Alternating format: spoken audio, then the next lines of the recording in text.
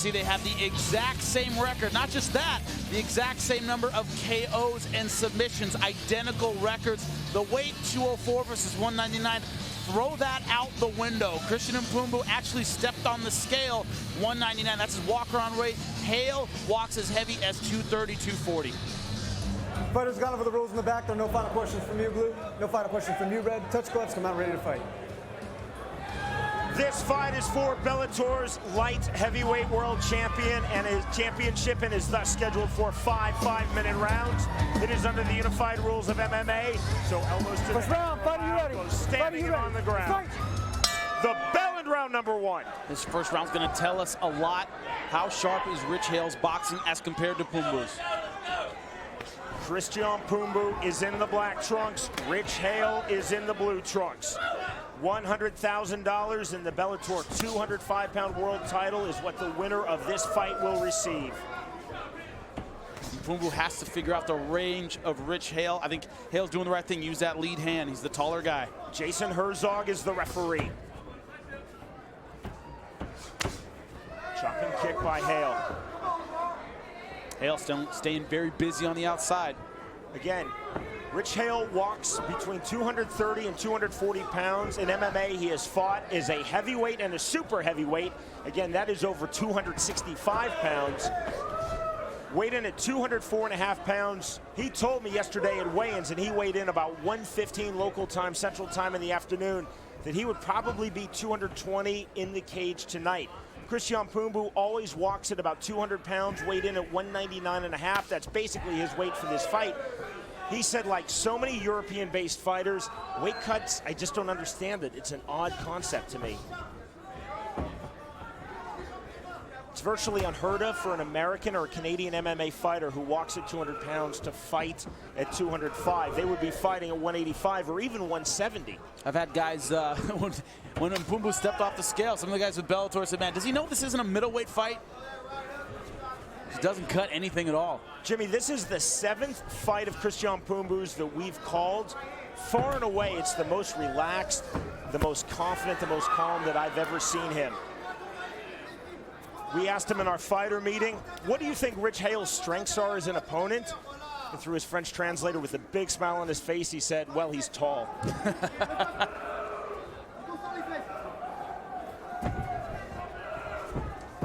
Rich Hale getting the body lock, and Christian Mpoumbu stepping over, ending up on top. Mpoumbu, again, saying through his French translator that he would be equally confident and equally dominant, he felt, standing or on the ground versus Rich Hale. Oh, it's a good big knee by Mpoumbu.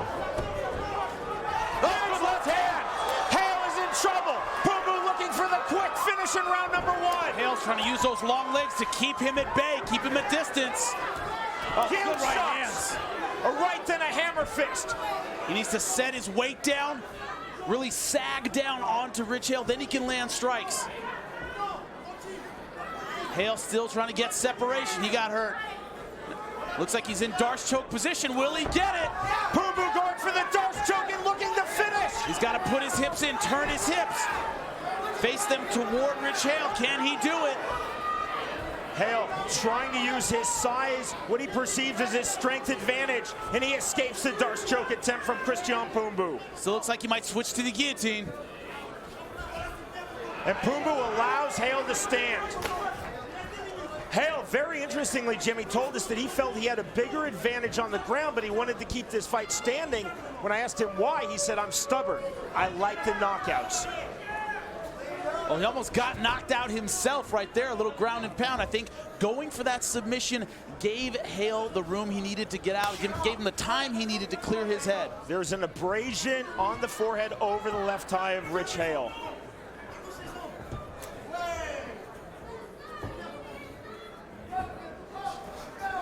Leg kick by Hale. Mpoumbu didn't even flinch. It's Mpoumbu, the man from the Democratic Republic of the Congo, who has lived in France since the age of 13, coming forward. Now you see the shift in momentum since that exchange. It's Hale backing up, Christian Mpoumbu coming forward. Impressive head kick for a man the size of Rich Hale, but straight over the top. Stiff left hand there on the jab by Pumbu. Counter right by Hale, just missed. Both guys come in with their heads very high. Easy to counterpunch a guy like that. Nice jab. Pumbu trying to work the jab, jabbing to the body there, just missed the mark.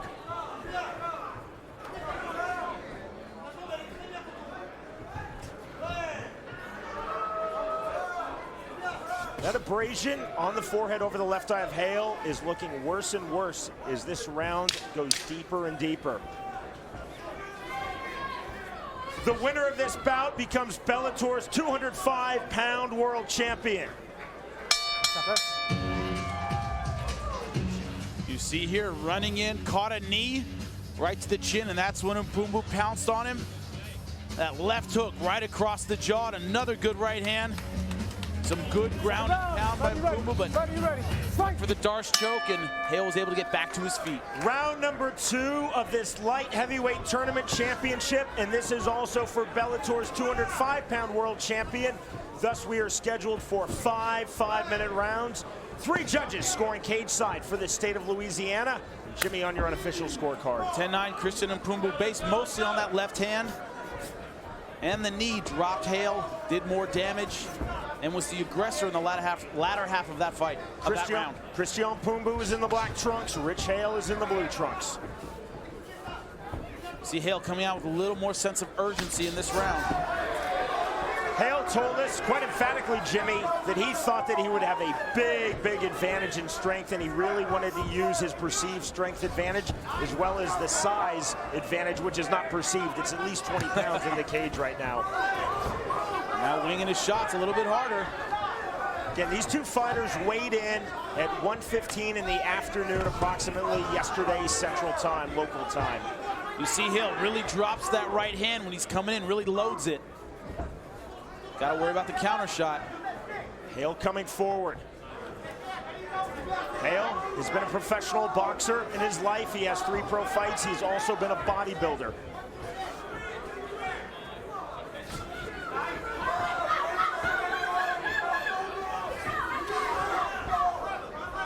Hale pressing forward a lot more effectively now. Kick by Pumbu. Hale immediately exploded forward.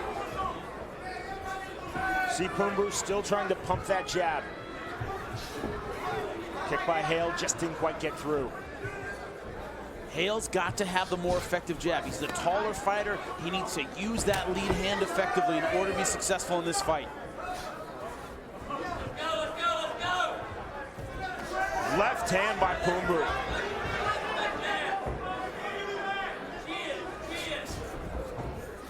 Not really a Superman punch by Hale, just kind of a step in, then the leg kick. Another leg kick by Hale, starting to throw the kicks now, Jimmy. Pumbu using good head movement, good angling when Hale attacks. That's got him out of some bad spots. But not counter-punching that effectively. He's not catching Hale coming in. Good kick by Pumbu, and you see Hale trying to throw lead left jabs. There was a lead left jab there by Pumbu. Or the lead left hooks, I should say.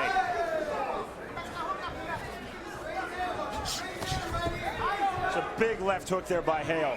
Didn't turn over his fist. Straight right hand by Hale, better punch.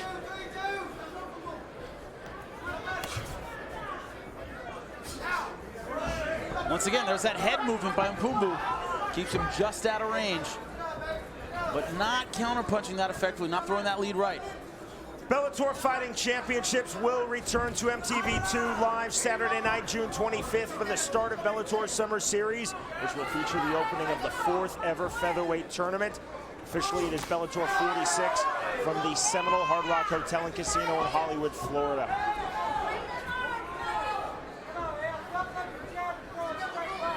This is Bellator 45 from L'Auberge du Lac Casino Resort in Lake Charles, Louisiana. The finale of Bellator's 4th season.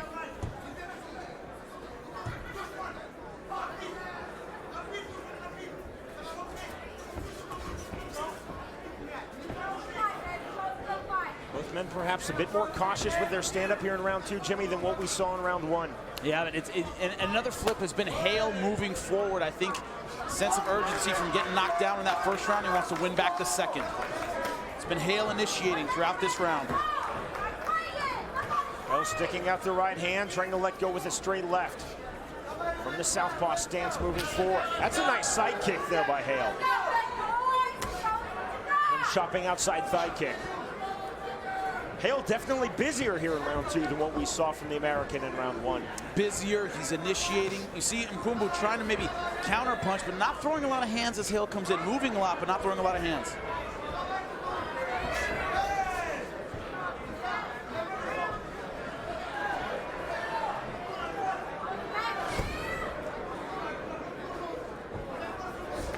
Another push kick out of the southpaw stance from Rich Hale. Straight right hand by Mpumbu. Both men looking for a big shot.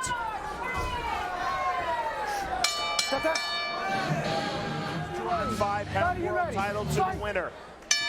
The bell and round number 3. Shimmy on your scorecard. I have it all evened up. I gave Rich Hale that last round based on his aggression. Initiating, oh, good left hand. Christian Mpumbu is in the black trunks. Rich Hale is in the blue trunks. Again, as this is a world title fight under the unified rules of MMA, we are scheduled for 5 5-minute rounds.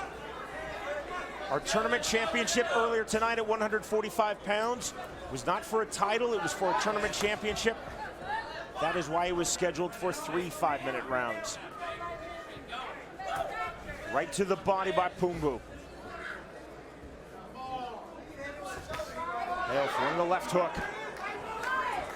Mpumbu just countering a little too much, not initiating, letting Rich Hale dictate the pace of the fight. Hale told us, Jimmy, he did not want to overpressure Christian Mpumbu, and very interestingly, he said, I want to make him come to me. It seems like he's more successful when he's putting pressure on Mpumbu. He's got to be careful. Mpumbu likes to counterpunch. Wide shots by Hale now. Hale trying to pump the jab. Got to be careful when Tim Carpenter, he got caught in the semifinal round by Mpumbu. It was a wide shot that allowed Mpumbu to step in and land that right hand.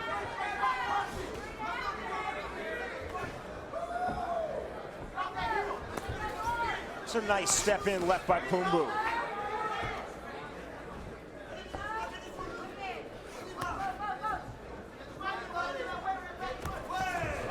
Good head movement by Rich Hale. That saved him on that right hand.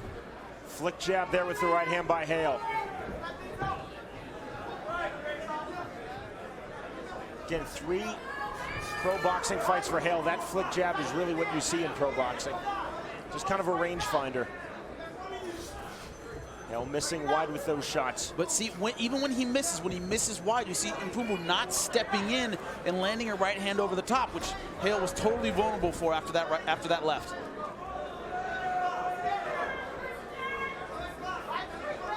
Christian trying to time him, but not throwing enough counter shots to get Hale to back off. Christian Mpumbu has been past 2 rounds just twice in his career. This is his 22nd pro MMA fight. He has never been past 3 rounds. Rich Hale has been past 2 rounds 5 times in his career. This is also his 22nd pro MMA fight. He's been past 3 rounds once. That was a 5-round draw versus Jordan Smith, June of 2009.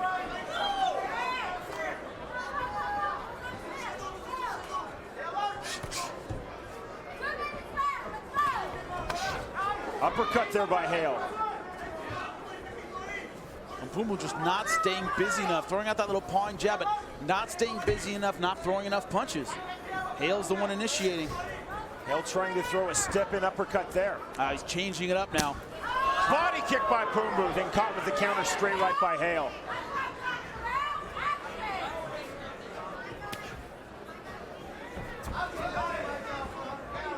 Both fighters trying to set their jabs.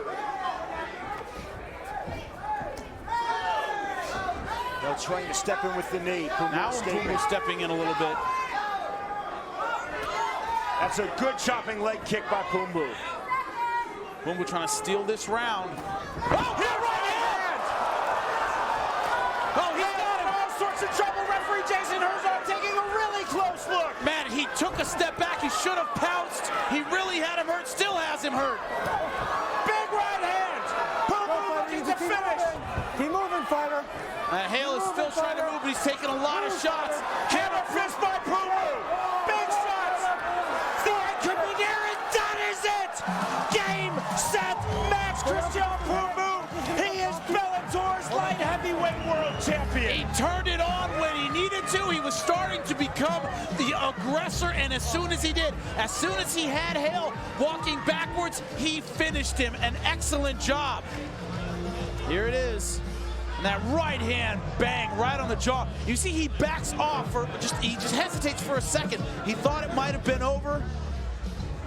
Now Hale right now is still defending himself. I think it's a good job by Jason Herzog not stopping this fight. Hale's dazed, but still defending himself intelligently, but was just taking too many shots. You see here some hammer fists, blanking out, but still trying to fight back, but just an accumulation of shots. Man, beautiful right hand, right on the jaw. Hale trying to get those big legs in between himself and Christian and Pumbu trying to push him off, but Pumbu, good finishing instincts, totally relentless. Those shots on the jaw are what did it. Man, hammer fist, but as soon as you saw here, bang, that right hand, I think, convinced Jason Herzog that he had seen enough. Good stoppage. Ladies and gentlemen, inside the Bellator cage, referee Jason Herzog steps in, calling a halt to this fight due to unanswered strikes. The official time, 4 minutes, 17 seconds into round number 3. The winner by TKO, and now the Bellator light heavyweight world champion, Christian Tantan Pumbu. We've been talking about it. We highlighted Christian Pumbu. That 201.6 was on the scale, shorts on, no cut at all. Fighters have gone over the rules in the back. There are no final questions from you, Red. No final questions from you, Blue. This is for the Bellator World Championship. Touch your gloves, come out ready to fight. This Bellator World Championship fight is under the unified rules of MMA, scheduled for 5 5-minute rounds.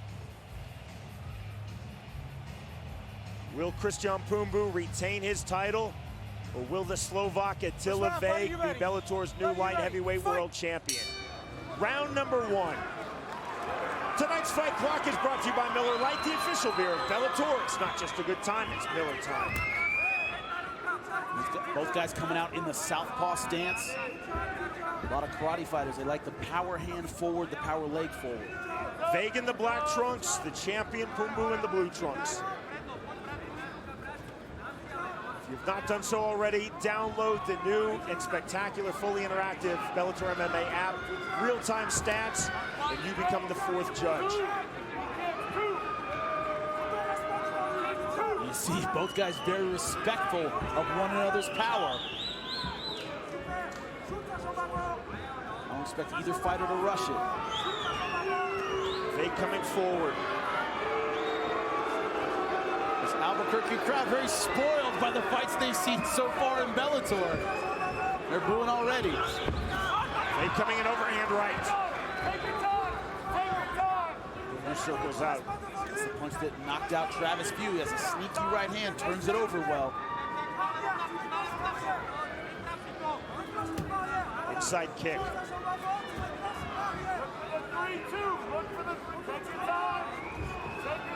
Feint on the kick by Pumbu.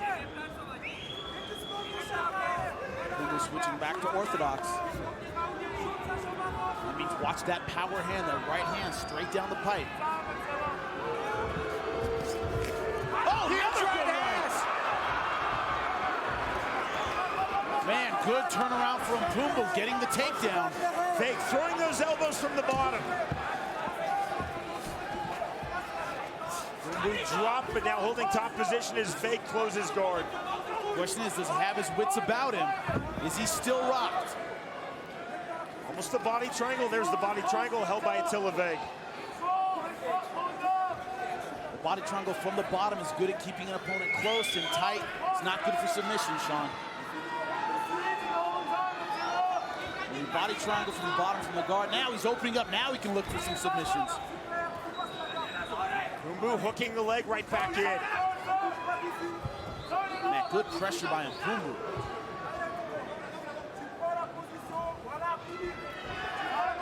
Pumbu was in a bad position, quickly turning defense into offense. We haven't seen it much in Bellator, but he does have submission skills.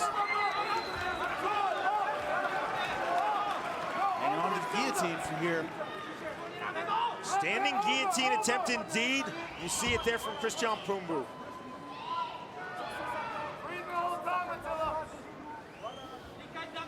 Not fully committing to it, though. Could be just trying to clear his head. Remember, the whole reason we're here is he got rocked with the right hand. He's able to turn around, get the takedown, and end up on top. I thought he was in big trouble there for a moment. Or squeezed now on the guillotine attempt from Christian Pumbu. Swing and a miss with the right hand by Vegh as he escapes. Christian keeps his chin and his head very high. That's part of the reason he's been eating those right hands. See Vegh doing a better job of keeping his chin tucked in. Much harder target. The fighters pumping the jab. Look for the 3-2. 3-2 is there. Outside kick. Christian Pumbu has yet to find his offense in this fight. Attila Vegh has been relying on that right hand. It's worked so far. Christian Pumbu has yet to really establish his striking game. The final minute now of round number 1. This fight for the Bellator Light Heavyweight World Championship. Global nature of high-level modern MMA. Attila Vegh from Slovakia versus Christian Pumbu from the Democratic Republic of the Congo.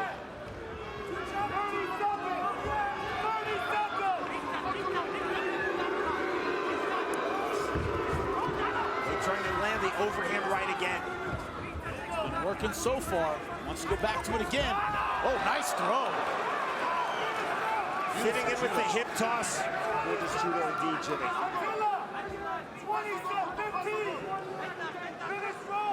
don't know if there's time for him to do enough with it. Only 12 seconds left. Christian Pumbu staying very tight. Pumbu sitting up. Vegh on one knee. Pumbu grabbing his waist the end of round 1.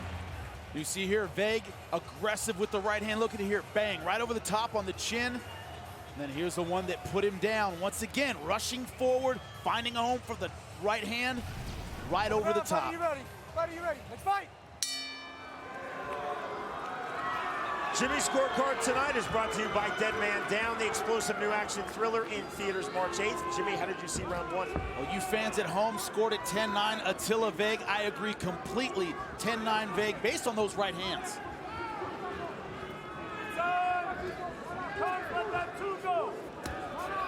See Vegh pumping the right jab from the southpaw stance. Pumbu pumping the left jab from the conventional stance.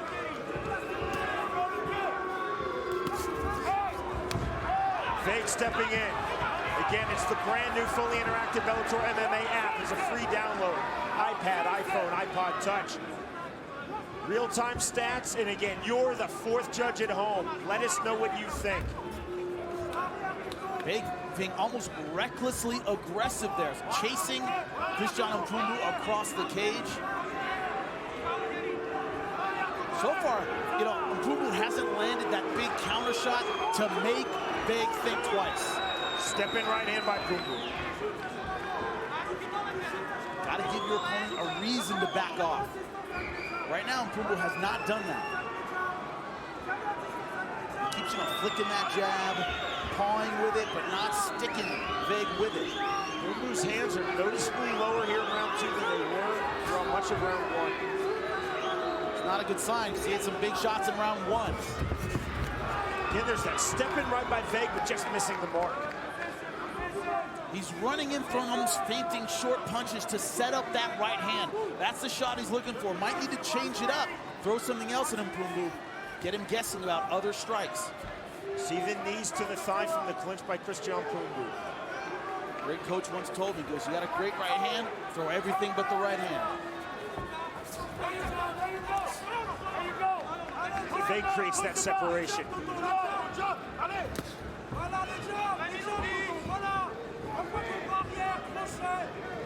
don't care how good an offensive weapon is. If it's all I have to look out for, I'll be able to see it.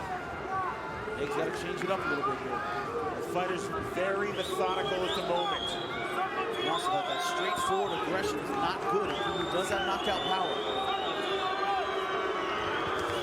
Chest kick.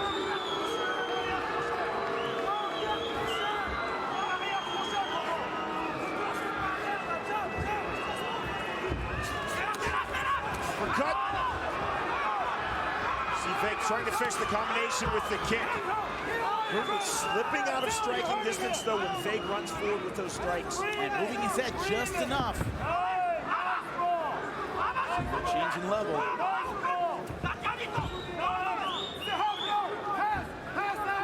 Next week, Bellator MMA live on Spike. Thursday, we start at 10 p.m. Eastern time. It's the featherweight tournament semifinals. See the graphic that came up. Popo Bezeha, Mike the Marine Richmond. So looking forward to that one.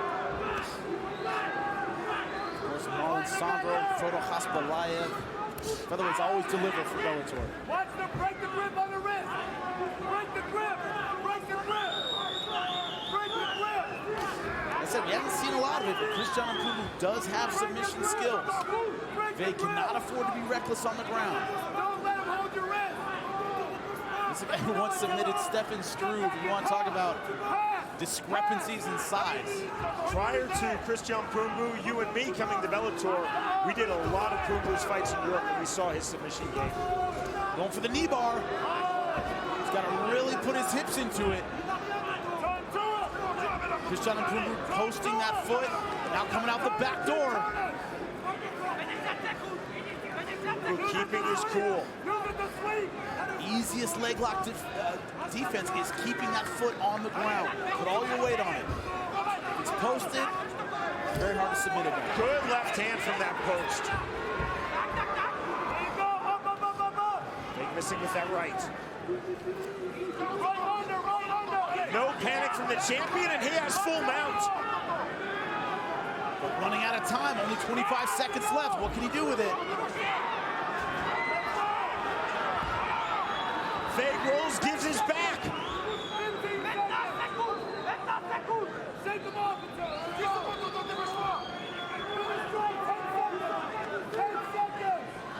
Closing seconds, round number 2 of this fight for the Bellator light heavyweight world title. Nothing settled yet.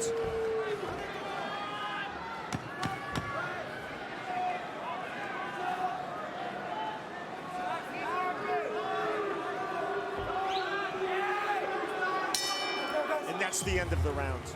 Number 2. Jimmy, how did you score it? I disagree with the fans for the first time tonight. I scored it 10-9 Attila Vegh. Pumbu finished strong in the last 30 seconds. I didn't think it was enough to win back the round. Vegh, more aggressive. He takes round number 2, 10-9. Scheduled for 5 5-minute rounds. This for the Bellator light heavyweight world title.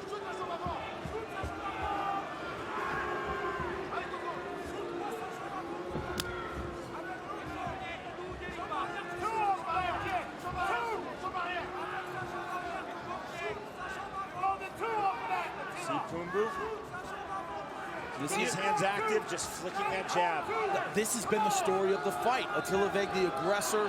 Christian Pumbu pawing with the jab, flicking it out a little bit, but not really having much of an offensive output. Hasn't found his timing yet. Another good shot. Vegh trying to pounce off of that left uppercut, landing the hammer fist, trying to take the back. Couldn't do it. Christian Pumbu very mobile on the ground. Shown some good jiu-jitsu skills. Once again, he took a shot. So Pumbu trying to work that deep half guard. Trying to get the sweep. Attila Vegh, I think the best thing for him is to disengage here, try and stand back up. Got to control the head and get some distance. See Kumbu? Chest hold, bringing his man close, out of striking distance.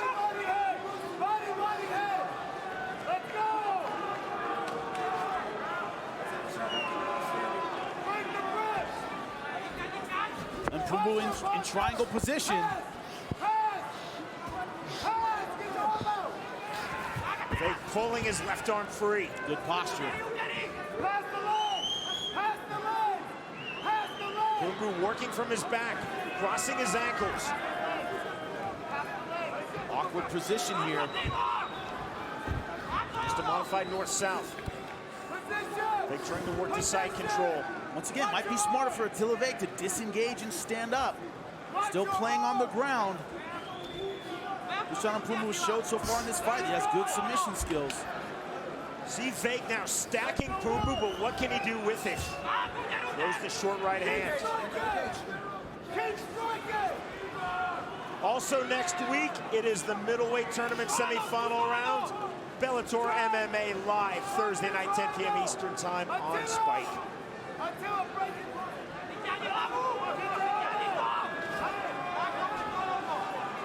Attila Vegh not able to get much offense going from this position. He's been defending submissions well, but the fight he's been winning on the feet. I don't think he's doing that well on the ground, Sean. You see here, he's safe, but he's not landing any ground and pound. Hammer fist. Removes the open guard, but trying to keep working from his back. He's been on the defensive the whole time on the ground. Vegh stacking Kumbu, but then what does he do next? Yeah. He's not doing anything next. Yeah, he's just, now he's trying to pass the leg. Might finally have side control. Oh, good mount transition. Beautiful step over, indeed, the full mount. That's a nice explosion at the right time. Partially giving his back, posturing onto his hip and shoulder. You see here, he's so tricky on the ground that Vegh hasn't been able to stabilize and get his ground and pound going. He's been worried about Christian Kumbu on the bottom. Referee Jason Herzog just said, keep working, guys. The problem is Vegh's been working on not getting submitted. If I was coach, I'd be stand back up. That's where you've been winning the fight. And also this game, this deep half guard game, the sweeping game, really hard to use in MMA. Oh, he cut him. Kumbu cut badly. Herzog just said it was a legal strike. It certainly was. It was on the side of the head.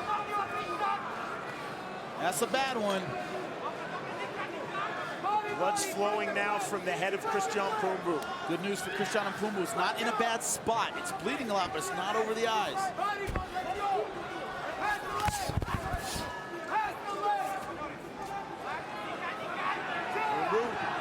Throwing an up kick.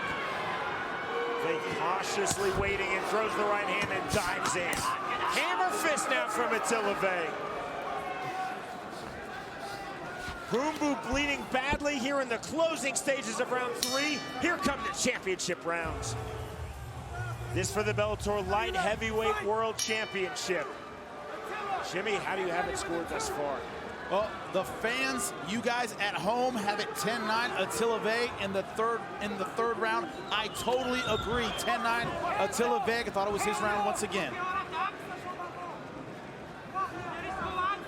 The Bellator MMA app now available. iPhone, iPad, iPod Touch, and coming very soon for Android. It's spectacular. If you haven't downloaded it, do so. Fully interactive. You know, it's funny, I'm getting some angry tweets from some Canadians that can't get the app. I don't know when it's coming out in Canada. Good luck.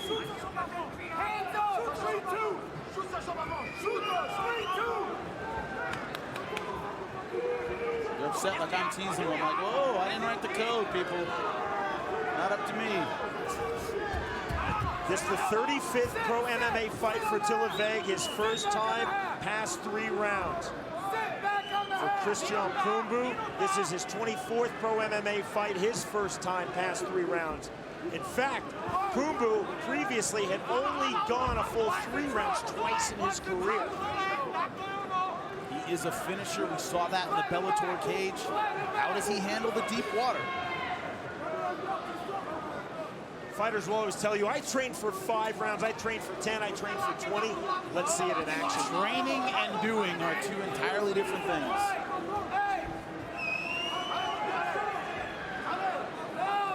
Problem is, Christian Mpungu, I think, has given up on winning a striking battle. You see her going for the takedown, trying to work his half guard, pretty much pulling half guard last time.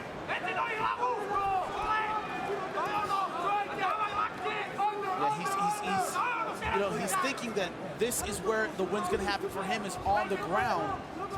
That's a big switch in his game plan.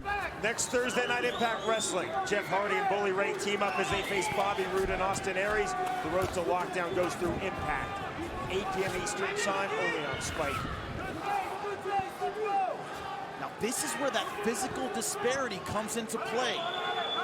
Christian Mpungu had been outboxing guys in the Bellator tournament, landing the right hand, using his accuracy, his speed in a ground battle, pushing up against a guy who might outweigh you naturally right now by 15, 20 pounds. That's a tough takedown. In that last separation, Mpungu's mouth was wide open. He looks exhausted.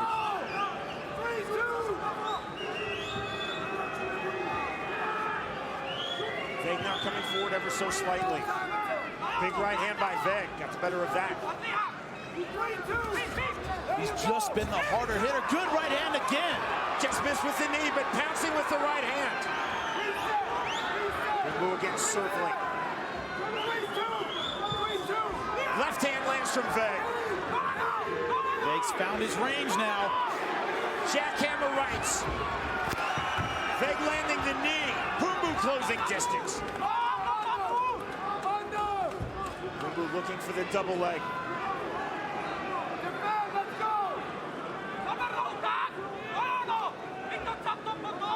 Vegh going for the switch. Some defense a lot of guys are using now. Now what he can do is just wait here for Jason Herzog to break him up. And go right back to the striking game where he's been winning. Look at Attila Vegh staring directly to his corner. Guys got to keep working here. Herzog telling both fighters to keep working.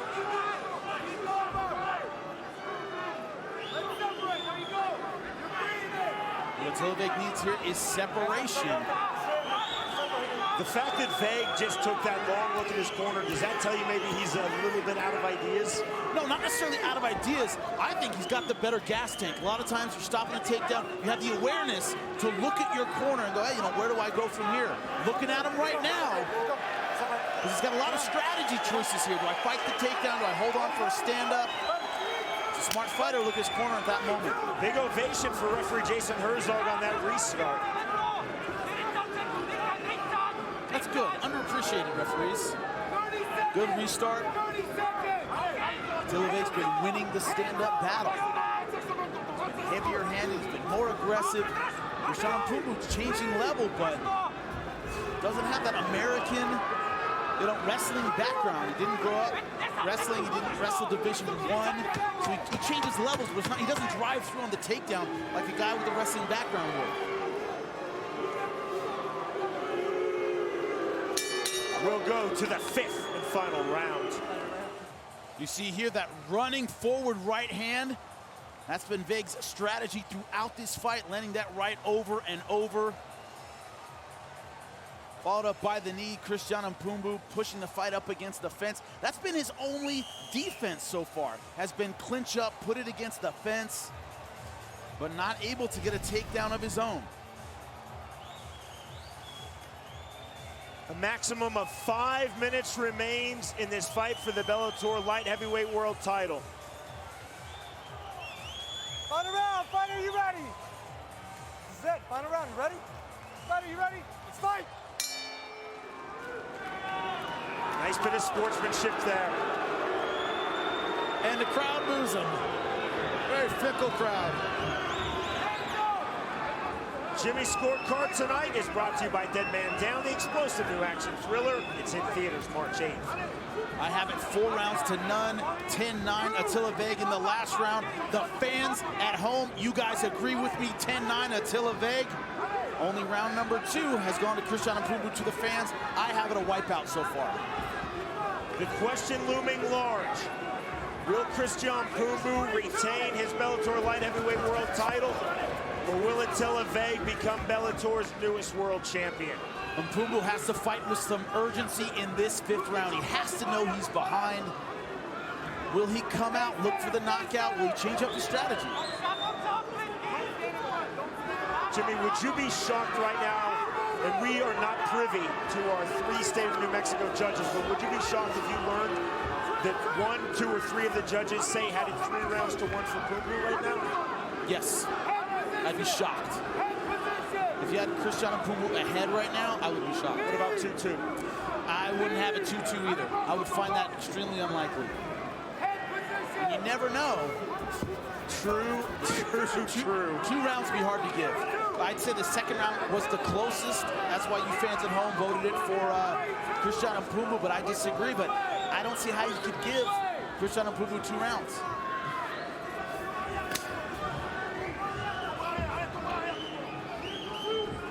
That doesn't mean Attila Vegh can take his foot off the gas. Worst advice you can give a fighter is you've got it in the bag. I just don't necessarily agree with that mentality. I mean, you got to go out there and keep working.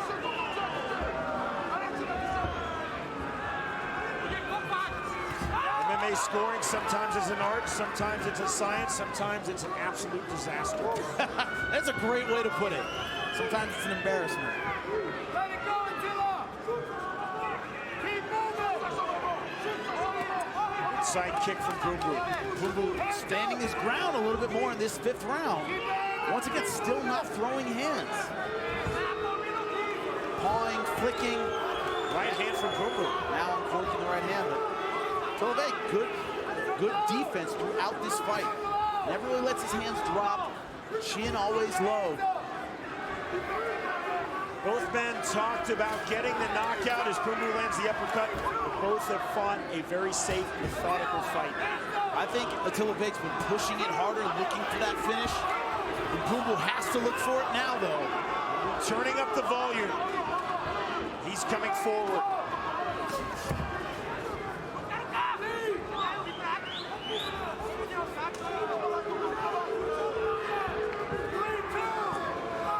Closing stages of this 5th and final round, closing stages of this light heavyweight world title fight. They just missing with the right hand, just missed with the uppercut to counter. Mpungu, though, here in round 5, coming forward ever so slightly, but backed off with that right hand. He cannot trade one shot at a time. Looks like Vegh a little bit staggered. For the first time, a little bit of concern for Attila Vegh. He's eaten some shots in this last round. Mpungu missed badly, now paying the price. He's back in 4th round.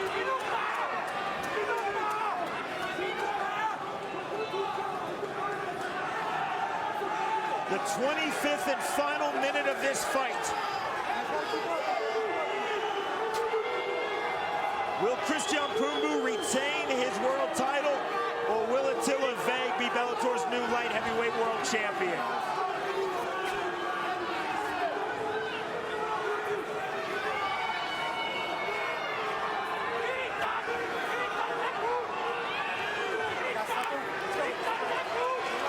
Again, the separation, the center of the cage restart from referee Jason Herzog.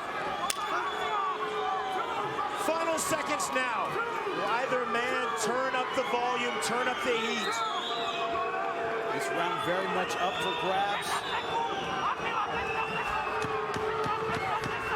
Mpungu has to finish strong. Attila Vegh's footwork will not let him land the counter shot. He believes he's ahead. That is the end of the fight. Ladies and gentlemen, having gone the distance, we'll go to your judges' scorecards. Your first judge, Felix Rios, sees the fight 48-47. Your second judge, Mark Sanchez, scores the fight 49-46. Your third and final judge, Richard Espinoza, sees the fight 50-45, all for the winner. by unanimous decision. And now the new Bellator Light Heavyweight World Champion, Attila Vegh. Look at the experience. We talk about the streak they are on right now. Both guys have seen everything there is to see in the cage. All right, gentlemen, this is 5 rounds for the Bellator Light Heavyweight title. We've been over the rules. I expect you to follow my instructions. Protect yourself at all times. Emmanuel, have any questions? No, sir. Attila, any questions? All right, touch gloves, back up, we'll get it going. Jimmy, your keys to victory are presented by Victory Motorcycles. Ride one and you'll own one. Emmanuel Newton get off to a fast start. Attila Vegh's had some time off with injuries. Avoid the power punches. I've said Attila Vegh, I think, is the harder puncher. For Attila Vegh, cut off the cage. Emmanuel Newton has great footwork, and be ready for 25 hard minutes. The hardcore kid always throws. This to right, unify the gentlemen, Bellator Light Heavyweight title. World title, scheduled for 5 5-minute rounds. And round number 1. Our fight clock is brought to you by Miller Lite, the official beer of Bellator. It's not just a good time, it's Miller time. Newton in the white trunks, the Slovak Vegh in the black and yellow trunks.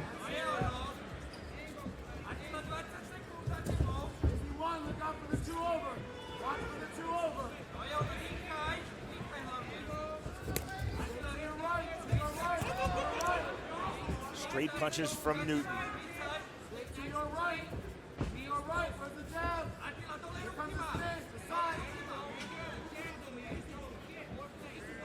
Tentative start from both fighters, Jimmy. Well, they both have a style you don't see often in the gym.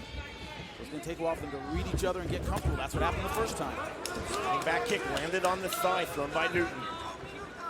And with that loss, Attila Vegh said, I expected him to wrestle. I didn't expect a kickboxing match. I wasn't prepared for that. I'm prepared for that now. Problem is, if you're not active, Emmanuel Newton's style, he puts rounds in the bank with his activity. That's what he did against King Mo. Never had him hurt, never had him rocked. Wasn't close to finishing that fight, but it was a wipeout in terms of numbers. Little kicks, little punches like this.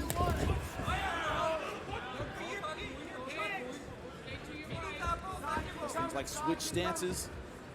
Attila Vegh has not found his offense at all yet. Jimmy, you just hit on something that Newton said would be key to victory for him. Keep switching back and forth from the southpaw stance. But here's Vegh coming forward. This is Vegh's advantage. He's moving forward. He's got the power to push Newton back.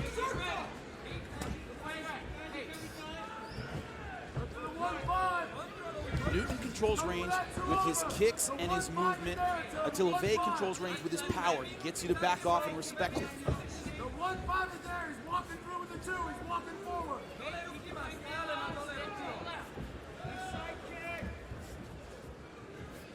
It's coming. Spin's coming. Spin's coming. See the switch right there. Southpaw to conventional stance for Newton. Vegh from the clinch. Vegh again trying to work to the clinch, to the outside. Doing well in close.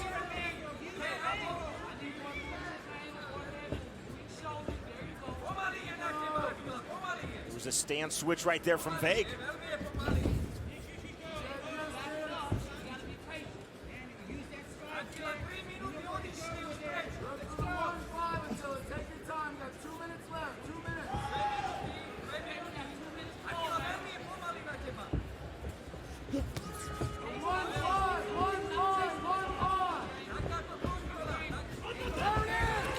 Vegh landing a short right hand. He needs to stay in the pocket when he's able to control range like that and get inside of the kicks. He wants to exchange. He wants to exchange power punches. He's the harder hitter. Early on, Jimmy, we're seeing Emmanuel Newton wanting to throw to Vegh's body.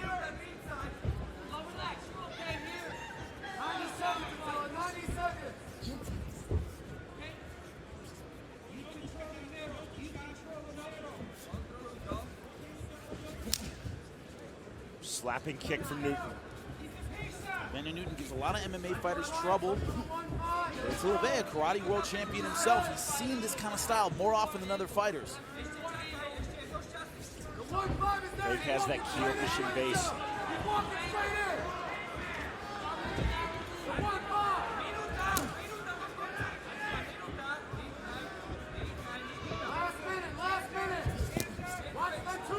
overhand right, then the spinning back kick. Neither landed for Newton. Interesting sequence, though.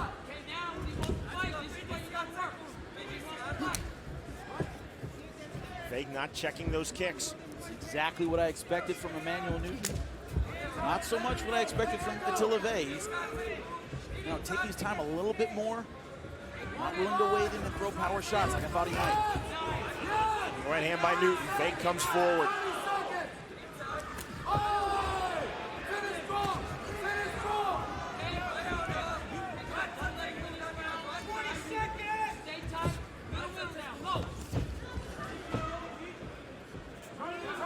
Final seconds, round number 1.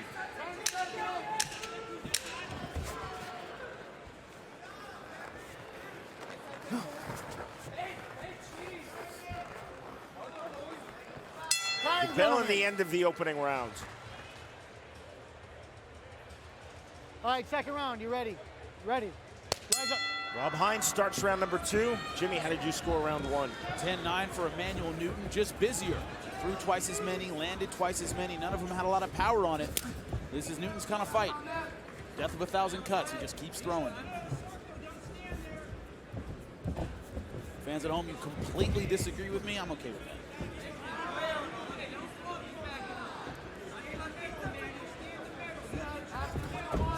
I still love and respect Beltran. Attila Vegh, Jimmy told us Newton has really good movement. He's a tricky fighter, but he thinks that Newton lacks punching power. Vegh thinks he can eventually walk through those Newton strikes and land big shots of his own. Do you agree with that assessment? Everyone seems to think that, and everyone has trouble with it. That's the strategy. He does want to walk through the punches and land big shots. But that's the same thing King Mo wanted to do as well. Never found the range to do it. That's what his corner warned him about. Coming in straight, walking into a counter shot from Attila Vegh. Newton has to be very careful of that.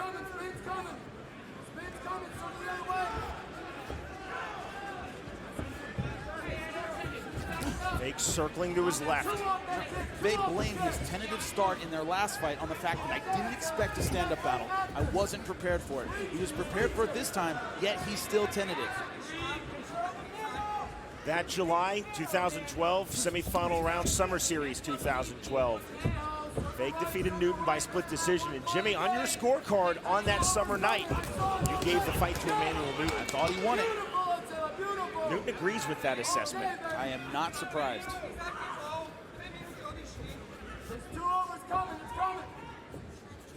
Newton again switching stances, switching right back. Misses with that right.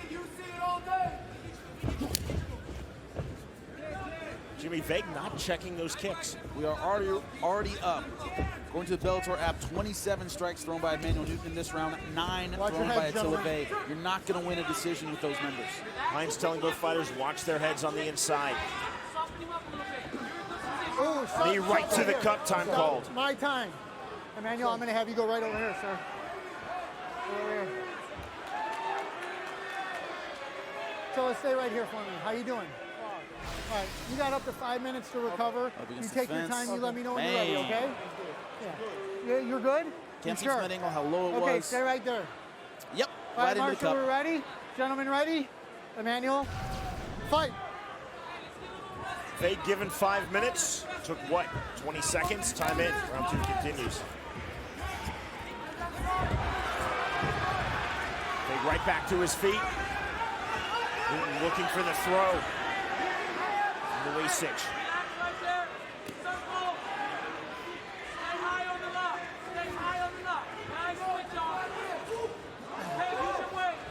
In guillotine position, not anymore.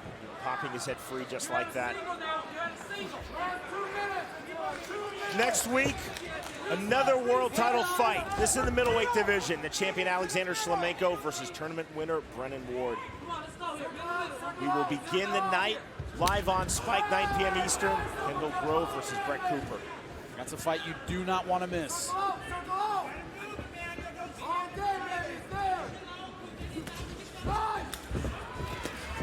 Vegh to the inside, then right back out. 90 seconds remaining round 2.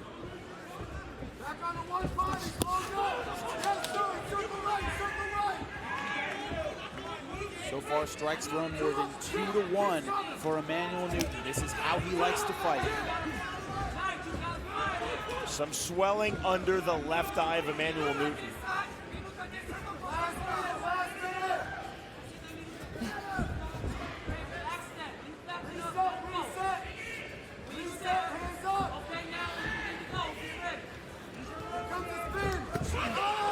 Short left hand on the inside, Newton walks right through it.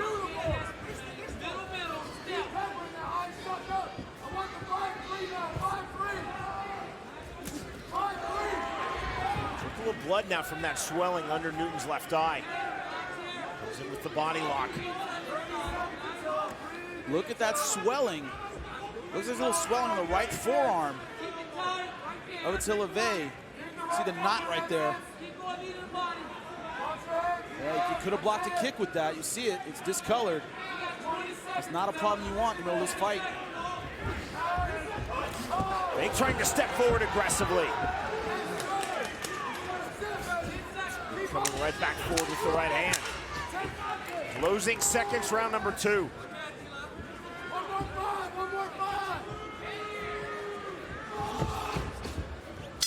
10 minutes in the books of this world title unification fight. Right, King of gentlemen, Bellator's ready? 205-pound division. Round number 3. Jimmy, what about it on your scorecard? 2-0, Emmanuel Newton. 20-18. His corner told him he's ahead, 2 rounds to none. I think that's very unsound advice. Maybe it's 1-1, but don't want to get it into his head that he only needs 1 more round.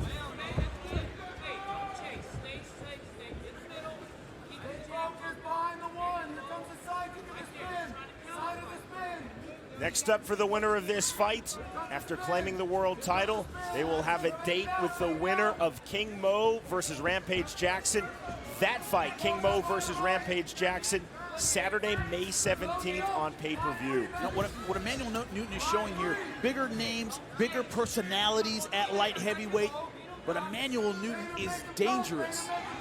Maybe the most skilled guy at 205 pounds. Attila Vegh is finding that out now. 29-4 in kicks landed.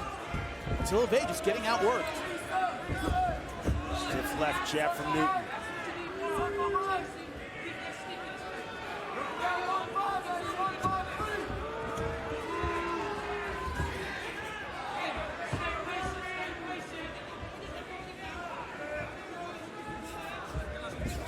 Newton slowly trying to walk down Vegh here in round number 3.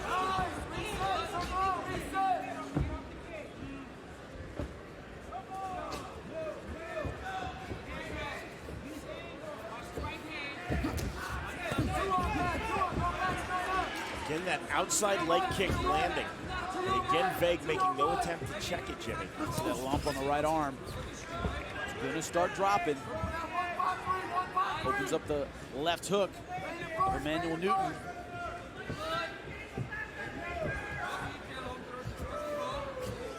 You see here, Vegh just not willing to pull the trigger.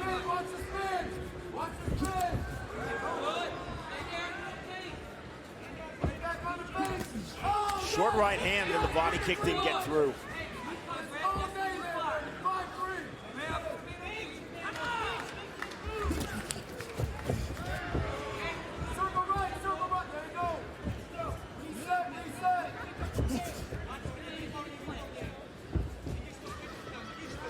Vegh's corner, Jimmy telling him reset, reset. Nice uppercut. Gotta follow up on exchanges like that. Just like that. He's gotta go after him if he believes he hit him. Vegh trying to turn up the volume now. Circling to his left. Stiff left jab from Vegh.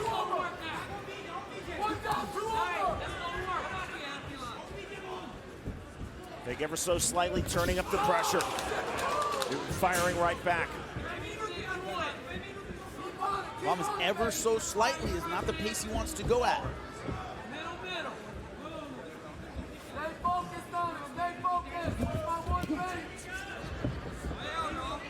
Needs to make a big statement to win back this round. 13 total strikes thrown by Attila Vegh, 38 thrown by Emmanuel Newton. Only 9 landed by Newton, only 7 by Attila Vegh. Now now Attila Vegh starting to find the range of his power punches.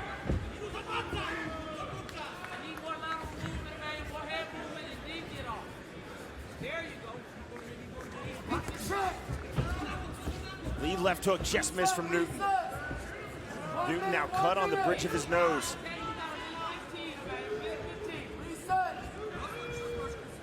Loading up the right, loading up the right. There it is. All day, all day. He needs to really let it go in this last minute.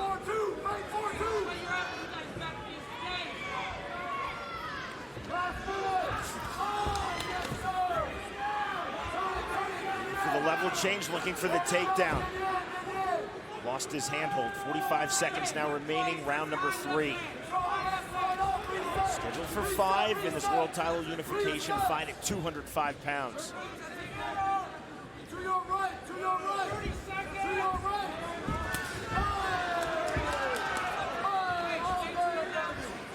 Keep on it, 2 down, 3 over. 2 down, 3 over. Yes, sir.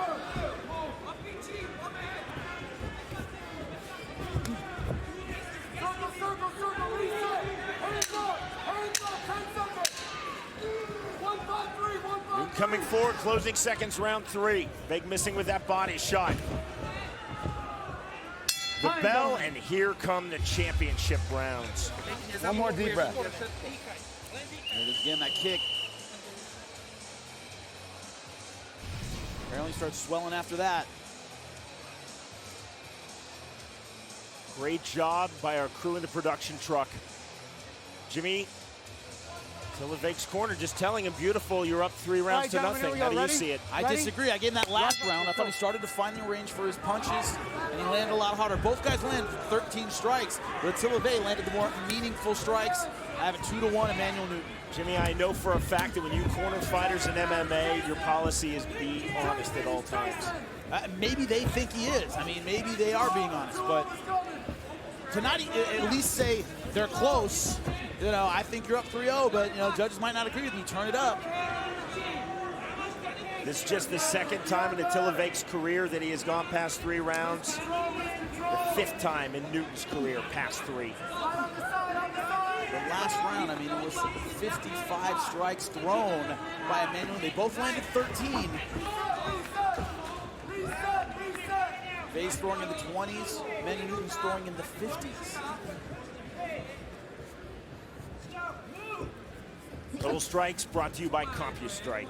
Look at that, 61 of 165 strikes. Attila Vegh much more efficient, 36 out of 74, but that's how Emmanuel Newton wins fights. It just outworks guys. Vegh resetting center of the Bellator cage. Newton always moving, always shifting his weight.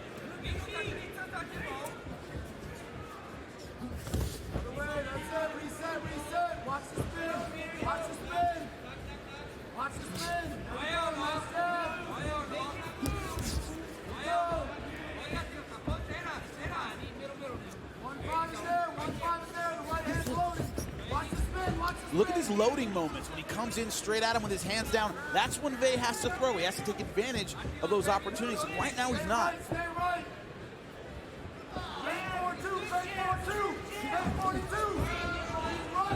You see Newton trying to explode forward with punches and a kick.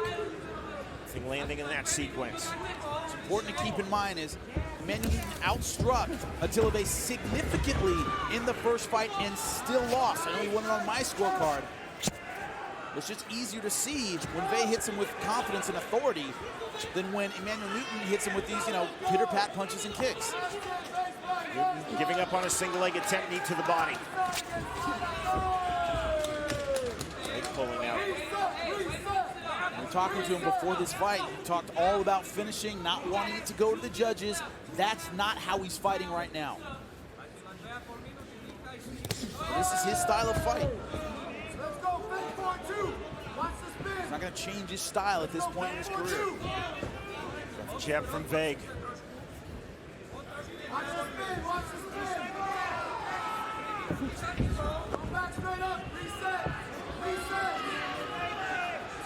22 wins, only 11 finishes for Emmanuel Newton.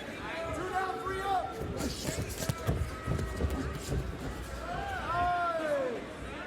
By contrast, for Vegh, 29 wins, 21 finishes.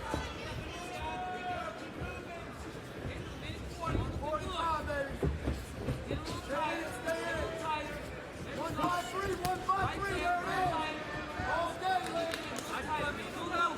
There you go, right there. That's what we need to be. Yeah, see? That's what we need to be. You see all that? 342 right there. 342 this side. Hell no. Back to 153. Never so slightly coming forward again. Spin, watch the spin. Look where you're at. Touch inside. Reset yourself. That's it. Reset. Right hand from Vegh. Nice right hand over the top. That's why this fight is going to be hard to score. Newton throws 5, 6, 7 pitter-pat punches, lands half. Vegh lands one big shot over the top. Not stunning, doesn't hurt him. If he was doing that, it'd be a lot easier to score. Problem is Vegh then backs off and lets Emmanuel Newton right back into it with this kind of style. Emmanuel Newton's certainly the aggressor in this fight. 30 seconds remaining, round number 4. Deep into minute number 20 of this fight, we will go a maximum of 25 minutes to unify Bellator's light heavyweight world championship. Vegh looking for the takedown and throws the knee. Asking against the fence and backs off again.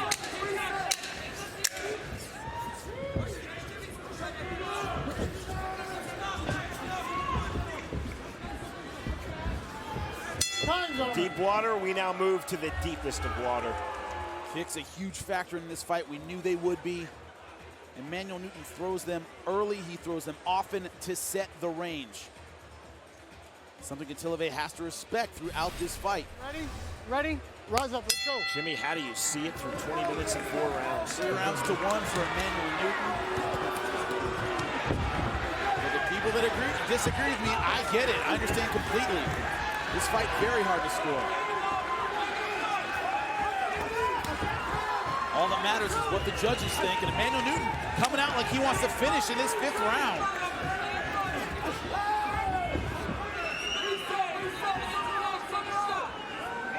And Tony McKee told him to do, come out there and look for the finish in this round. He said, you're not tired.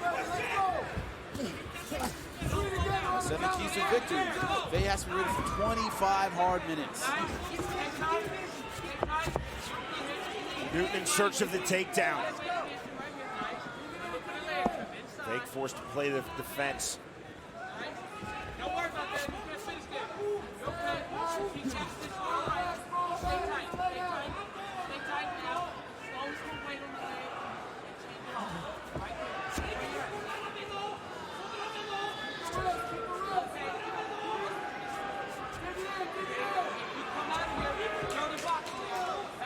Stalemate along the fence.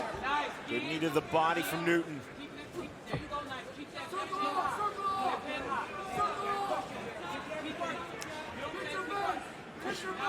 This is where the psychology is a huge part of the fight. Vegh has been told in his corner that he is way ahead. Regardless of how you think this fight is, who you have ahead, no one can coast in this 5th round. No one. Vegh was told by his corner after 3 rounds, you're up 3-0.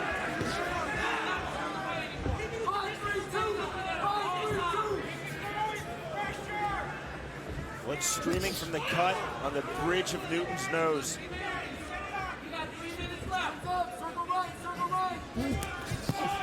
Good right hand by Newton. One down, 2 over.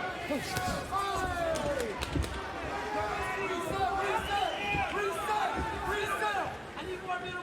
You too high. Okay, work your body. Nice. Again. Stay active right there. Trying to land knees. Can get that one through.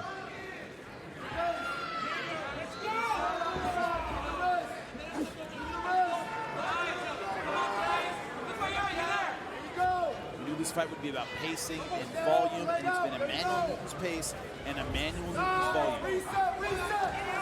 2 minutes. 1 down, 6 up. 6 up. Nice straight right by Emmanuel Newton.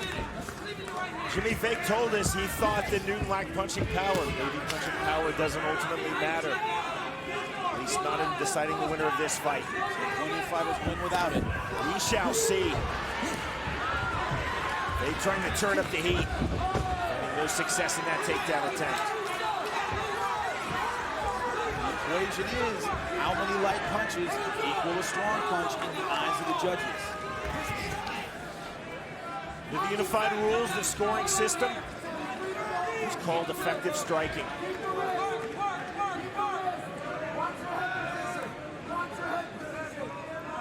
Next Friday night, it's the Bellator middleweight world title fight. The champion Alexander Shlemenko versus Brennan Ward will open the night, 9 p.m. Eastern, live right here on Spike.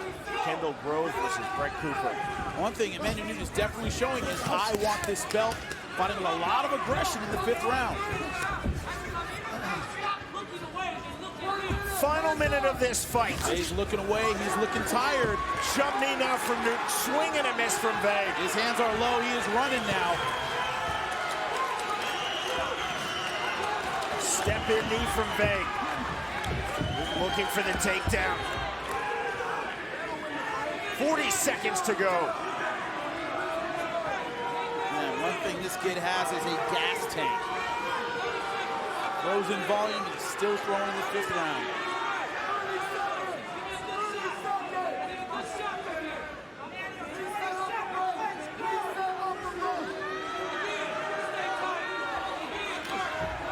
See if there's a final explosion from either fighter, or perhaps from both fighters. Center of the Bellator cage, 10 seconds to the finish line.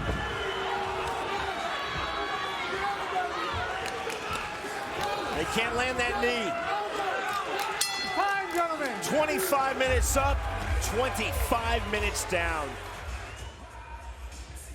Ladies and gentlemen, having gone the distance, we'll go to your judges' scorecards. Your first judge, Kelvin Caldwell, sees the fight 48-47, scoring the fight for Vegh. Your second judge, Victoria Miller-Penn, scores the fight 48-47, seeing the fight for Newton. Your third and final judge, Kevin Champion, scores the fight 49-46 for the winner.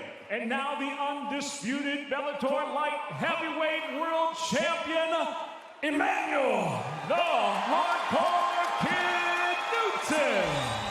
Here's the tail of the tape for this Bellator world title fight. This is not about the stats. Nothing highlighted. It's about the style tonight. Who can impose their will?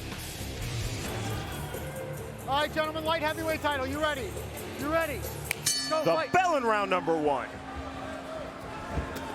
Quick kick by the champion Newton.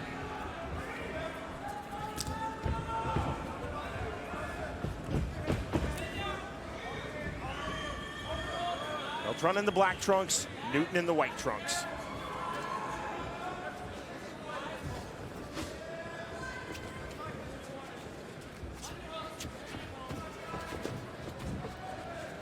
Short punches from Beltran, Jimmy, short knees from Newton.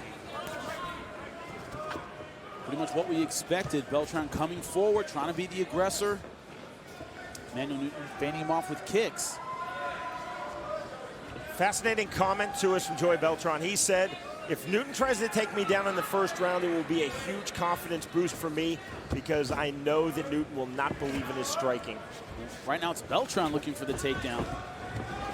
Well, there is the takedown attempt and hit by Emmanuel Newton, belly to back.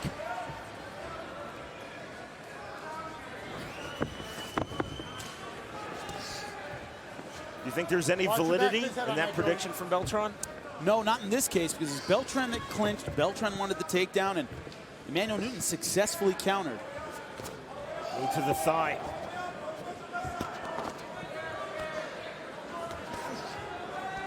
Tight, sticky game from the champion, Emmanuel Newton. Beltran firing back with the right uppercut.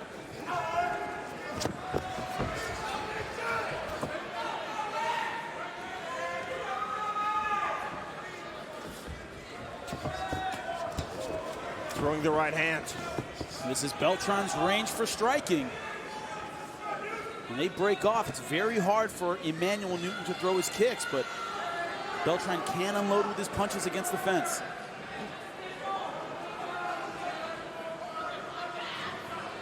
Driving pressure from Joey Beltran.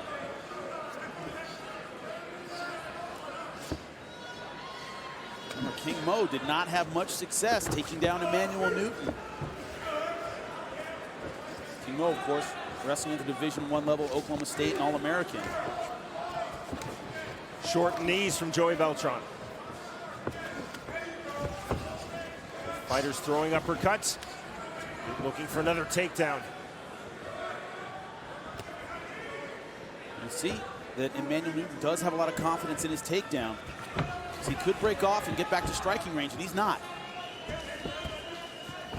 Good takedown. Right around the guard. Joey Beltran, they're winning the inside battle with the arm. Emmanuel Newton's cut, I think, at the hairline, if I'm not mistaken. You see the trickle of blood on the right side of his face.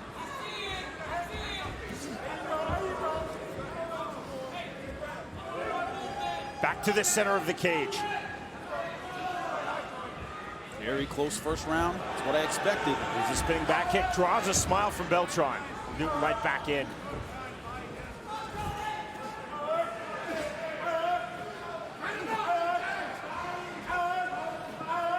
Beltran throwing a lot of knees in round number one.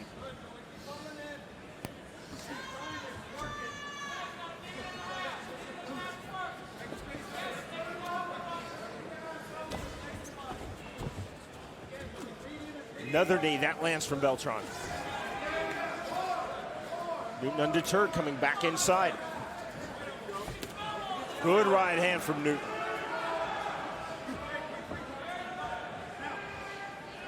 Small abrasion under Beltran's left eye.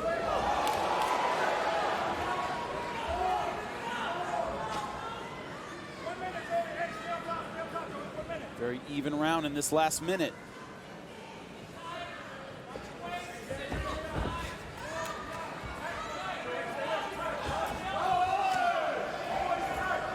Counter on the left hand by Joey Beltran. Newton resetting, just missing with that low kick.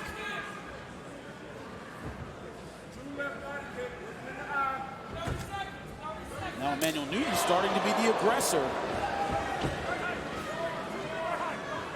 A moment ago I talked about the small abrasion under Beltran's left eye.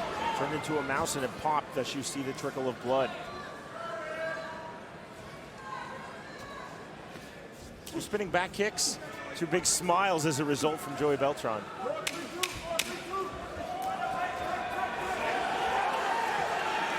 Beltran trying to open things up. Counter right hand by Newton. There's the bell. Round number two of this light heavyweight world title fight. Joey Beltran versus the champion Emmanuel Newton. Tonight's judges have been assigned by the state of Michigan. Jimmy, how did you score round one? Coin flip first round. I mean, both guys were the aggressor at times. Both guys landed, I wouldn't say effective strikes, but threw a lot. 10-9, Emmanuel Newton by the barest of margins. He did get the takedown. Did land a little bit with that overhand right over the top, that short hook. It could have gone either way.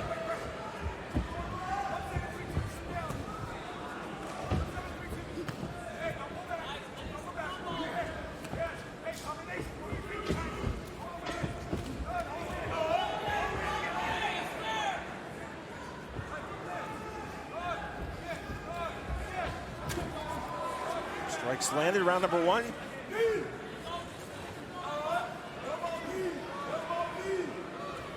Beltran again, short knees. Uppercut, counter on the foot stomp by Beltran.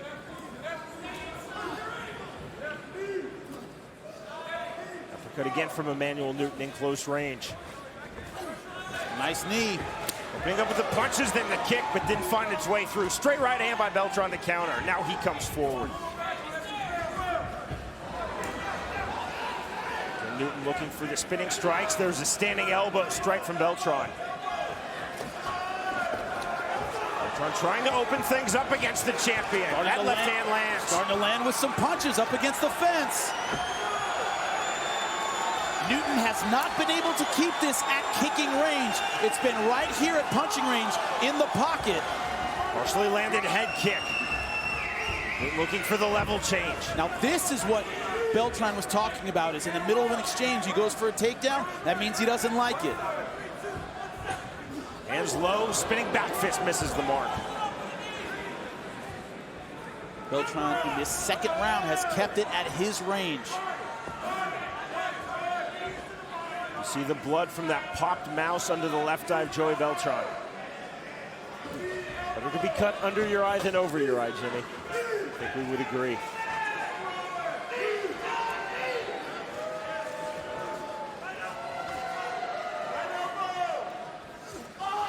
Another elbow strike, counter elbows by Emmanuel Newton, fires back. This is the game plan for a counter striker. Stay right in his face. Don't give him the range to get those spinning moves, those kicks. Joey Beltran doing a good job in this second round. Lands the body kick. Beltran walks through it. More knees from Joey Beltran.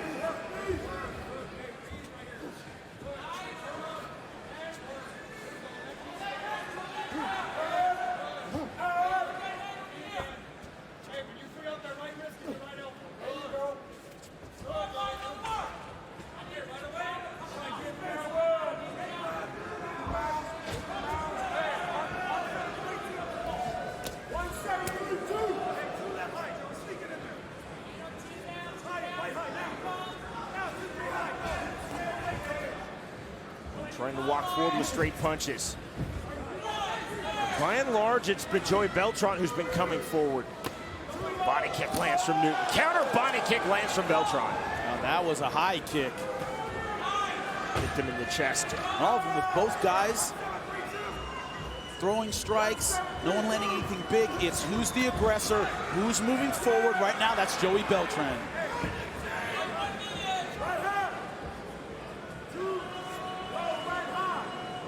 Emmanuel Newton with that karate-type style tends to keep his hands very low. Hands low and looking for angles, unorthodox angles. Now looking for the takedown, and he gets it. Beltran immediately throwing elbows from his back. Newton now looking to take the back. Beltran straight to his feet. Using that wrist control, that wrestling escape, and he's able to break the hands.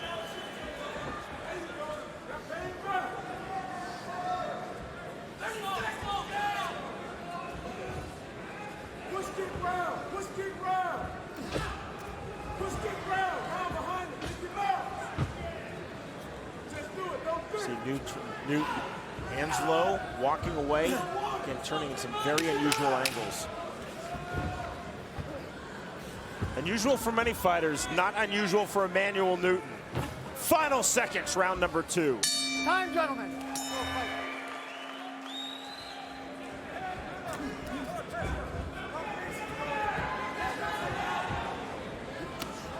Round number 3, scheduled for 5 5-minute rounds at stake. Bellator's light heavyweight world title. Jimmy, what do you think thus far? I had it 10-9 Joey Beltran in that last round. It's all tied up to me. Okay. Trying to cut the angle. All right, stop. My time. Time called by Rob Hines. Where's the mouthpiece, A Emmanuel? lot of referees will not stop that. Okay, That's put that your in for problem. me. You forgot your How's it mouthpiece. feel? Is it good? Joey Beltran was Okay, here landing we and go. moving forward. Time ready? Gentlemen, Hines waited fight. for a neutral position, then called time. Time in immediately. That's debatable whether that was neutral, Sean. He was definitely moving forward, definitely had momentum. To your point, Jimmy, it's the responsibility of the fighter in his corner to get the mouthpiece in. Spinning back kick. Newton just not finding any success on his spinning strikes thus far.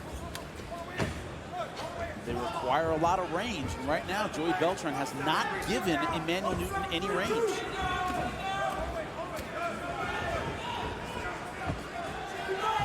See again, Newton turning. Beltran right in.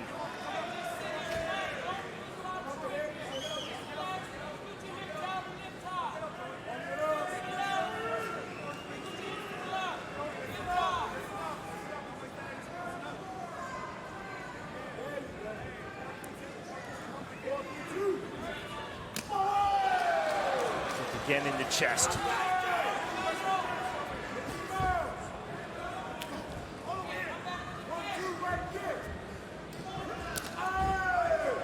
Beltran continuing to come forward. Continuing to throw kicks and knees. One thing about Emmanuel Newton's striking style, he doesn't sit down on a lot of punches necessarily. He doesn't throw with enough force to make a fighter like Joey Beltran back off. He's a volume striker. He's good at setting range, but it might behoove him to sit down on some punches, give Joey Beltran a reason to back off, because right now, Beltran just coming forward.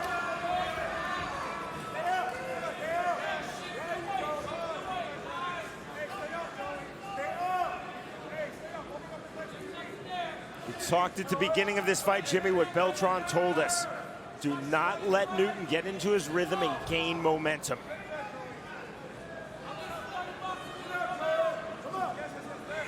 Halfway through round number 3. Yeah, I think he's done that successfully so far. Cut from Newton. And lands the right hand.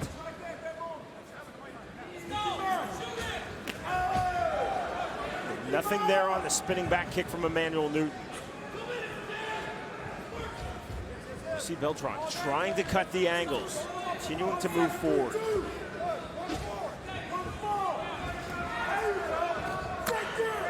Kick lands from Emmanuel Newton.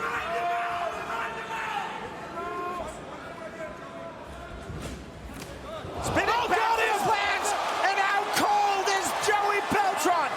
Lightning strikes for Emmanuel Newton, and just like that, he defends his title. Look at it here, caught him right on the jaw, and he went limp. Beautiful knockout by Emmanuel Newton. I talked about him putting juice behind a strike to back off Joey Beltran. He did more than just back him off. He put him out with that spinning back fist. Like you said, Sean, lightning strikes twice. Look at it here. Joey Beltran never saw it coming. Here's Michael Williams. Ladies and gentlemen, inside the Bellator cage, the final punch lands exactly 3 minutes, 7 seconds into round number 3. The winner by knockout and still Bellator Light Heavyweight World Champion, Emmanuel the Hardcore Kid Newton. A look now at the numbers and our tale of the tape. And look at the reach advantage for Linton Vassell, 7 inches. Will be the first one to control the range against Emmanuel Newton. Ready? Get up! Round number 1.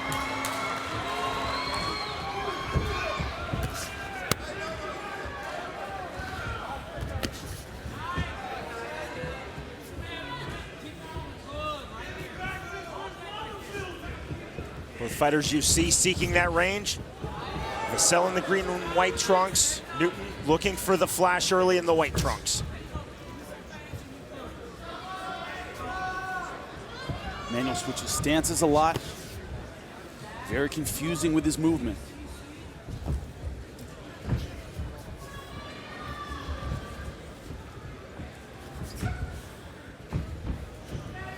Feints on the kick and then switching stances. Orthodox to southpaw, back to orthodox. Thudding outside kick.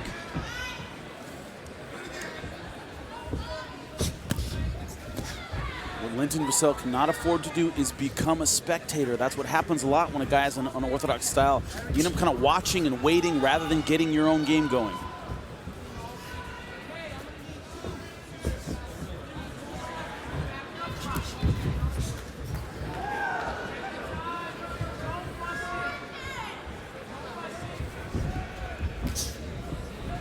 Spinning back kick, nothing there from Newton. Hands high. Vassell trying to establish the jab body kick. Newton can't answer with a kick of his own. Newton lands that low kick. Body kick. Right hand over the top counter by Emmanuel Newton. He does have good range with that right hand. He really commits to it. Everybody remembers the spinning back fist against King Mo, but he was landing that right hand early and often in that fight. There was the spinning back fist from Emmanuel Newton, deftly blocked by Vassell.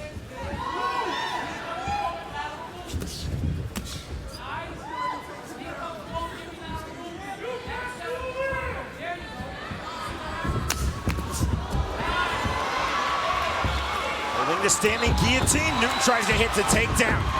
Oh, good switch there by Vassell. Switch on the scramble, both fighters back to their feet.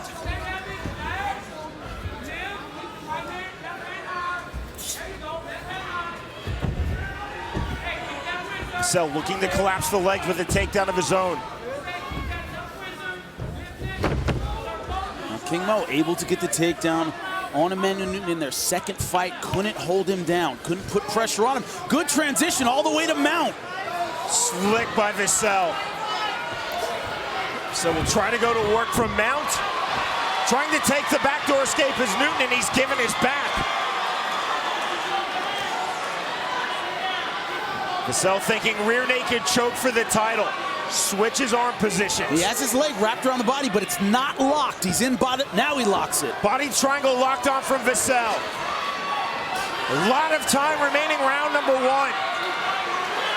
Emmanuel Newton, the champion, in early trouble. Could he crank him out here? It's not under the chin, but he can generate a lot of power. Vassell lets it go. Newton scrambling. Well done. I'm going for the Kimura sweep, and he gets it. Gorgeous on the Kimura sweep by Vassell. Again, trying to take the back. 80 seconds remaining. A very entertaining round number one. Now, he was under the neck briefly. Again, Newton scrambling. Linton Vassell not allowing Emmanuel Newton to establish position. Every time he's been in trouble, he's been able to push him off. And overcommitment to that guillotine. It's exactly what Newton was doing, trying to lock on the guillotine and fall backwards.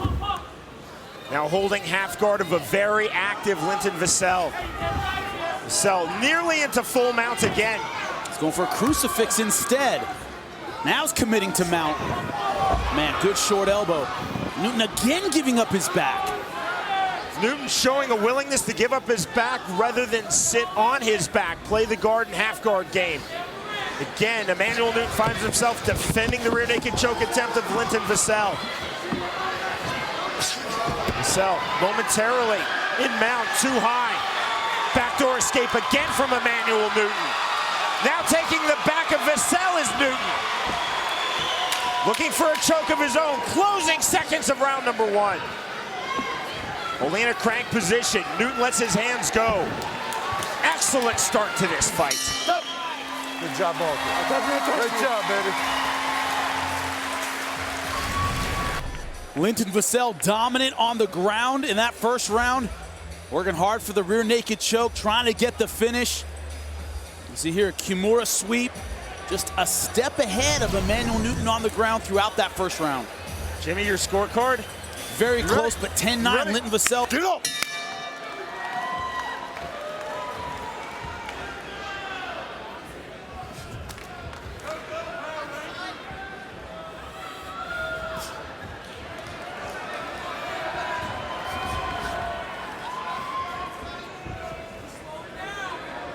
Newton again switching stances.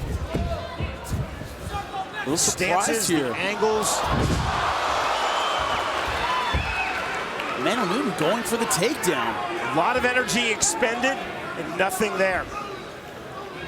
He's had a tough time establishing position on Linton Vassell, even when he's been on top. He's been swept, hasn't been able to really set weight down on Vassell. Vassell might be committing to the choke here. Good scramble by Newton. Now he's on top. See what he can get done here. Newton thus far has shown the good ability to scramble Kimura out of again. bad positions. He might have it. He's going hard for it. He's ready to tap, but he's not yet. Vassell looking for the Kimura for the bad. championship. Look at the hand of Emmanuel Newton. It's poised. And he's in good position, a ton of time left, and he lets it go. The escape in the full mount. Newton again the backdoor. Newton had his hand up ready to tap, Jimmy. He did. Man, that was close. Have to wonder, what did that torque do to the arm and the shoulder of Emmanuel Newton? But he's still very much in this fight.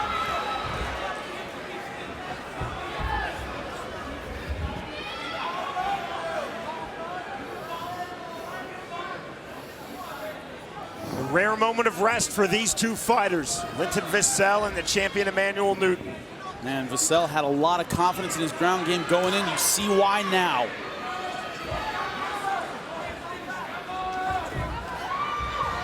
So looking for the explosion. Good sweep. To side control. Once again, in Kimura position, if you can control that wrist. 2 elbows from Vassell, make it 3.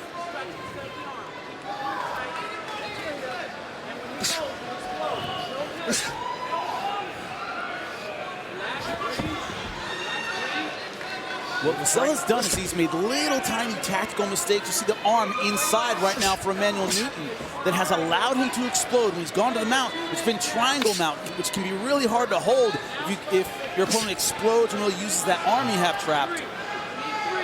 Little tiny exits for Emmanuel Newton have kept him in this fight.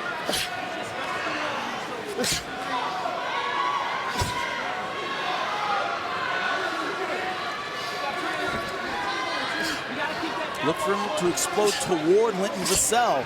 Now that he's won this inside battle just like that.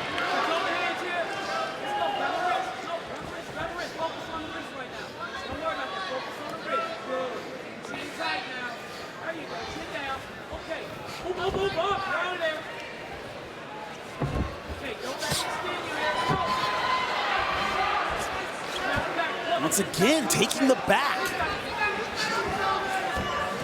A lot of guys now using that wrestling escape. They briefly turn their back and explode. But you got to be very quick with that. Linton Vassell is taking advantage of that escape every time. Just take the back. Right now, only one hook in. You see the heavy hook in, Vassell trying to find the second hook, and he does. Back mount now for Linton Vassell. 60 seconds remaining, round number 2. Right there. Now work your way up. Vassell again thinking rear naked choke, and he has that locked, and look at the squeeze. But is it? Now it's underneath the chin. This could be it. Full commitment from Vassell. And he turns, he's out. Great turn defensively by Newton for the escape. His escapes have been skin of the teeth. And once again, has that right arm underneath. Escapes, but Vassell in the full mount. Newton, though, will take it at this point. He's got to keep that left knee tight, because that's how Newton's been getting out. Don't grab it. What we call triangle mount. He's able to get his arm underneath the leg and push out. Again, the backdoor escape, and now taking the back is Emmanuel Newton. A repeat of round 1 here, closing seconds of round 2. Newton facing off submission danger. Throwing punches. There's the bell.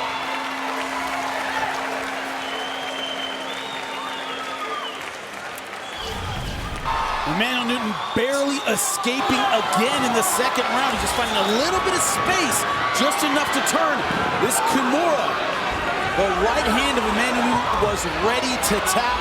Here with this rear naked. Look at him turn, just getting enough space with his hips. Go, you ready? Man, tempting fate every single time. What do you think, Jimmy, through 2 rounds? 2-0 for Linton Vassell. The champ fighting from behind now. Remember, when you're scoring using the unified rules of MMA, before you consider anything else like aggression, damage, cage control, the #1 things to consider under the unified rules: effective striking, effective grappling. Submission escapes count for nothing. It's attacking with submissions. So far, it's been about the effective grappling of Linton Vassell. Spinning back kick lands on the chest. Not much impact, though. Vassell again coming forward.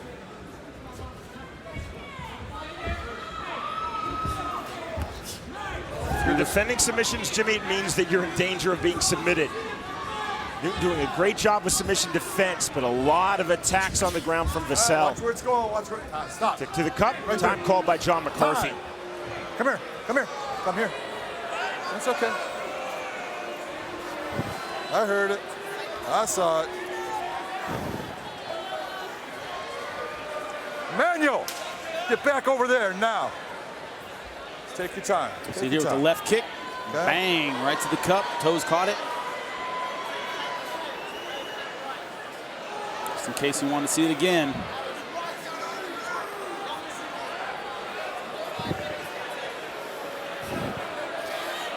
How bad are you? Toes just clipped it. Sure? I said, how bad are you? All right, just take your time. The problem with those grazing shots, a lot of people watching go, oh, that was just a grazing shot. It shifts the cup. Hey. A lot of times if it's a strafing shot, it smashes the Watch cup right what's into you. at, It's okay? worse than a straight-on Here. shot. So just watch where it goes, either up or down, okay? Stay right where you're at. 5 minutes on the timeout clock. You good? Grab another second. You good? You tell me. All right, baby. Vassell tells McCarthy that he's ready to re-continue. Ready? Fight. Time in. Time in.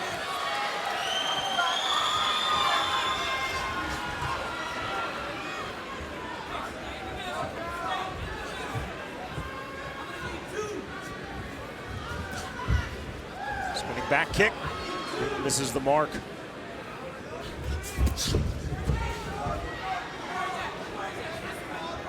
Total ground strikes, courtesy of CompuStrike.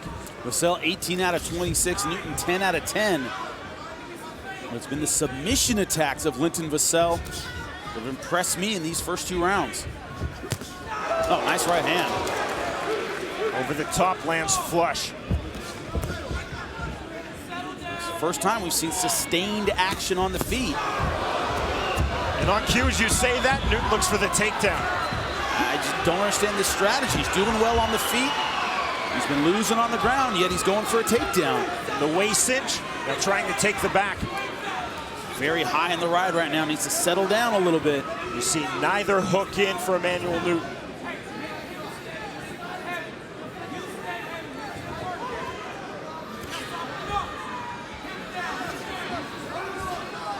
Trying to open things up with the right hand.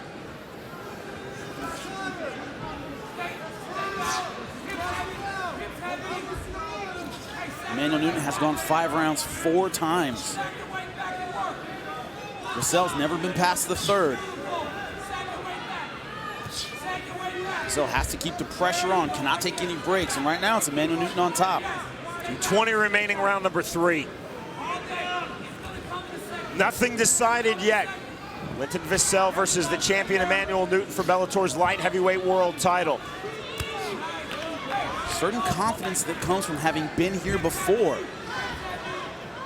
Going hard for the Kimura again as Linton Vassell. Hips aren't in great position though. He gets his legs underneath. Now he can use it as a sweep.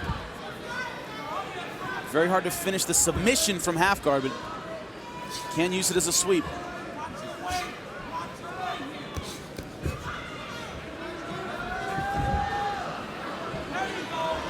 Vassell trying to figure for his wrist, trying to lock on the Kimura from his hip. Remember, this is round number 3. They get sweatier, they get more slippery. It's harder to finish moves like this. More right hands from Newton. He's in arm triangle position. He loses the arm.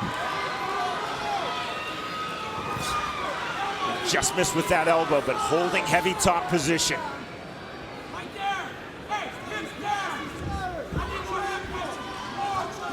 1 minute, 5 seconds remaining, round number 3 of this Bellator light heavyweight world title fight. Linton Vassell just sweeping the champion Emmanuel Newton. Vassell has had Newton in submission danger. Newton, though, every time has been able to find a way out. Little things like that, getting his arm inside. He's able to turn and explode. That's how he's been getting out. They've been explosive escapes. Let's go, work, work. McCarthy calls for action, both fighters back to their feet. So driving in with his head, staying chest to chest. Looking for the takedown from the body lock, and Newton finds himself on the bottom, literally pulled Vassell on top of it. That's been the surprising thing to me, is the willingness of Emmanuel Newton to go for his own takedown when he's been dominated on the ground. And it's a poor tactical choice. He's starting to have some success on the feet. Full mount once again for Linton Vassell. For the third time in a row, whoever dominates the round ends up getting dominated the last 10 seconds. 15 minutes up, 15 minutes down. You ready? You ready? Into the championship rounds we go. First time in Linton Vassell's career. Throw in the 1-no contest. This is his 19th pro MMA fight. He's been beyond 3 rounds. Emmanuel Newton, this is the 6th time that he's been past 3. And Jimmy, as you mentioned in the last round, Newton has gone the full 25 minutes 4 times in his career. Scorecard, Jimmy? 2 rounds to 1. I gave Emmanuel Newton the last round. Sound advice in between rounds by his coach Antonio McGee said, stop wasting energy on the takedown, stay standing, make this kickboxing match, and he immediately goes for the takedown. He got the right advice and he completely ignored it. Antonio McGee, very talented fighter. He's evolved into a spectacular trainer, and it's surprising, I think, that Newton completely ignoring that advice. Yeah, I think he's confident that he can put pressure on Vassell, maybe take the energy out of him. It's part of that confidence of having been 5 rounds before. I don't know if that's a good tactical choice. We will see. Vassell trying to walk up his legs, having none of it. Sneaky left hand landed by Emmanuel Newton. To the body with the right hand.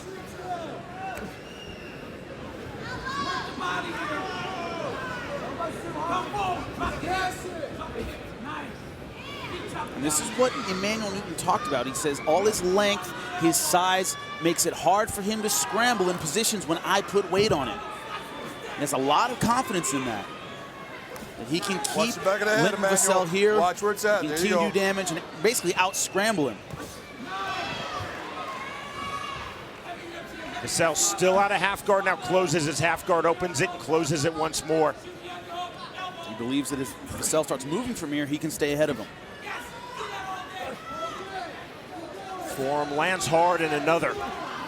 Now an elbow. Death of 1,000 cuts. He's just chipping away at Linton Vassell. Round 4, round 5. That's where Emmanuel Newton has been successful in his career.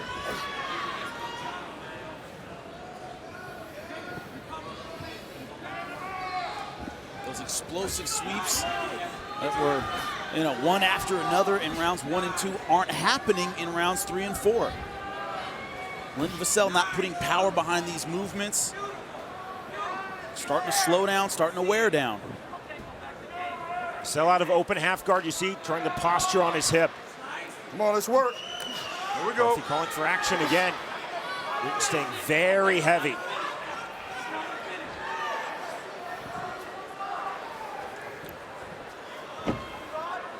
Newton, time and time again, Jimmy, throughout this fight, has shown the willingness to give his back when he's been the bottom fighter.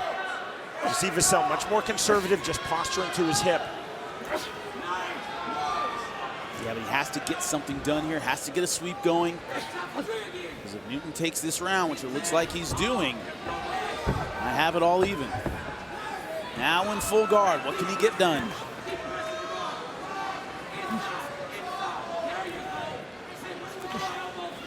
Body, head, then 2 hammer fists from Newton. Vassell holding that low, closed, tight guard. Big elbow lands from Newton. You see the glove smother, then that's a hard elbow strike. Sharp and short. Newton starting to find the range with the elbows in close. They don't just call them championship rounds because Come on, don't stop. championship fights are 5. It's that this is where you find out what's inside of you. Are you a champion underneath? Because it takes everything when you're past round 3. I'm not going to tell you again, Emmanuel. Newton matching the turn and the roll of Vassell. Vassell tried to snatch the arm. Newton too slick, literally and figuratively at this point. Yep. 30 seconds remaining, round number 4. And Newton staying with that wrestling ride. Don't turn into it, Not Linton. a jiu-jitsu ride, not trying to put the hooks in, just keeping pressure on the back of Linton Vassell, keep him from escaping. What McCarthy is talking to Newton about are the punches. Referees will tell the fighters, target the ear and you're okay. Final seconds now, 4th round of this world title fight. Listen, you're turning your head when you're seeing him throw. All right? Can't call it if you're doing that. Here we go. Let's get on. End of round number 4. John McCarthy said to Vassell, you're turning your head away when Newton is punching. That's why you're being punched in the back of the head. Legal strikes for Newton as he's targeting the ear. Jimmy, your scorecard. I have it all tied up. Gave Vassell the first 2 rounds. I gave Newton the last 2. Linton Vassell's corner said all you need to do is take him down and get on top to win this round and this fight. Right now, it's easier said than done because Emmanuel Newton looks like the fresher fighter. Doing this commitment is so tiring, he lost it. Oh man, going for the rear naked, no hooks in. That is Titus under the chin, and there's the tap! And Emmanuel Newton has successfully defended his Bellator light heavyweight world title. That's a championship performance. Come back from behind, stay steady, keep the pressure on, and take advantage of your opportunity. Emmanuel Newton's still the champion. Man, as soon as he had the opportunity, look at it here. Good sprawl, and as soon as he was under the neck, I don't care about hooks. I'm just gonna crank, arm underneath the chin, rear naked choke finish in round number 5. Tap or nap for Linton Vassell. That was deep, that was tight. It's not where you start, it's where you finish, and Emmanuel Newton finished strong. Ladies and gentlemen, inside the Bellator cage, the tap comes by way of a rear naked choke. 47 seconds into the 5th and final round. The winner by submission and still Bellator light heavyweight world champion, Emmanuel the Hardcore Kid Newton. A look now at the numbers and our tale of the tape. You see here the record, 9-0 for Liam McGary. All finishes. Emmanuel Newton, much more experienced. At stake, Bellator's light heavyweight world title. You ready? You ready? Fight! The bell in round number 1.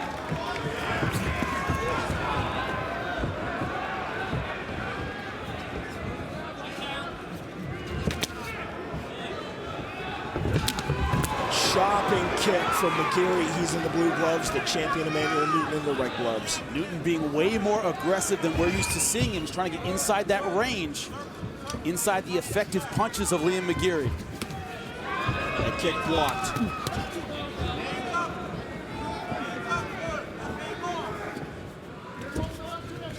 Spinning back kick from Newton just missed the mark. As long as Liam McGary's arms are, Emmanuel Newton's legs are even longer. He can set the range with them, but he has to kick early and often.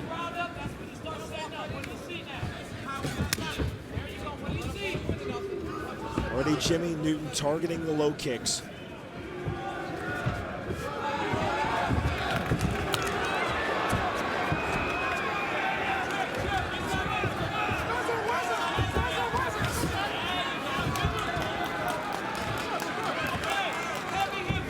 Nice takedown by Emmanuel Newton. Dan to be happy about that. Now he's in triangle danger. And locked on the triangle. Newton trying to powerbomb his way out of danger. Going back to the triangle lock. He's got to push that arm across to get the choke. Gas to the side if he wants the armbar of the triangle. Now he's going to the armbar. Now back to the triangle. A lot of downward pressure from McGary, looking to finish and claim this title. Now modified Kimura.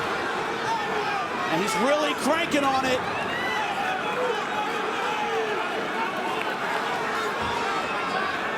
If he decides on one and commits, he can have it. He's just switching back and forth a little too much. Needs to commit his hips to one of them. Now the armbar. Newton desperately trying to hold on, desperately looking for the submission escape.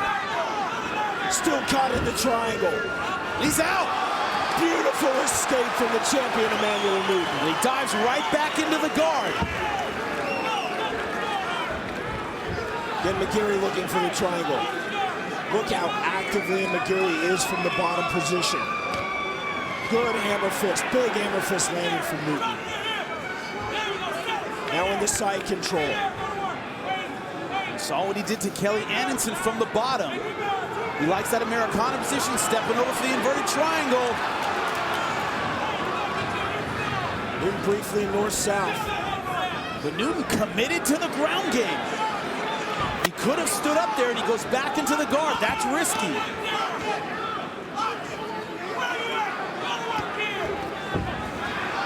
Back into triangle danger, back into armbar danger. McGary looking so slick, so good from the bottom position. Again looking to finish with the armbar. And again the escape from Emmanuel Newton. The mistake Liam McGary is making is he only taps to the one you commit to. He's going back and forth between a lot of different submissions. Now he's going inverted triangle. If he commits, he can have this. Going to the inverted armbar.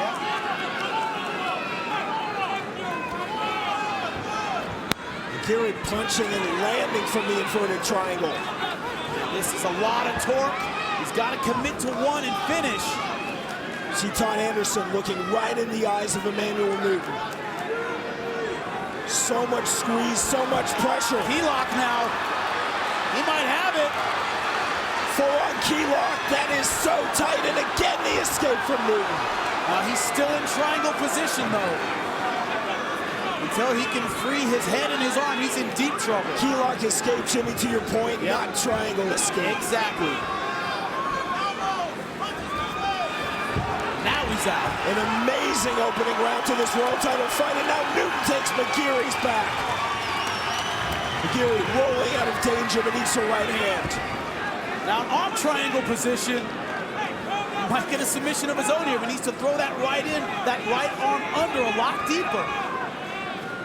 And he loses it. There was respect coming in, even more respect between these two outstanding fighters now, Jimmy. Now going, looks like he's going for a knee bar and then a sweep. Newton just a little bit ahead of him. What a first round. One of the best opening rounds I've seen in a very long time. Get ready for round two. So many submissions in that opening round. They all started with this triangle from Liam McGary. But I said it once, I'll say it again. He didn't commit to the one triangle, went back to the armbar, gave Emmanuel Newton space, and then he transitioned again. And those transitions give space. They give your opponent a way to get out, and Emmanuel Newton took advantage. Between rounds, Antonio McKee, Emmanuel Newton's chief second, said, McGary's got no muscle, he cannot finish. Also has a lot of space in between his legs. Long limbs, locks aren't going to be quite as tight. There is that wiggle room most of the time. Jimmy, your scorecard. 10-9 Liam McGary tried to finish the fight, went from submission to submission to submission.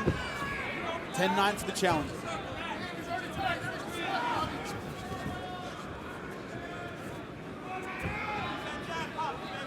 This is that gut check moment.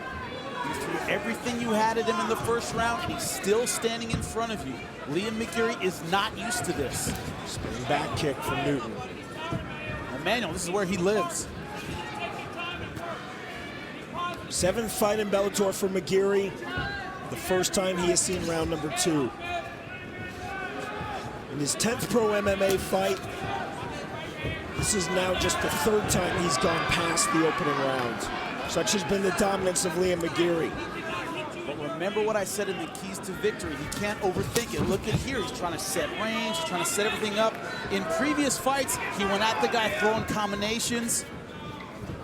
Now he looks a little bit more tense. This happens to a lot of guys, Sean. We've seen it in championship fights. Emmanuel Newton in all sorts of submission danger in round number 1. Low kick caught, and the takedown from Emmanuel Newton. 5 submission attempts by Liam McGary in the first round. I don't know, I think it might have been more than that, but very aggressive in the first round. I thought there were 55. Yeah. In jiu-jitsu, that'd be like 9 advantages for people who know the scoring system.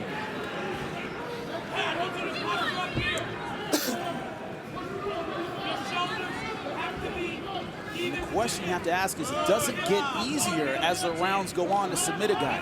It doesn't get a whole lot better than the first round. He wasn't able to catch him in the first round. High close guard from McGary. Nice right hand. Newton trying to establish his ground and pound. See the wide base on his knee, short forearm. McGary throwing the up elbows. Watch the back of that head when he comes down. Anderson just warned McGary, watch the back of Newton's head on the elbows.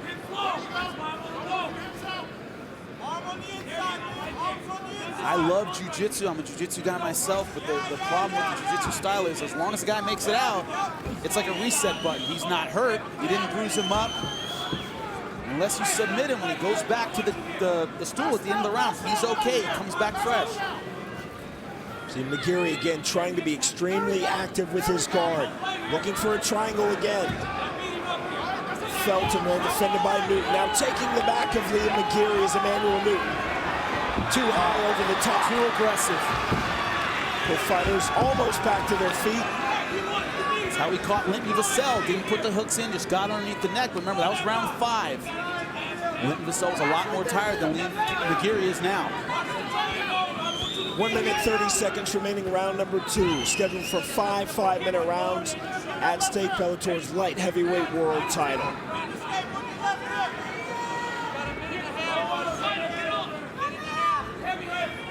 Trying to step over into side control, can't find it. It's hard to get over that knee. Gary back to close guard, keeping it low. He lands the right hand. You know, Jimmy, even with his wide base on his knees, hasn't been able to really find his ground and pound range. No, he has not.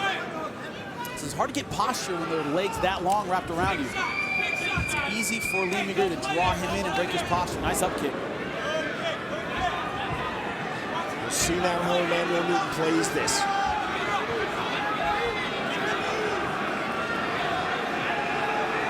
Newton playing it very cautiously, now back inside. We saw this against Linton Vassell. Even when he was losing on the ground, he was still diving in, showing no fear on the ground. Gary again trying to take the armbar. Back to the triangle.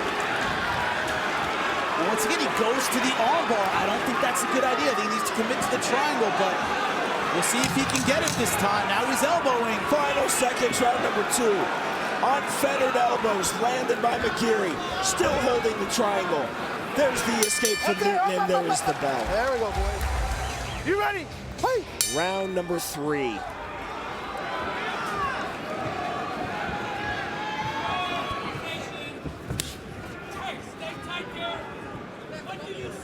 Jimmy, on your scorecard. Gave Emmanuel Newton that round 10-9. Barely. That last 30-second flurry might have won it in the eyes of the judges for Liam McGary, but I give it 10-9 Emmanuel Newton.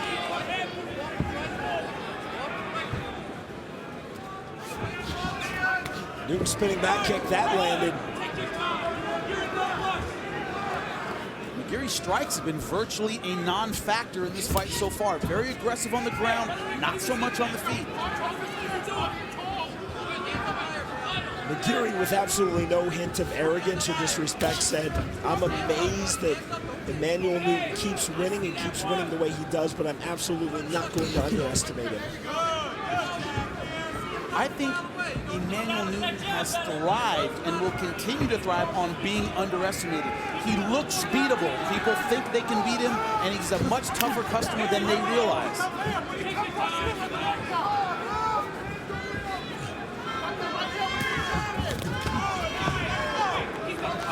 He's hard to get a read on. He's funky. He's unorthodox.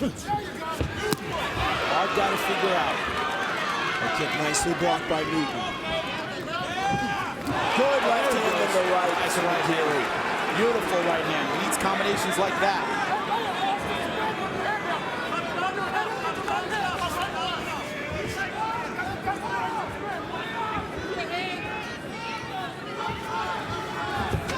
Just the hand positioning, the shoulder positioning of Emmanuel Newton.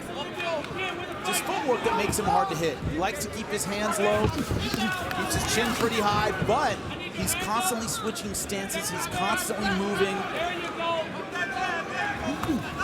Good left hand from McGary. And his chin ain't bad.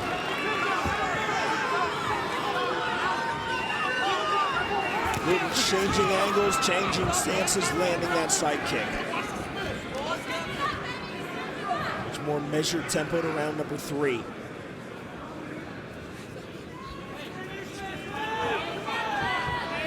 Newton trying to find his rhythm, trying to take his time.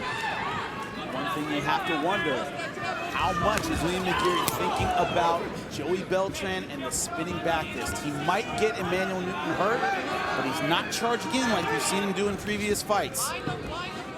He's very wary of that trap, I think. I think it's something they've gone over a lot in training. That's a slip from Newton. McGary pounces into the half guard. Sitting up, going crazy for the guillotine, and he ends up on the bottom. Too slippery, too elusive. Now to the half butterfly guard of Liam McGary goes Emmanuel Newton, trying to step over.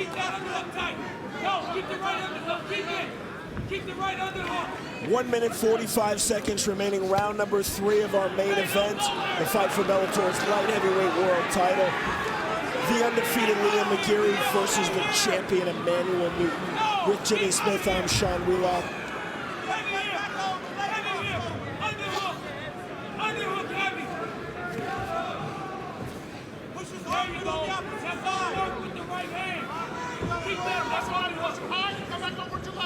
Newton inside control.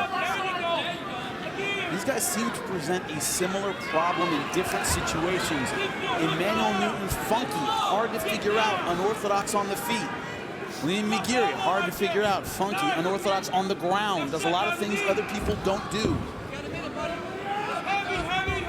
Good pressure so far by Emmanuel Newton.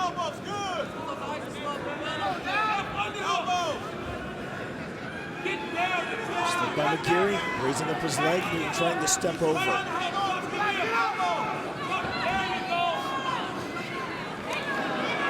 Looking for an inverted triangle as McGary couldn't find it there. Don't play here. Get out of here.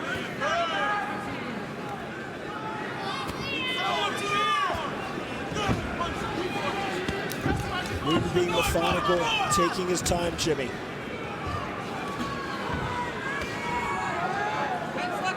Again looking for the triangle is Liam McGary. And again he locks it on. Final seconds, round number 3. That is tight, a lot of squeeze. Here come the punches. Final seconds of this round, and there is the bell.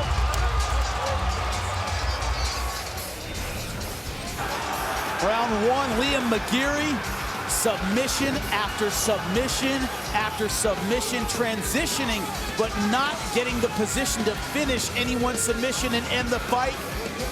But Emmanuel Newton, willing to play on the ground, willing to stay there in the guard and take chances. A lot of opportunities for Liam McGary in that first round, but championship heart, championship ability. Round number 2, a bit more of the same, but Emmanuel Newton able to land more effective strikes in round number 2. Round number 3, finally, Liam McGary landing some strikes, doing some damage with the left hook, but at the end of the round, mounted triangle. I think saved by the bell. That's a rough ending to the round for the champ, Emmanuel Newton. Here we go now to the championship rounds. Todd Anderson starts round number 4. First time for Liam McGary, past 3 rounds. The 7th time for Emmanuel Newton, Jimmy, past 3 rounds. Your scorecard. 2 rounds to 1. I gave Liam McGary the last round, landing effective strikes, and once again, aggressive on the ground. Switching stances there from McGary.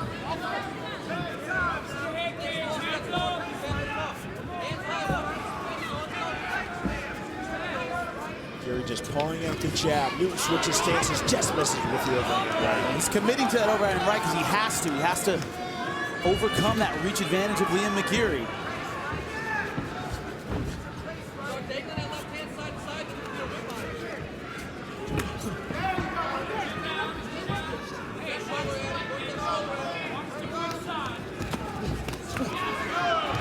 Good, short, sharp left hand from McGary.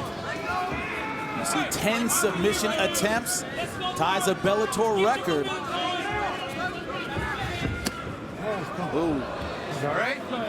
That's 2 minutes clip. Careful, that's 2 minutes clip. Fight! Time out not called by Todd Anderson. We fight on. Good sportsmanship between the 2 fighters.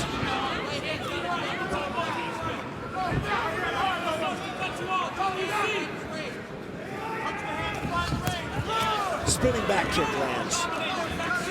He's back to controlling the range with his feet.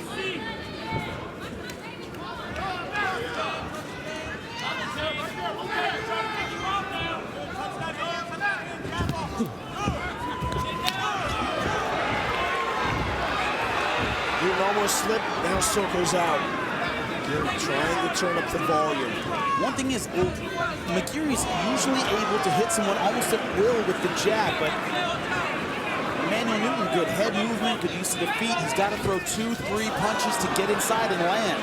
He can't do it with just a jab. Back fist from Newton just missed the mark. Good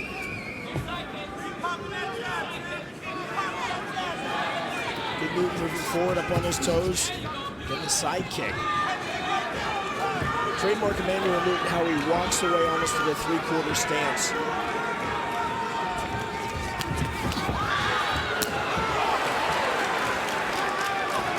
Superman punch. Newton holding the underhooks. Back to double underhooks for the champion Emmanuel Newton.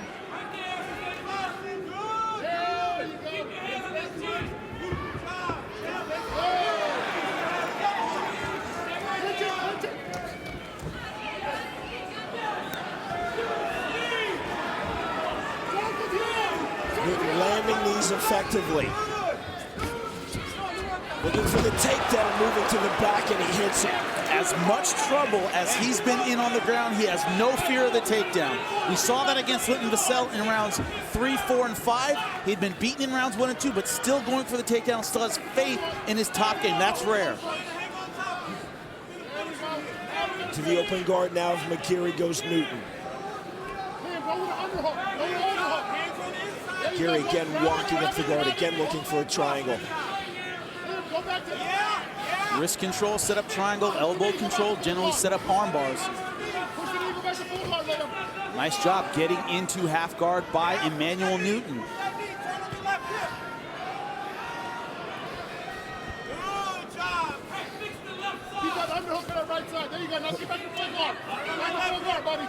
Final minute, round number 4. Nothing decided yet in this world title fight.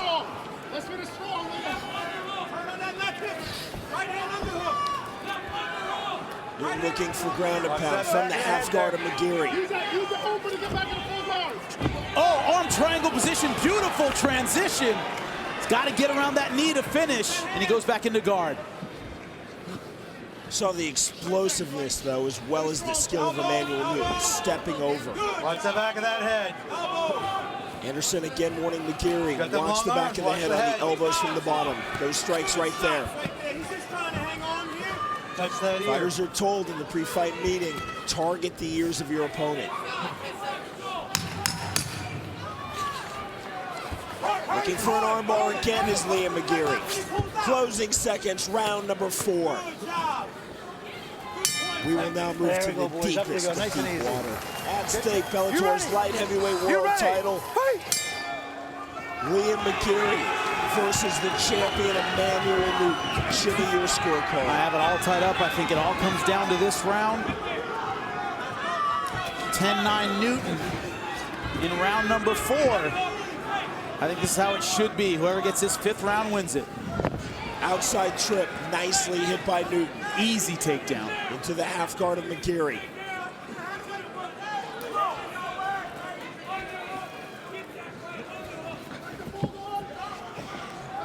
Now McGary's still very active with the guard, but the times that Emmanuel Newton has legitimately been in danger have dwindled since the opening round.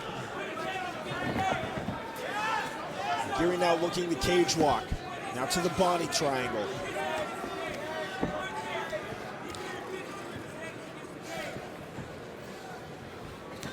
Oh, nice transition to the armbar. Can he get it? Again, a big slam and out of danger for Emmanuel Newton. Tried to slam his way out of the triangle in round number 1. Effectively slams his way out of that armbar here in the 5th and final round.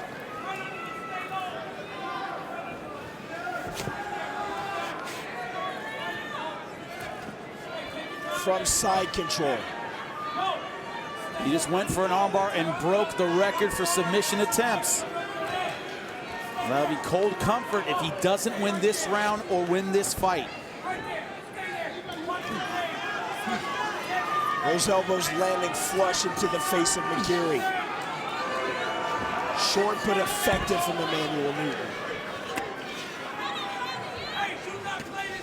There's a lot of room for interpretation in these rounds.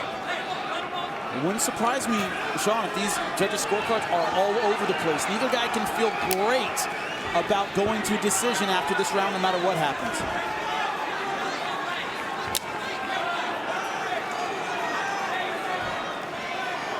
You want him up, back out. Todd Anderson just said to Newton, if you want him up, back out. Newton does not back out.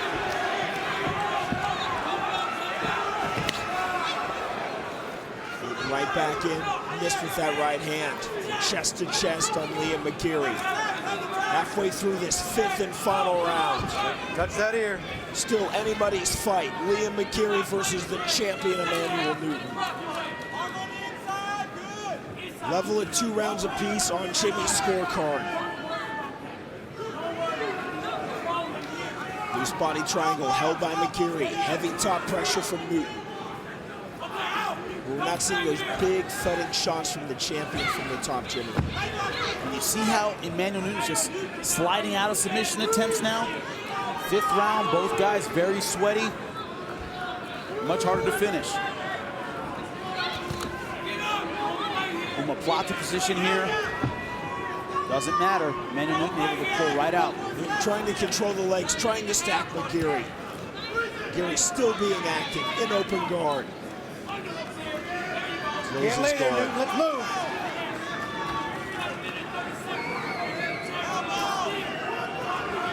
Let's move, Emmanuel. I'm gonna stand you. There we go.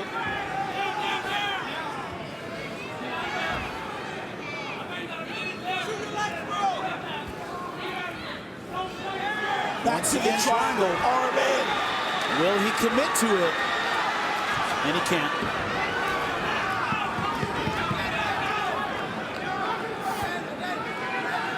Well, this is one of those things, Sean. Effective striking, effective grappling. You could call all of his submission attempts effective grappling and give him the round. Emmanuel on top hasn't landed a ton of ground and pound. And give him, you know, the striking edge, I guess you could say. It's all about what you like and how you score as a judge. Remember, under the unified rules of MMA, you are not rewarded for defending submissions. It's from the premise that if you're defending a submission, you're losing because your opponent is attacking the submissions, therefore has the more effective grappling. Jimmy, I agree with you. These scorecards might be completely all over the place. 20 seconds remaining in what's been an outstanding fight.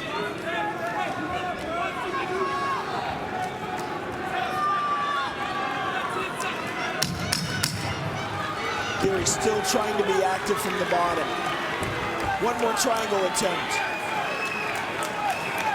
Newton in side control. And the bell and the end of the fight. Ladies and gentlemen, having gone the distance in tonight's main event, we'll go to your judges' scorecards. Your first judge, Eric Colon, scores the fight 48-46, while judges Carlo Urso and David Torelli both see the fight the same at 48-47, all for the winner by unanimous decision. And now the new Bellator Light Heavyweight World Champion, Liam McGary.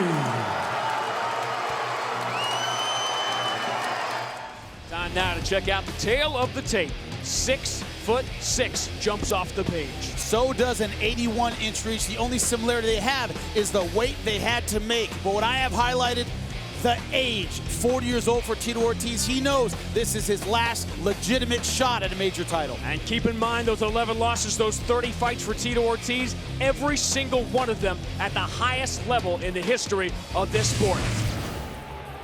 All right, here we go. You ready? You ready? Tito!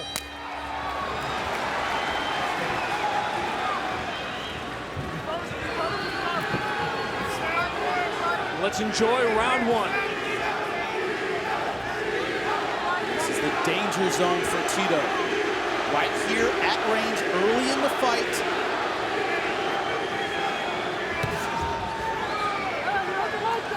Knock on Tito throughout his career. The stereotype was when he gets hit, his game goes out the window. He, quote, doesn't like to get hit.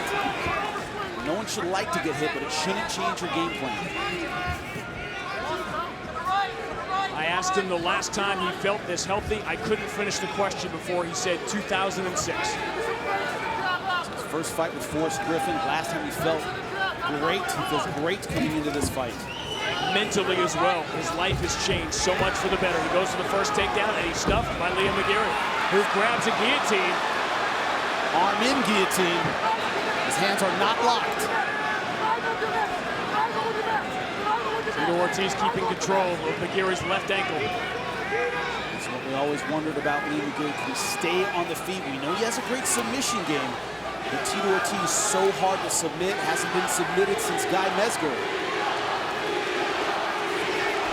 Can McGary catch him? Huge question. The rematch with Mesger was the t-shirt that changed the world.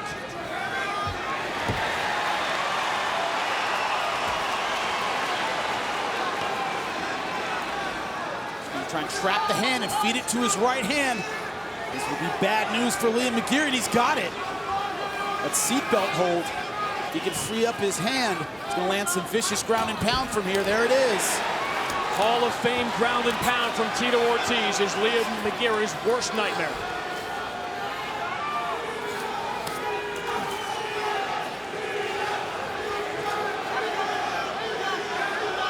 Think about the Randy Couture fight when Tito Ortiz was the young lion. The first time he learned about conserving your gas tank against Frank Shamrock in 1999.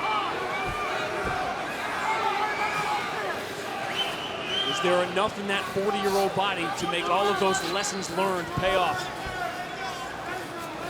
Great position early on in this fight. I know from experience what Tito brings is crazy pressure. When he's on top, it feels like a truck on top of you. Very strong. Oh, good left hand. Strong left hand.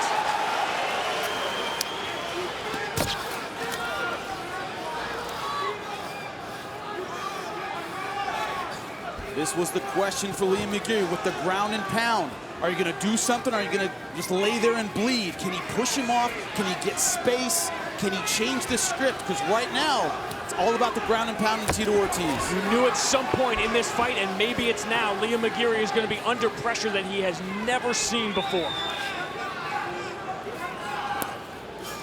Undefeated in 10 fights. Only went the distance once. And that was in his world title win at the British Invasion over Emmanuel Newton.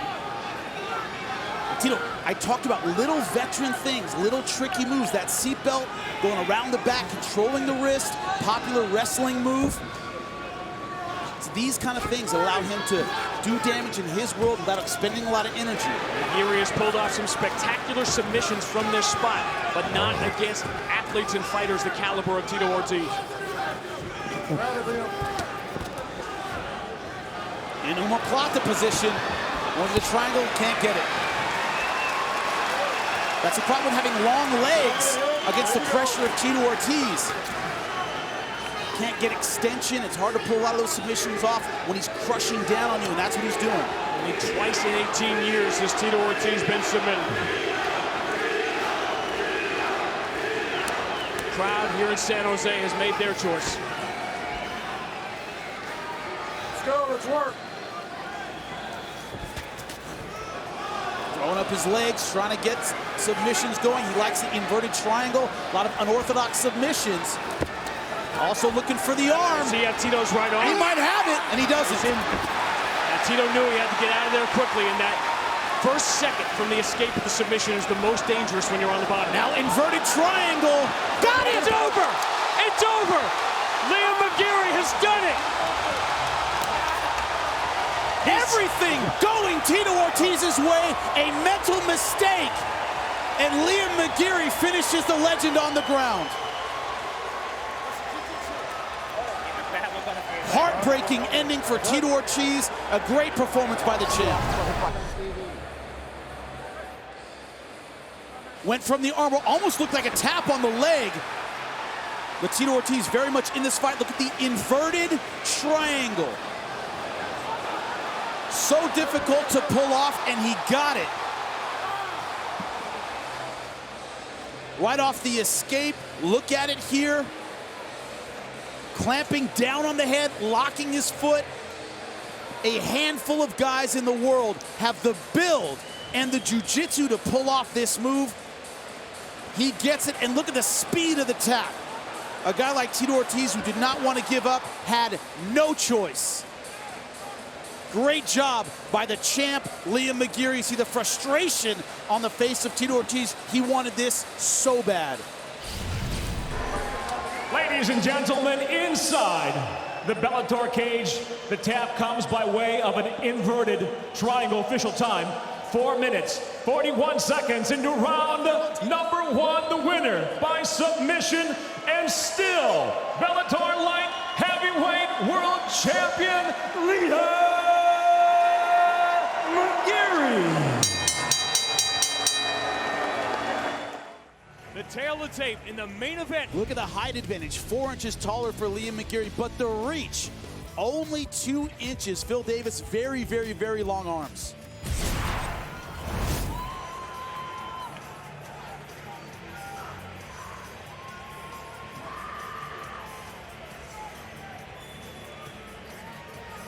All right, there we go. Go, you ready? Liam, you ready? Let's get up.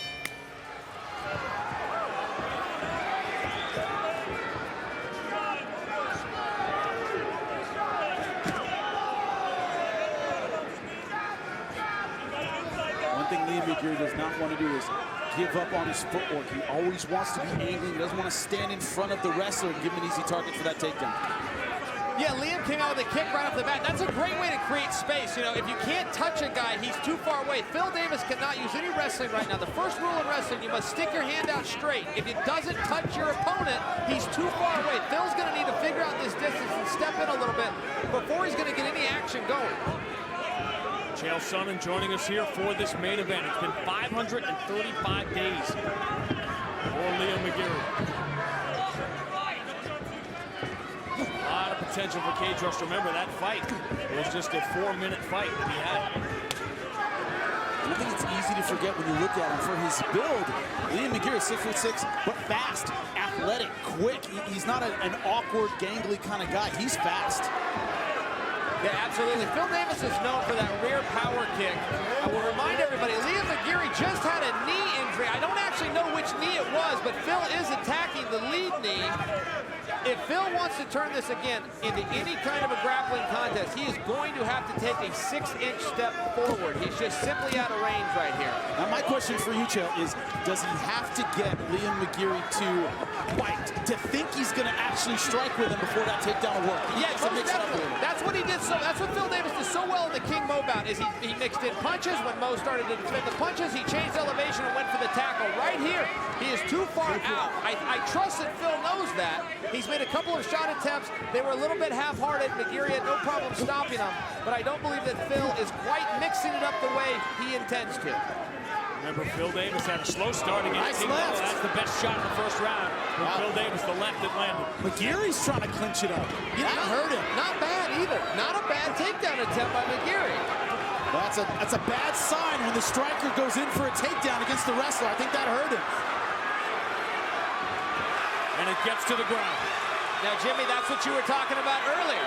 McGary conceded that takedown without making the wrestler and Phil Davis burn up energy. He's got to do what we call earn the takedown. Right into full mount. Worst place you could be against Phil Davis. Phil Davis just landed into full mount. He didn't even have to advance. Remember where Liam McGary was against Tito Ortiz. He was in this exact same spot against the fence. The guys, in a normal contest, if you're in Phil Davis's position, you're out of the woods, you're a little bit safe. Not against McGary. This is a similar position that he finished a couple of opponents, including his last one in Tito Ortiz. You are not safe in side control with this gentleman because of the length of his legs. Phil Davis knows it. And what Phil's doing, he's not playing jiu-jitsu. It's a wrestling ride. Going to the cinch now. Trying to keep it in the wrestling wheelhouse. Now right here, not trying to put hooks in, not going for anything, trying to ride him down, take some of the energy out of him. That's why we talked about the Anglickas fight, because that's what he did. He stayed safe on the ground. But Anglickas, much more traditional jiu-jitsu. The first thing Liam's going to need to do before he can even start to defend himself, guys, is get that wrist back. Phil Davis, that's an old Penn State college wrestling technique. But he's going to have to get it free now. He's got it back with Phil Davis on top, swinging away. Oh, beautiful transition. Liam rolls out and avoided a potentially massive left hand from Phil Davis. I tell you, these kicks by Phil are a little bit sloppy, but they are landing. It really doesn't matter if the technique's perfect if it keeps touching its target. And now, Lee McGary's in a situation where he respects now the power of Phil Davis. Phil hurt him with that left hook, for sure. And he knows he's got work to do if he's going to steal this first round back. I think this is a kind of get out of the round situation. He's been hurt, he was on the ground. And he's a great finisher. You might want to go, hey, I'm just trying to stay off the ground for this next 40 seconds. 4 more rounds to go. He's been going forward here pretty hard ever since he got back to his feet. He wants some get back. He got hurt, he wants to hurt him back, but that could be a deadly trap. Now there's better defense. Liam sinks his hips, he uses the cage, he digs what we call an underhook. He's making Phil work here, and that stuffs it. The story of this round, guys, even bigger than the takedown perhaps, could have been the leg kicks of Phil Davis. They really found their mark.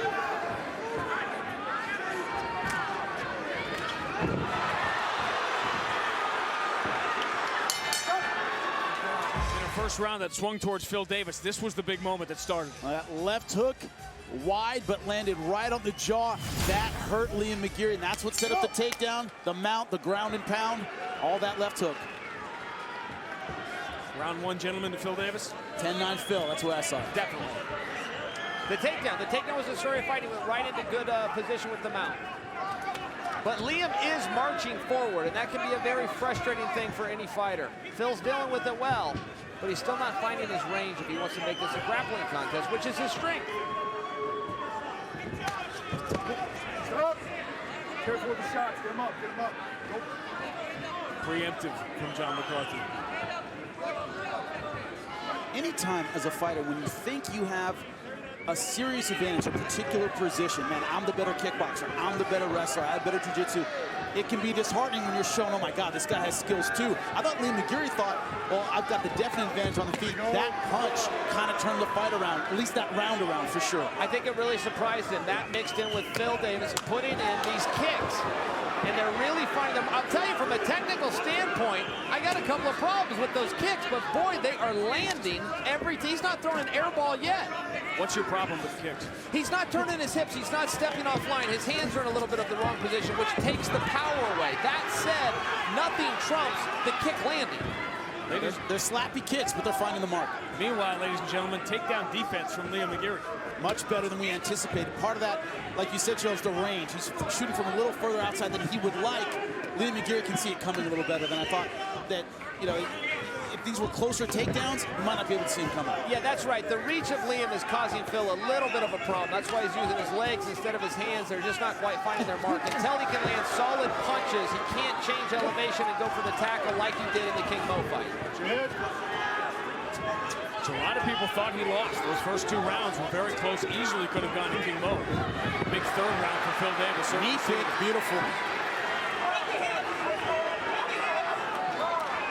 Liam not conceding the position this time.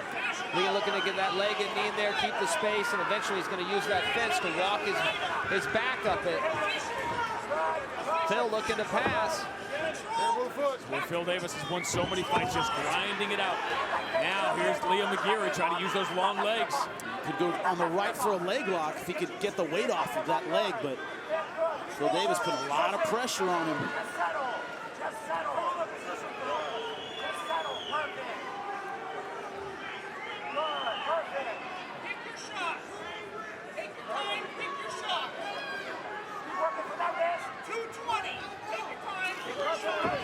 Right in Great step over.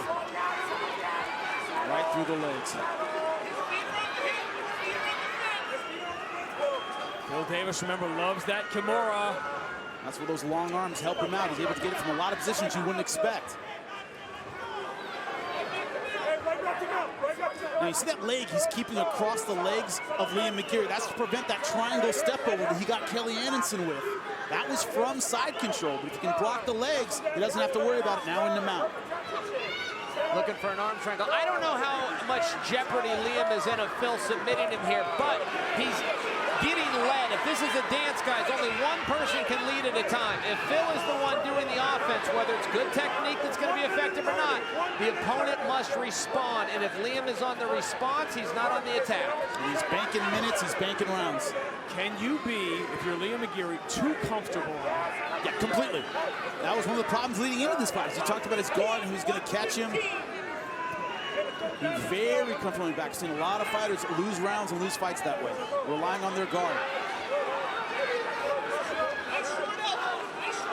And I tell guys a lot of times, when the other guy's on top, he's probably winning in the eyes of the judges. But Phil, he's been in full mount. He's had dominant positions. It hasn't been a toss-up. Completely dominant, and Liam is just not going to be able to get going here as long as Phil stays aggressive. Now, if Phil starts eating up clock, we can see a different story, but this is a very effective ground round for Phil Davis. Now, he isn't committing to any one submission, but he's always threatening with his submission. That's what's keeping Liam McGary on the defensive. Now, Phil's going to want to push that arm to the ground, and here's what you were just talking about. Yep, went to that leg lock, able to relieve the pressure. He's done it twice, once in each round, but he gave up a lot of time on the ground to Phil Davis in each round. Tremendous explosion. I'm a little confused why Liam isn't more tired, more exhausted. I mean, he's bouncing up to his feet, and now he's the one charging forward.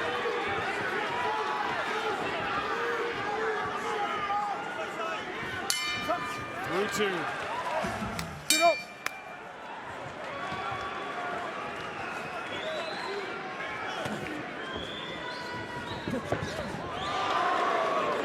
Are we 2-0 Phil Davis right now? 2-0 Phil Davis at both 10-9.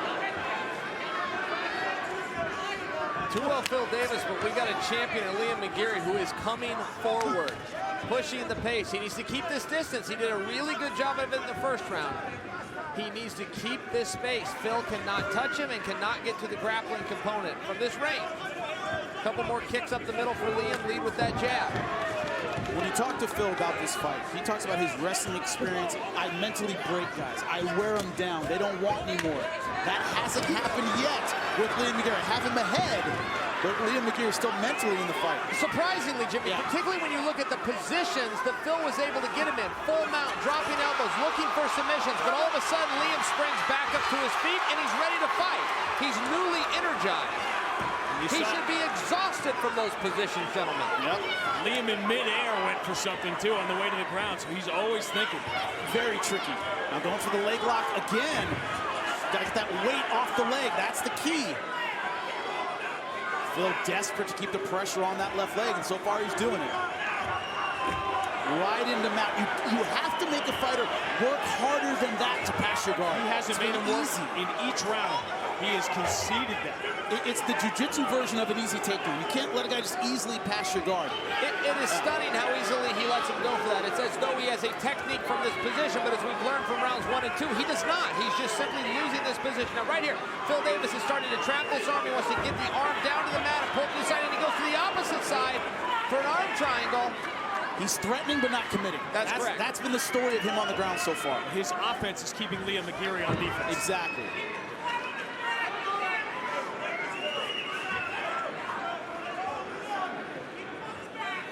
Phil Davis, again, is going to step out of full mount, or at least try to trap those legs, and that's what's giving Liam McGary a chance to escape. And he's got his mindset on that arm.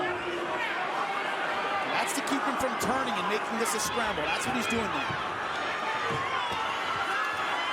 Boy, McGary is all legs at times, isn't he? These legs are coming from all over the place. Phil pins him back down. This would be a good opportunity to go to mount, and he does. Easy. Easy. We talked over and over again about Liam McGary conceding takedowns. Little did we know he'd be conceding full mount over and over and over again. That I find surprising. I thought we'd see a little more closed guard work from Liam McGary. Open guard, but man, Phil's just stepping right over it. It's not even there. Phil is just locked in on those wrists, and Liam has to clear the wrist before he can move. It's just a really great offense here by Phil Davis. Liam thinks he can hit the home run, but in the process of looking for that pitch, he's giving the rounds away. Exactly. He's giving up singles over and over and over again. You can lose a game that way pretty easily. This is better than trying to pump with 2 strikes. Now, give them a pass. They won the game. Come on. You're so negative. You're so negative. 108 years, but it feels like it's been that long since Liam McGary's been in there. He swore to us, cage rust not an issue. He's had long layoffs before. He's never had a long layoff when he walked into a fighter of this caliber. Now, it's like I said before, I think he thought he'd have his way when it came to the submission game. He's not. Phil Davis is more prepared than he realized. Yeah, that's exactly right. And Liam not only giving up the takedown, but he's giving up the position. I think that's the part that surprises us. I think we all knew that Phil had the potential, like a stereotypic wrestler, to ground and pound, but to dominate position and look for submission, I got to tell you, as an athlete in this weight class, more than being an analyst, as an athlete in this weight class, this is a problem to deal with. Phil Davis's style here is a big problem for any 205-pounder.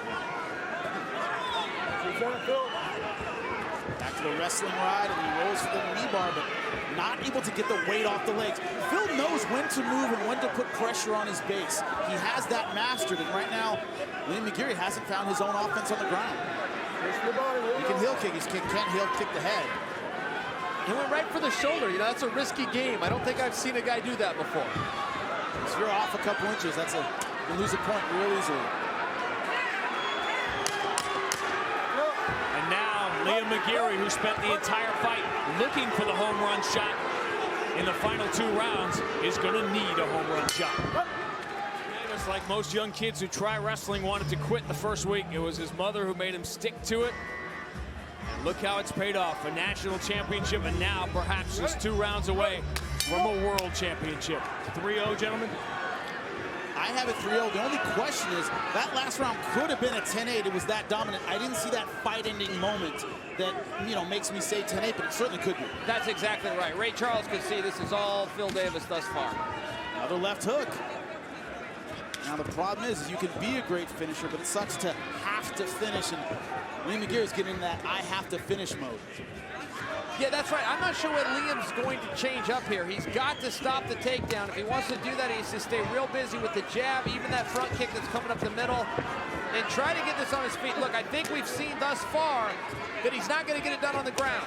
I think we've just got to start going to plan B, which is perhaps a look for the knockout.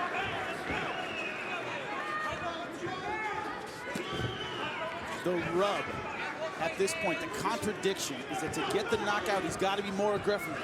He has to walk forward and walk into the takedown, perhaps, to Phil Davis. He can't afford, I think, to hang back and use the jab. Phil Davis can eat 2 rounds and win this fight, so he has to step forward. He has to take risks. He has to be aggressive. That leads to the takedown of Phil Davis. That's a problem he has to solve. That is the tough part about strategy. At this point, all Phil Davis has to beat is the clock. Liam McGary has got to beat Phil Davis. Finish. Having great rounds isn't good enough right now. And as we talk about over and over again with undefeated fighters, what do you do the first time that everything that has worked for you your entire life is no longer working? Liam McGary just had a pretty good knee to the body. Phil's pushed through that, but I could see that landing. He's looking for a reversal. Looked like he had some momentum there, but the hips are so heavy of a national champion wrestler like Phil Davis. He knows when to move. He knows when to put pressure down. I tell you, there is no closed guard by Liam McGary. There's no resting. There's no conceding. He is trying to win this fight. He's just not finding opportunities. Looking for a triangle, can't get it. Now a lot more sweat. We're late in the fight. It doesn't get easier. Harder. Yeah. And I think we're seeing a little bit what Dominic Cruz had told me before the fight, that we've got a guy who knows how to operate on the ground. And to the point you made earlier, Phil is constantly threatening. He's not necessarily looking to finish it, but he's threatening you and making you respond. And all the while, a second ticks off the clock. And that's all he's got to beat at this point.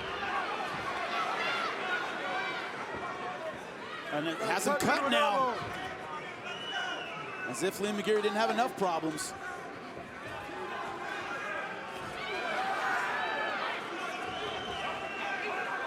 We're not seeing a lot of shrimping from Liam McGary. Typically, a bottom man cotton mount would look to put both hands on a hip, shrimp to one side, push him off. Phil is keeping him so occupied that he just hasn't been able to get any offense going. And Liam McGary's escapes tend to be kind of a scrambling sort of jiu-jitsu. He doesn't do the fundamental shrimp you're talking about. He doesn't oopa and move and do all these things. It's almost like he has small man jiu-jitsu. He's always trying to grab something and roll out, and Phil hasn't allowed that. It's uncovering the fact that there are fundamental things that Liam McGary isn't used to having to do. That's right. And Liam McGary, look, he is being dominated in the last 10 minutes of this fight, gentlemen, but he has not conceded. No, not Liam McGary is still out here battling. He's just caught in a position that he's losing. He's losing this position, and Phil Davis, to his credit, continually puts him back in the same position. Very smart. They will always tell you in a fight, if something works in a fight, just keep doing it. With the theory being your opponent cannot correct it on the fly. And Phil Davis is a great example of that right here tonight. And so is Liam in his inability to correct it. And what do I always say? If I talk about your heart and your guts, there's a problem. We're talking about the heart and guts and resilience of Liam McGary. So he's getting owned in there.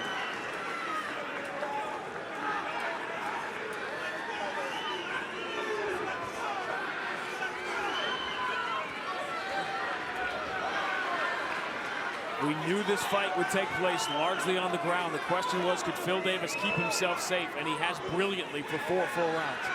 Yeah, Mount's pretty safe. Side control, he's pretty safe. He has been there 95% of the time this fight's been on the ground. And still, Phil is still threatening. Now here's a great position. Phil was in a contest with Brian Stan and had a very similar position. Traps ahead with his legs, puts both his hands on one arm of his opponent. He's going for it. Finally committing. And out goes Liam McGary. That's why he hasn't been committing. He didn't want to give up position. Tried it then with just a few seconds left in the round. With everything going wrong for Liam McGary, that elbow right over the left eye of Liam McGary. He is cut, he is bleeding. Just adding to the miserable time he's having in the cage tonight. That's a puzzle he can't solve. Phil Davis has fought a brilliant fight. He is way ahead, closing in on a world title.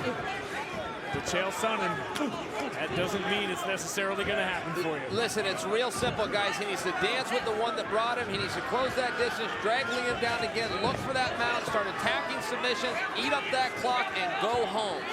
And I've seen plenty of athletes, and I can tell you from personal experience, if you get away from that, you can learn. One round can change everything. Against a submission ace on the ground. And Liam McGary. Went hard for the Romero, but couldn't get it. My scorecard, it's 4 rounds to none. All of them 10-9. The only question is, last couple of rounds could have gone 10-8, but it's a wipeout for Phil Davis. Oh, wow. Liam went for it there. For a second. He had the head. He wasn't under the chin. It was hard for us to see when he started to pull guard. I trusted he was under the chin. But here we are, deja vu. Rounds 1 through 4 all over again. Phil Davis inside mount. And just annoying. He's just annoying, Liam, is what he's doing. He's just keeping him busy. He's occupying his mind, shutting his offense down. Now, this is the closest he's had to this arm triangle. Phil's looked for that a couple times, but he never got his ear to the far side. He's got it now, guys. He doesn't want to overcommit in loose position. You saw him there weigh the options and stay with full mount. Smart move. Yep, he has made his decision that he is going to go to a decision. Exactly. I really like what Phil's doing with this knee. He'll keep his knee on nice and heavy. He'll bring it over to mount sometimes. He'll go back and just put the knee on the belly. That really does shut Liam down. He has been so well prepared for this night. Look at that shin right across the arm. He's just annoying him. He's constantly distracting him, giving Liam something to think about that takes away from his own offense. It's a very, very effective plan. I'm just surprised that he's been disciplined enough to stick with it for going on 23 minutes.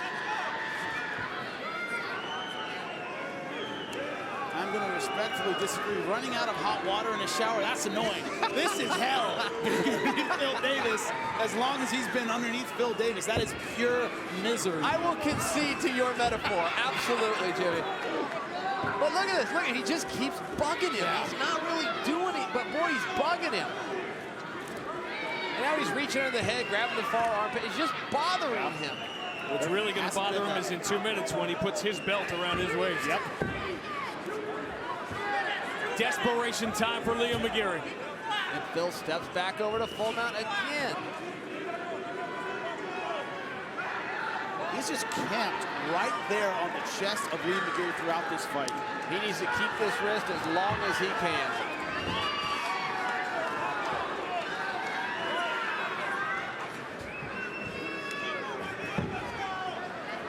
The long journey of the 32-year-old from Harrisburg, Pennsylvania, Phil Davis, is 90 seconds away from the top of the mountain.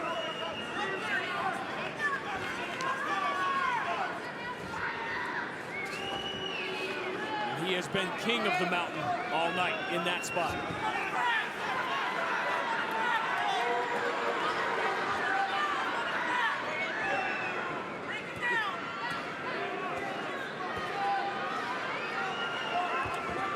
Liam is exhausted. He's been carrying his own weight for 25 minutes. He's been carrying the weight of his opponent for 25 minutes. It's just not gone his way at all. Phil Davis has made this dominant.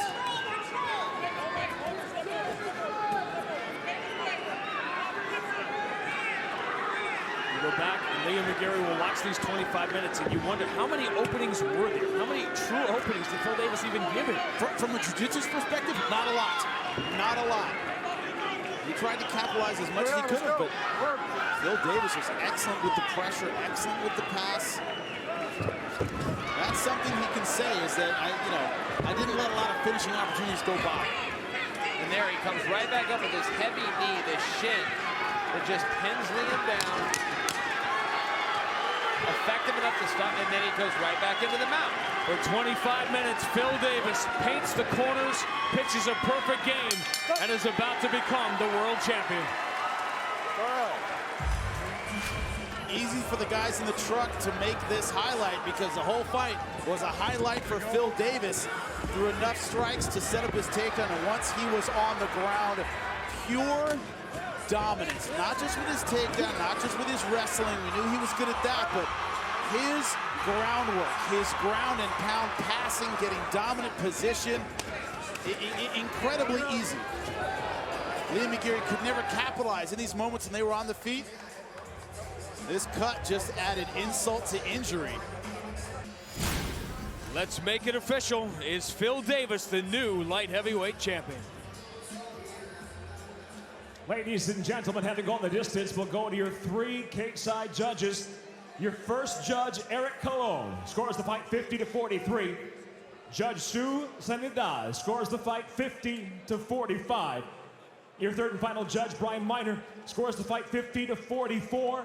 All see it for the winner by unanimous decision. And now the new Bellator Light Heavyweight World Champion, Phil, Mr. Wonderful Davis. Here is Michael C. Williams. All right, gentlemen, been through the rules of the locker room. I want you to obey my commands at all times. I want you to protect yourselves at all times. This is for the title. If you guys want to touch gloves, do it now. Best of luck to both of you. Dan Mergliotta, our referee. How's that? Got you in there?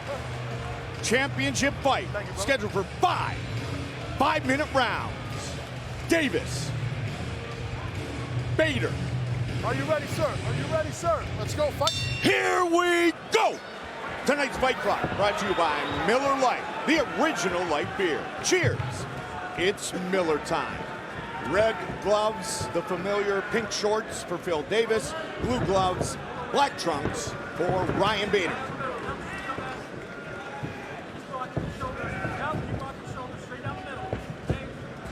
Phil Davis said, I want to get that takedown working early. I didn't do that in the last fight. Man, you got to be wary of that against a high-level wrestler. It can cost you a lot of energy early on in a fight. Ryan Bader stuffed all but 1 takedown attempt, and there were many in the first fight back in 2015. Here's number 1. Wasn't able to get that left arm down. Only had 1 arm on that takedown. Now Ryan Bader in a body lock position. Ryan Bader, the winner of season 8 of The Ultimate Fighter, right here on Spike. 0 for 1. Bader showing a little southpaw here. He says my striking has advanced so much in the last few months. Nice left hand.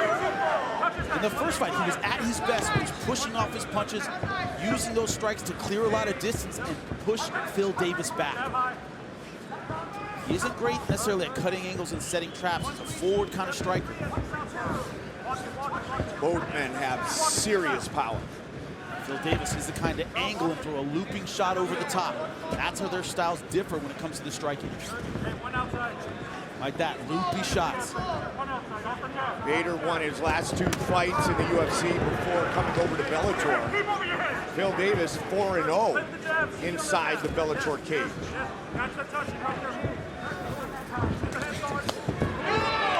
Fans are loving it.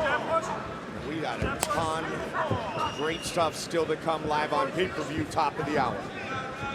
Title on the line here live on Spike. Great to be with you, Mike Goldberg, Jimmy Smith. More Ronaldo. Nice angle on those leg kicks. Can he stuff it again? Yep. Same problem. Look at that. Reached low with the right hand, but the left hand was too high. Bader got underneath it. He's got to commit with both hands. Brendan Schaub, Josh Thompson, Jen Brown. Phil Davis 0 for 2. Midway point of round 1. But when it comes to high-level wrestling, it has to be perfect. Your margin of error is very, very slim if you want to take down a guy like Ryan Bader. And this is not just wrestling. Yep. This is MMA wrestling. Yes, very true. They've been at distance where it's been hard to get that takedown going. And we've talked about the difference between wrestling and MMA wrestling many times. Yes. Well, with different people, but we both discussed it. We haven't talked about it. You've heard us at home talk about it. I talked about it with Joe, and you talked about it with Sean. There you go. So we both talked about it. We have talked about it. But that strategy Phil Davis has had, how I'm going to go in and use my wrestling early. So far, it hasn't panned out. Crowd starting to get on him. They're both painfully aware that it was a painful fight last time. They're aware of that. Fans were not happy.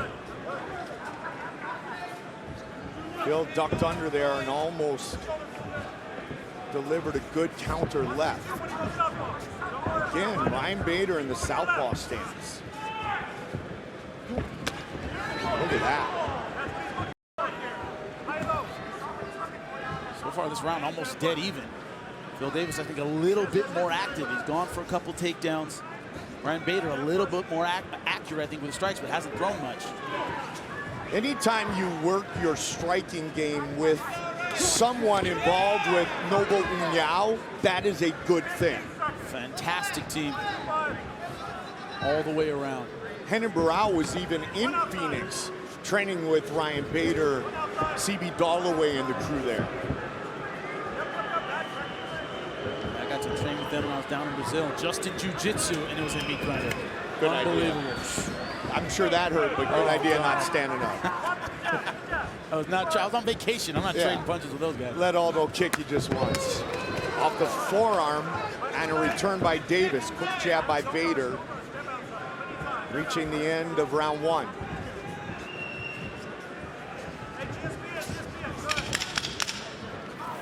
More than anything, Jimmy, this first round, mutual respect. Good job, guys. A great night. Let's go, fight. Round two. Eric Del Fierro, longtime trainer for Phil Davis in San Diego. Alliance MMA said, if he keeps moving, we need to GSP him. Look for the 1-3-2. We talked earlier on this card about GSP and his jab, his ability to set everything up off that lead hand.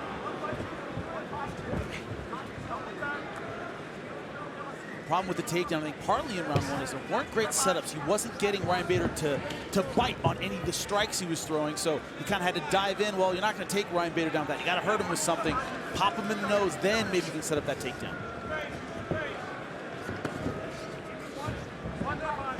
Davis has only lost 3 times in his career, and they've all come by decision. One to Bader, of course, the split decision. The other 2 by unanimous decision to Rashad Evans and Rumble, Anthony Johnson. He's really winging that left hook.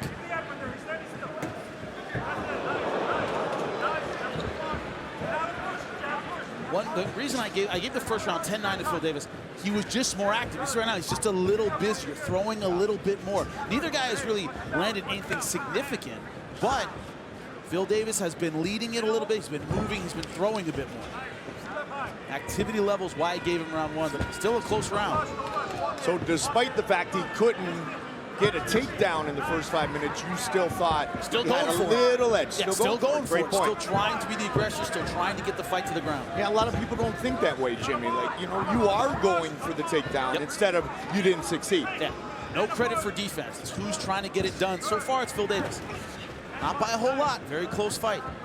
I mean, Phil's career has really been the story of the takedown. In the Rumble fight, Anthony Johnson stuffed all 8 attempts. When Phil Davis beat Glover Teixeira, he took Glover down 9 times. And he lives and dies with the takedown. Absolutely.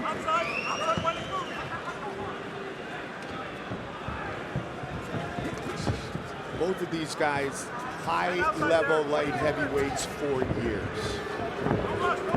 Top of the food chain.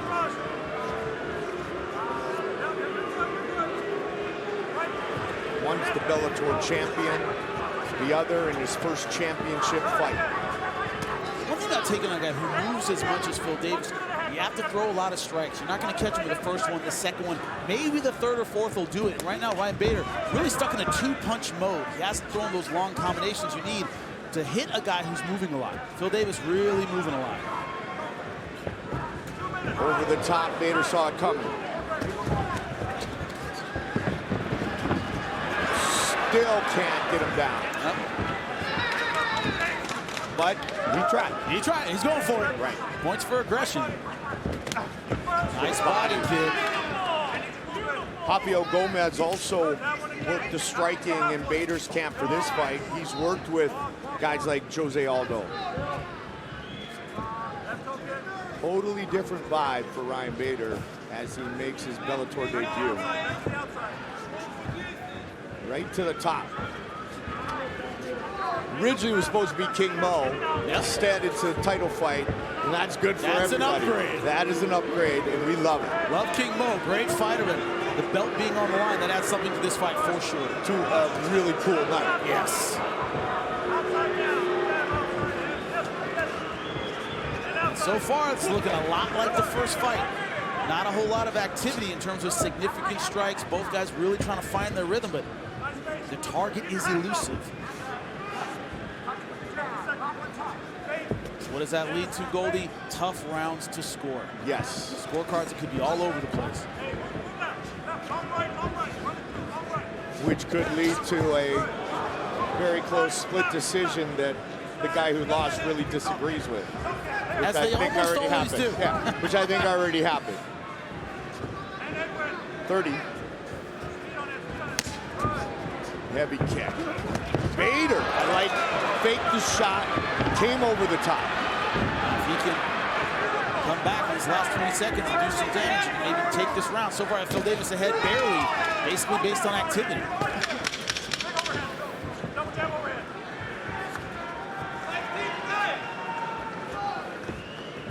Final seconds of round 2. Matt Mitrione, his opponent, 2 titles on the line. Round 3. About 20 minutes away from our live pay-per-view. Before that, somebody's going to leave this cage with a belt around their waist. So far, Jimmy, it's pretty tough to tell which guy. Yeah, very, very tough. Bader again switches the stance.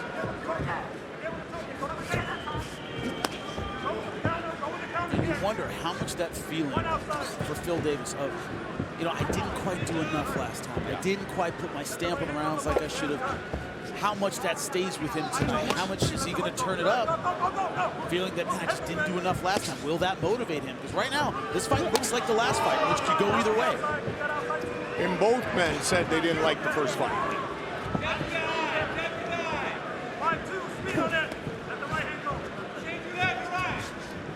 And both men have evolved greatly since that first fight. Oh, Superman right hand. Nice left. Both of those landed. Yep, the Superman punch and then the follow-up.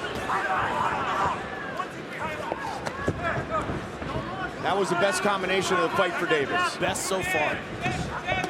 Bader. A lot of times, Bader's letting Phil Davis initiate, trying to counter over the top. Third 5-round fight of Phil Davis's career. Fourth 5-round fight of Ryan Bader's career. Up the middle.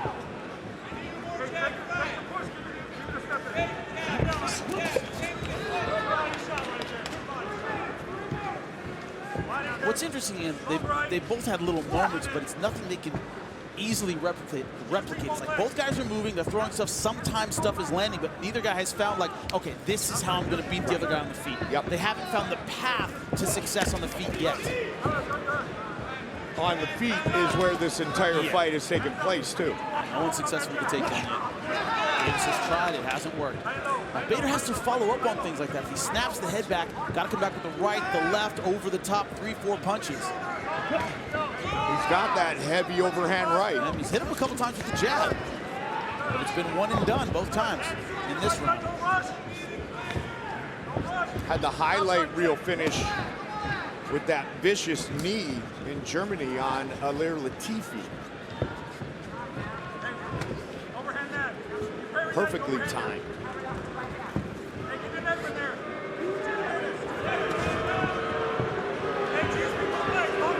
This crowd already on it. They're a little spoiled. We've got a lot of finishes tonight. That's a great point. Tough acts to follow early on in the card. For those of you who didn't catch it, man, James Gallagher, he looked incredibly impressive. Great stuff all night.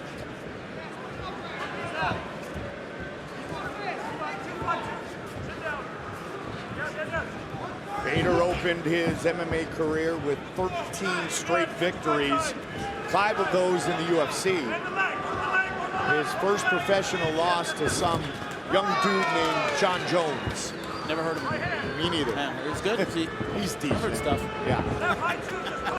No shame in that loss. No shame.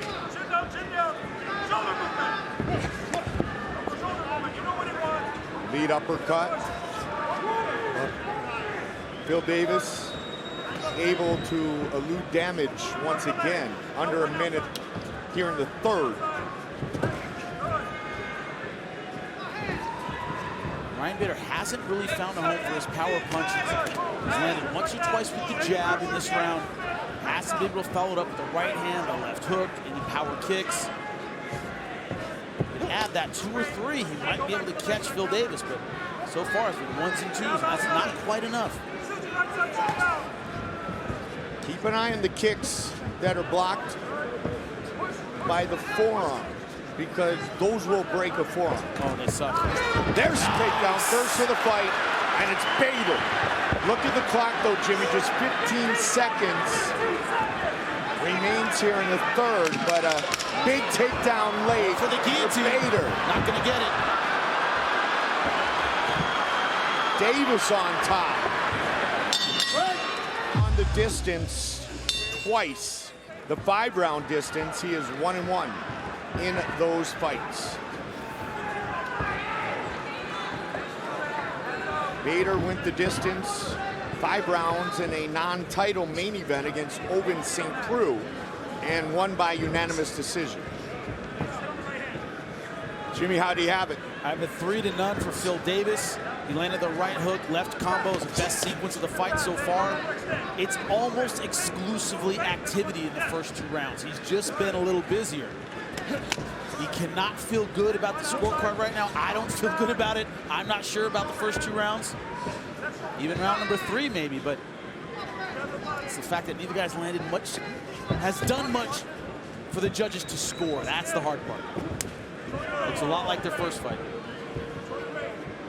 Wouldn't be surprised if the scorecards are all over the place. You gotta give the judges That's something. it. The judge, look at me, come here. You just said has to give the judges something. The judge, you gotta fight. Come on, you're here to pay the fight. Hands up, ready? Time in. Fight. You know when that happens, it's not a lot of activity.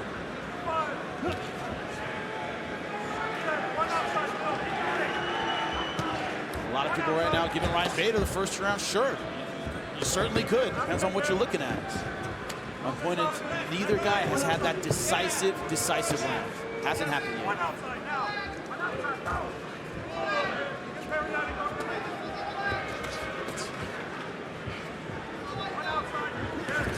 Davis changed levels there, tried to come over the top. Bader fights it off again.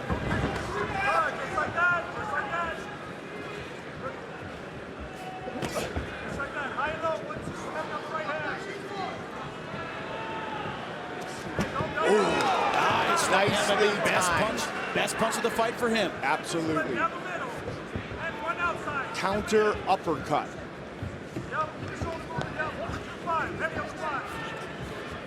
If the combination was there, he might catch Phil at the end of his punches. Phil tends to get out of position. He tends to lean into shots. He tends to be off balance a lot. Nice head kick. Only caught the back of the head, though, just grazed him. Right now, top of the hour. 10 in the East, 7 in the West. It is the ultimate grudge match. Chael Sonnen and Vanderlei Silva. Chael and I were actually in the movie Grudge Match. Yeah, heard he was fun to work with on that. Had quite the jokes. He's actually got a lot of personality. I don't know if you know that. Really? Yeah. Hardly ever talked. Quiet guy. Hardly ever talked. Yeah. Very introverted. Yeah. He comes out of his shell in a way in though. Yeah, he does.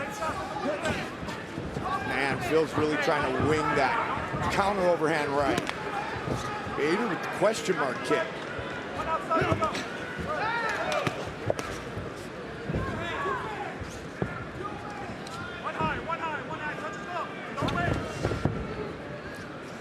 So first title fight in Bader's MMA career. He was always knocking on the door. Always right there. Yep. And couldn't get past that title contender matchup. Those are heavy.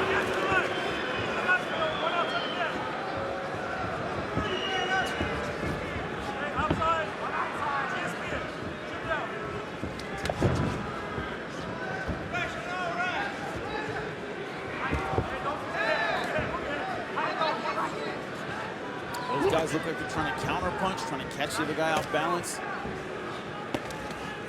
Not being aggressive and initiating with more than one shot.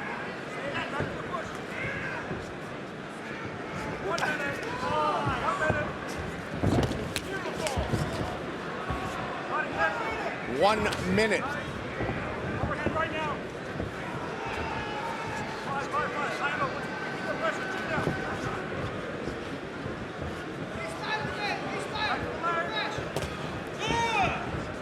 We split jabs.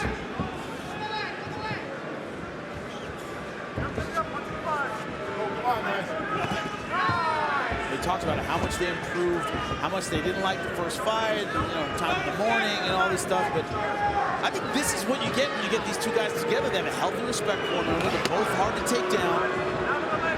Yeah, it's just one of those things where this is how their styles match up. They're very, very respectful. It's hard for them to land. A couple of good knees landed in the midsection of Bader. And it's probably 4 a.m. in Sweden right now as well. Let's put it that way. Round 4 in the books. Coming up next. However you want to say it, Goldie. However we do tonight, Jimmy. Been a blast. 5th and final round. I gave the last round to Ryan Bader. He landed the most significant strike of the round. He's finding his range a little bit better, but once again, a close one. So overall, you have it 3 rounds to 1. 3 rounds to 1, yes. Okay. But none of those rounds were significantly in either guy's camp. Wouldn't surprise me if the scorecards are all over the board. We've seen that. Yeah, many, many times. Oh, good stuff. When they lock up, you see Ryan Bader just so much stronger. So that's great wrestler, maybe slicker, a little more technique, but when it's strength against strength, Ryan Bader, he flings him. He's a very strong, powerful, dangerous dude. And Aaron Simpson, who fought professional MMA and was an assistant coach at ASU with Cain Velasquez and CB Dalloway and Ryan, said Ryan's just mean. He's just a mean training partner, mean fighter. He hadn't been as mean as I would think the A-Train would want him to be thus far, but he's got 3 minutes and 50 seconds to do so still. Just get me. Look to finish this and take all the mystery out of it. Now, as a fighter, when you take on somebody better and you get beat, there's some solace in that. Now, he's better than me, he beat me. When you think, I just didn't do enough, I just didn't quite do enough, that's a haunting feeling. And right now, so far in this fight, both guys can feel that way. They need to really let it all out in round 5. And that's how Phil felt, pardon me, about the first meeting. Yeah, could have done a little bit more. Yep.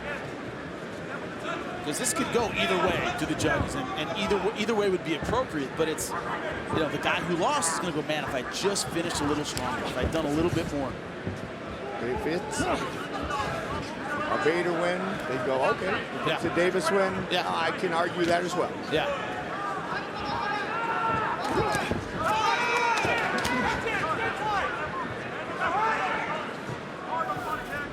The fans excited for the pay-per-view. The Last Emperor, Fedor, Bellator cage. It is going to happen. And don't forget, Vanderlei Silva, Chael Sonnen.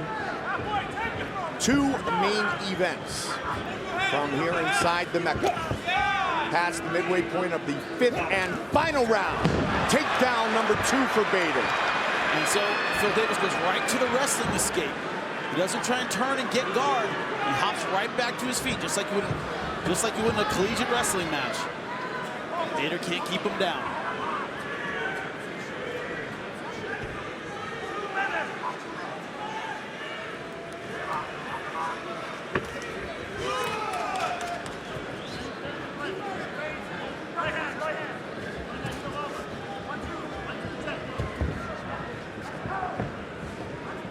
That takedown could give him the edge in the scoring. I was thinking very close round. Yep.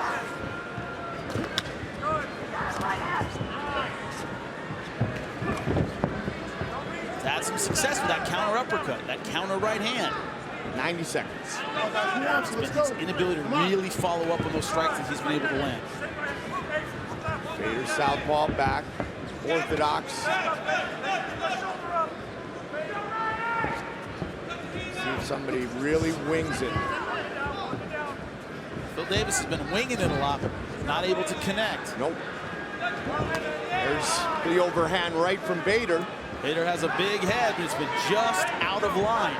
He's been able to move just enough to avoid the big winging shots of Phil Davis. Under a minute.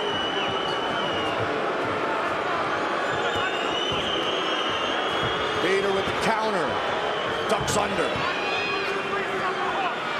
A lot of swelling under the left eye of Phil Davis.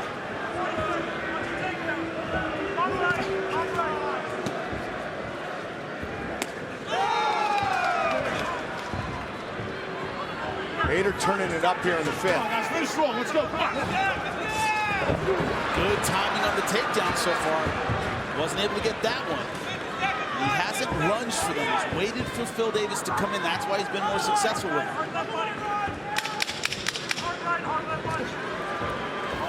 Final seconds of the fight.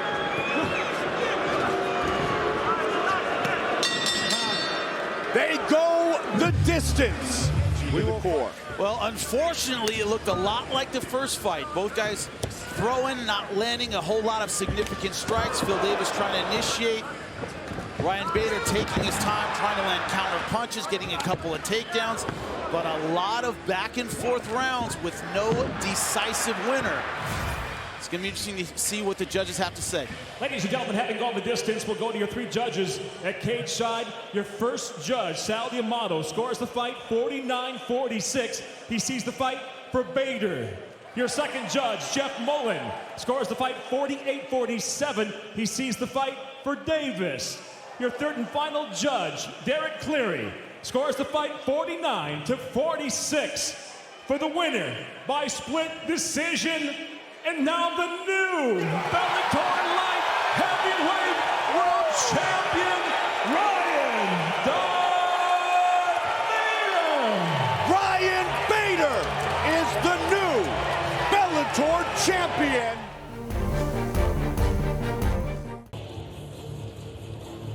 That belt is on the line. Sir, you ready? Fight. Here we go. Tonight's fight clock brought to you by Miller Lite, the original light beer. Cheers. It's Miller time. The champion in the red gloves, the challenger in the blue gloves. 8-inch reach advantage. Bader looks early for the takedown. And this is a position where that reach advantage doesn't help him. Against the fence, inside, chest to chest. That's when the reach of Ryan Bader is an advantage. Over 120 collegiate wrestling wins for Bader on a night where we have had that theme of great wrestlers now performing as great mixed martial artists. By Vassell, it's going hard for it.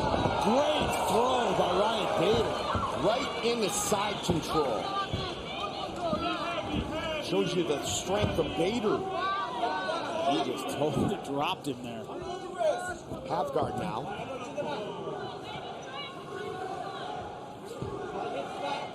Don't expect the pass to be a huge deal for Ryan Bader. He'll sit in half guard and do damage.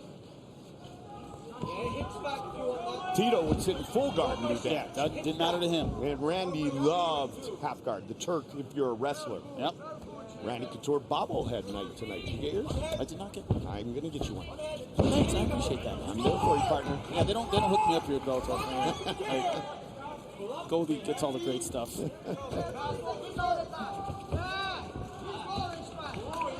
break 90 seconds in.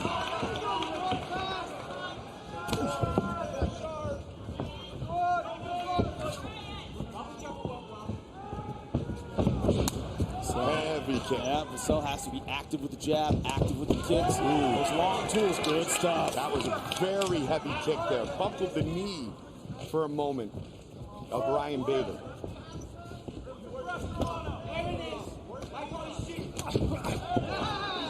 And that's what Ryan Bader does so well. Those inside combinations, short hooks, uppercuts. From outside, he's going to have trouble. Vassell told us for this fight he worked a lot of his wrestling with Coach Greg Jones. He said, I'm a very good scrambler. If it gets there, we'll see if that becomes a factor or not. That is another kick, Jimmy, that is kind of taking out the knee of Bader. Well, with the striking. Now his nose is bleeding. Oh, Ryan Bader. And to the body. And Bader shoots the double. Yeah, no surprise there. Remember, this is a long fight. Taking out that lead leg early, even if you give up the occasional takedown, may be worth that trade. Defensive half guard position. Shin across the body. Good step over by Ryan Bader.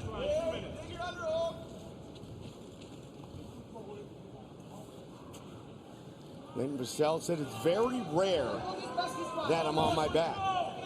Well, he's got to get used to it tonight. Exactly. And man, he is holding on to Ryan Bader, looking to control the posture. Use that butterfly guard. You can be chest to chest underneath the armpits to effectively use that.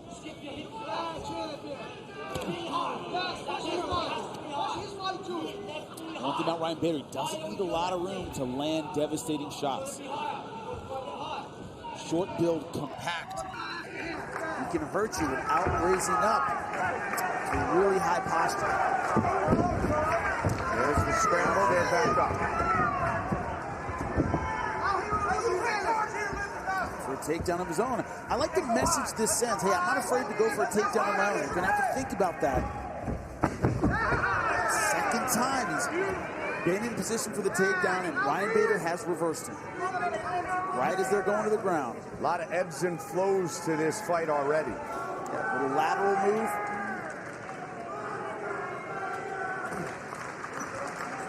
Bader brought in Francis to help him prepare for Linton Vassell. Big, long, powerful dude.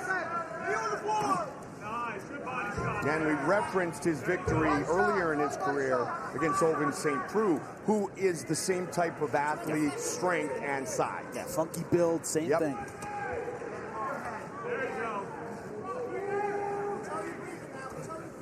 This is that kind of grueling, difficult, excruciating kind of fight that Ryan Bader wants. He wants to wear you down and make you give up, especially in those championship rounds. Good knee. Ryan Bader showcasing his wrestling. Cael Sanderson has to love this lateral toss.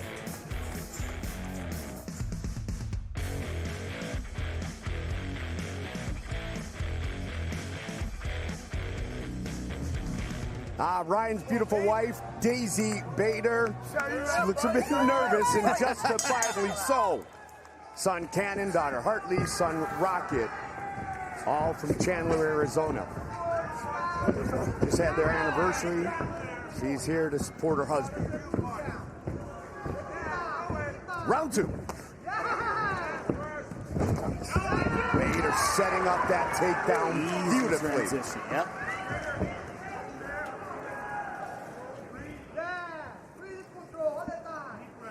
On this position against the fence, easier to pop back to your feet, but harder to scramble. It's a trade-off. Use that fence as support, wiggle your way back, get your butt to the fence, and get back to your feet. But the problem is, any kind of scramble, you're trying to come out the side a little bit, you're a little bit cramped. Bader's won 3 straight, 2 by knockout. Stopped Little Nog in Sao Paulo. Alir Latifi with a vicious knee in Hamburg, Germany. He's won 8 of his last 9 fights. The only loss was to Rumble, Anthony Johnson. No shame in that one. Not at all. Who, by the way, is a training partner of Linton Vassell in South Florida. And my good buddy Rumble, I'm sure he's watching. Keep working, guys. 90 seconds into the second. Look at this, a collar tie on the ground, pretty much. Keeping the pressure on, wearing Vassell down. And also, if you're the submission guy, which Vassell is, sweatier you get, the more work they put in, the harder those submissions become to pull off. Bader's 15 UFC wins at 205 was bettered only by John Jones as a light heavyweight.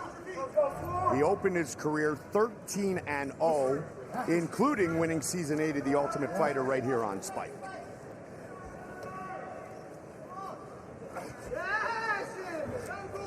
See it himself, starting to get a little frustrated, taking chances. Turned his back in order to pop up. Impose your will. Yeah. And when we spoke to Ryan earlier in the week, Jimmy, he was genuinely excited to be in a wrestling atmosphere, wrestling territory, and in the main event. Yeah, in front of fans that appreciate his style a little bit. They appreciate the take on a rolling hard for Kimura. No hips, forget about it. Forget it. Penn State came to Tempe during his collegiate career. He's trying to make the most of his first trip here. Only school west of the Mississippi to win an NCAA title, Arizona State. Melvin Douglas coached them, I think. Yep. Yeah. Everybody thinks about CB Dalloway, Cain Velasquez. We forget the Hendo. Dan Henderson went to ASU. Yes, he did. I would say it was many years prior. Big hammer fist by the champion. Spent his high school years in California. Bader, former Nevada Defensive Football Player of the Year. Such a great athlete. And he has evolved over the years. Themselves finding out the hard way the kind of athlete that Ryan Bader is. Grinding, strong, physical, great pressure. What he's going to is these kind of half wrestling rides. That wrist control on the far side, hip pressure. Big shots here. Finish this could be the beginning of the end. And it's all over! Ryan Bader remains the light heavyweight champion! Not just dominant, a finish in the second round. That's important to him. That's what he wanted. He wanted to show the fans what he was capable of. Look at it here, the wrist control, that left hand. You see Linton Vassell just drop. No answer for this attack, right on the ear. Referee gives him enough chances to get out. He could not find a way out. Wasn't so much the punch as the positioning. He wasn't going anywhere. He had no intelligent defense. Good stoppage. Ladies and gentlemen, inside the Bellator cage, referee Keith Peterson steps in, waves off the contest due to unanswered strikes. Official time, 3 minutes, 58 seconds into round number 2. The winner by TKO and still Bellator light heavyweight world champion, Ryan Darth Bader.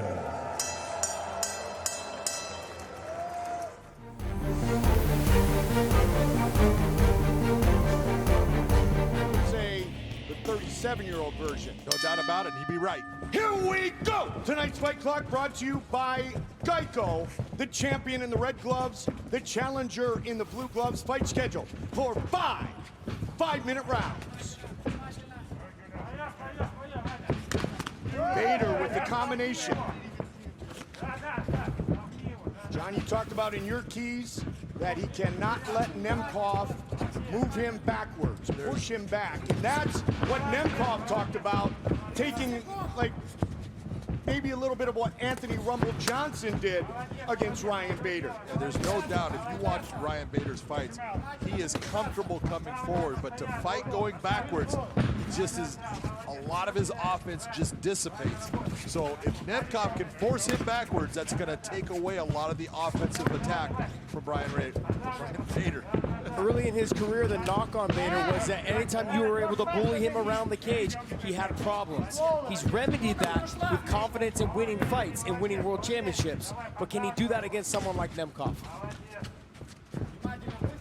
He's been nothing short of spectacular since his move to Bellator. Well, one of the things that I thought was going to be something that's going to be different for Ryan in this fight is he's been fighting heavyweights, and it's just a fact. Heavyweights are not as fast as the light heavyweights, and so is the speed of Nemkov going to be a problem for him in the beginning of this fight?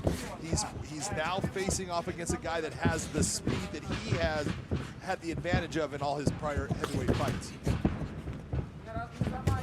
I also said the whole week, Ryan Bader to me is better in the heavyweight division. And him having to make this cut down, he said he's felt great. He said he looked really good.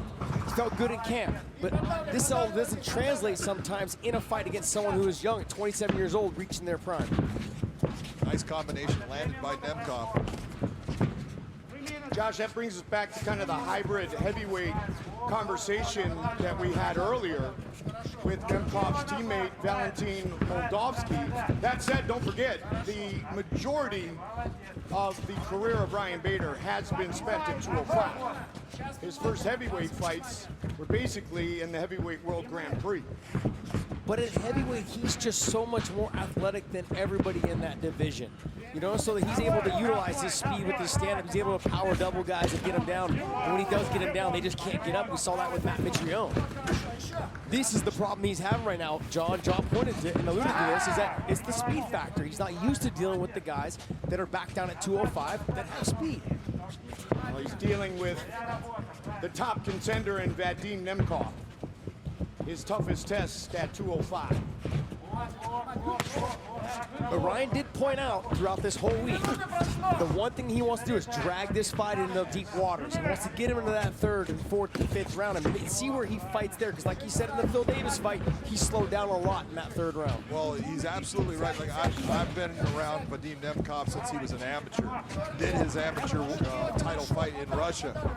And I was the referee for his first professional loss, and it was a loss that it was a 10-minute round, but he beat up his opponent for the entire round, but he exhausted himself in doing it and wasn't able to get rid of him. And at the end of the round, he couldn't get off of the mat, and that's how the fight ended. He didn't take any damage. But this is what Ryan needs to do right here. Put Nemkov on his back. This is very important for Ryan Bader right now. Keep him there. And the last time Nemkov was defeated was in a 10-minute first-round fight. Good job. Very nice. He has good wrist control here. He was doing a good job of turning to his side to try and elevate to get to the armbar or the triangle.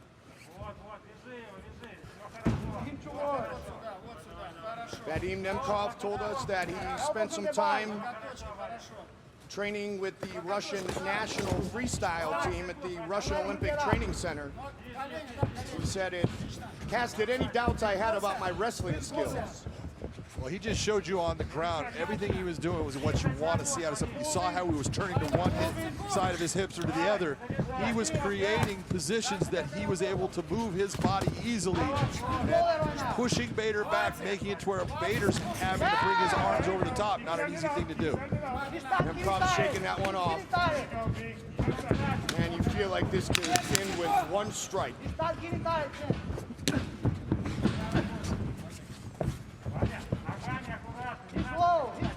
tired. Stop. Let's go to work. Family watching, and we begin round number 2. Bader and Nemkov. Round 1, back and forth. Big John, how do you score it? It was a close round, but if you take a look at what happened in the round and who landed the cleaner, better shots, it was Vadim Nemkov. In my opinion, he gets the round. Josh, you concur? I concur. We're like medical men now. Yeah, well, he got upset when I didn't ask him earlier in the prelims as well, so don't want him mad at me. I'm really into this fight right now. What'd you say? Oh. That's a clean shot. Yep. Ryan Bader's got the power. The issue that I have with what he's doing right now is he keeps lunging in with the Oh, he got hurt. He got stunned right there, Josh. I saw him walk back a little bit as well. The speed has been the factor. Speed kills. We talk about this all the time, John. Big swing and a miss by Nemkov. Straight back. Every time that Nemkov is throwing, instead of stepping off to the side, you're seeing Ryan start to go. You're saying there was an eye poke.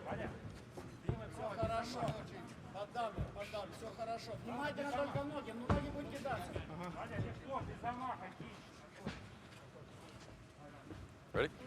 Okay, here we go. Time in. Ryan should take more time right there and clear himself out. He's ready, right back at it.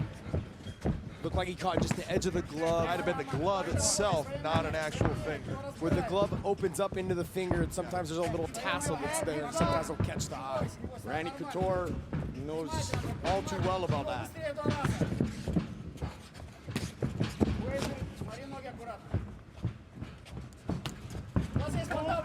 Ryan Bader needs to not lean his body, his upper body back. He needs to shuffle his feet back and then circle out, and he's having a hard time with that speed right now.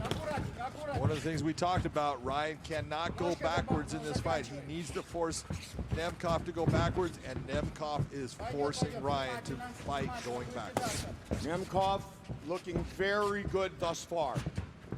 Good movement, good speed, explosiveness. I think also what Ryan Bader needs to do is get on the wrestling a little bit more. Make him be fearful of the wrestling. Not one time is, one of my keys to victory. That blast double, he's so good at it and is changing the levels with it.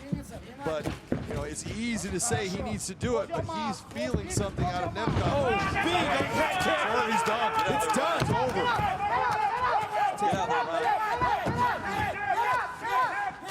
Can he survive? Bader trying to hold on. Wow, Ryan Bader is out. Ryan Bader trying to get back up. Ryan's trying to hold on here. My Doing goodness. everything he can, grabbing gloves, everything. I don't blame him. He's in deep trouble here. There's too much time left on this clock. He's taking a lot of shots. He's up, at least for now, though. It's done. It is all over! Vadim Nemkov is the new Bellator light heavyweight champion! This whole thing was set up with the combinations earlier in the fight, and now followed up with a beautiful head kick. And the reason why it worked is because every time Ryan Bader backed up, he backed up reaching out with his hands, and he leaned his upper body back. He didn't move his feet with him. Look, you see it shot. right there. He turns his head, that hits square to the back of the head, but that's a legal shot. Ryan's the reason that the shot landed to the back of the head, so that is a fair blow. And from this point on, Ryan was just trying to hold on, survive. He did a great job, but that is a huge shot to have to try to work your way through. Beautiful kick. And then you see Nemkov. You saw Ryan get to his feet. He got back up, and when he got back up, he's turning his head away from Nemkov. He can't see the shots coming. When you don't see him coming, you're just not fighting smart too much. Big win and new world champion Vadim Nemkov. A little bit of redemption. Ladies and gentlemen, inside the Bellator cage, it comes to an end officially. 3 minutes, 2 seconds into round number 2 by TKO. He is the new Bellator light heavyweight world champion, Vadim Nemkov. This one for the Bellator MMA Light Heavyweight World Championship. Let's go to the tail of the tape. Tail of the tape, both have outstanding records. Look at the difference in age. That's really the only difference you have to look at here. The reach is very similar. This is gonna be fantastic. All right, guys, been through the rules in the locker room. I want you to obey my commands at all times. I want you to protect yourselves at all times. If you want to touch gloves for luck, do it now. Good luck to both of you. Dan Murgliata set to referee our main event tonight for the Bellator MMA Light Heavyweight Championship in this quarterfinal in the Light Heavyweight World Grand Prix. That is what is at stake. That plus a spot in the semi-finals. Phil Davis riding a 3-fight win streak. The champion, a 7-fight win streak.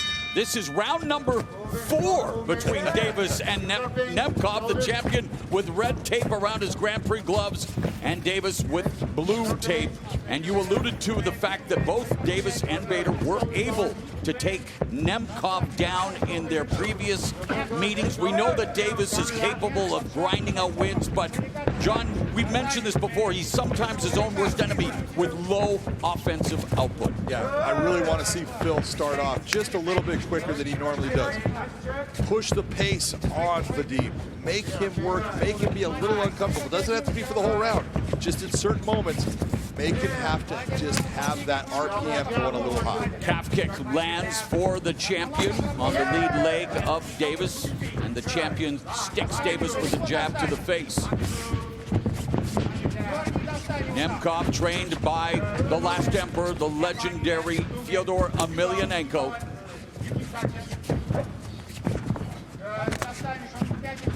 Emelianenko knows about competing in Grand Prix and Pride Fighting Championships as they renew acquaintances here in this, the first of a possible 5 rounds. Well, one of the things I always say is tough as a champion, you've got the target on your back, you don't have the target on your opponent. Vadim has made it a statement that he wants to finish Phil Davis. Phil has never been finished in a fight. He wants to be the first. Nice right hand by Vadim. Double jab, trying to blind Davis with the jab before following up with that overhand right. Again, attacking the lower leg, the calf kick. The de rigueur calf kick in MMA. Well, that is, you know. Oh, nice right hand by Nemkov. Off balance by Phil, but the shot definitely landed. He was off balance. That's the kick that I was talking about. The team needs to attack that leg. Oh, and an exchange again where Nemkov was able to land a right. Nemkov has 7 wins via first-round knockout, while Phil Davis has 3 first-round KO victories as we near the midpoint of our opening round. Nemkov again working the jab. That's one of the differences right now in Nemkov from 2.5 years ago. Nemkov was very good with his movement before, used his hands, but he didn't have the jab. He didn't work off of the jab the same. There is Fyodor Emelianenko and Nemkov's older brother, who we saw in action earlier tonight on the prelims.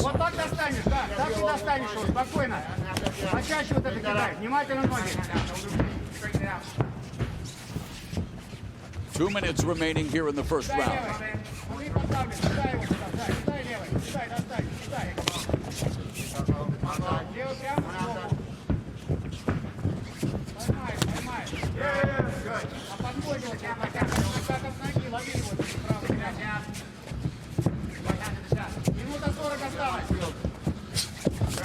Haven't seen a lot of the kicks other than the kick. Well, on cue, they're attacking the calf, but remember, it was a head kick followed by punches that landed Nemkov the championship against Ryan Bader. It was, but you can see right now as Vadim is moving, he keeps on trying to step off to his left to land that big looping overhand right. So far, Phil has not fallen for it. Just needs to be very careful of where he places his chin as he's coming out. Final minute here in the opening round. And again, we talk about the low offensive output for Phil Davis.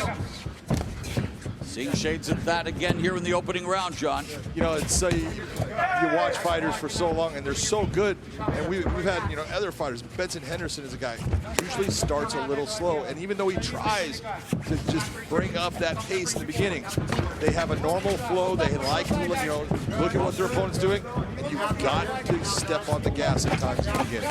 Right now, Nemkov has thrown 50 punches, Davis 27. Davis has landed only 4 punches. Nemkov 17 here in the final seconds of the first round. Nice body kick by Phil.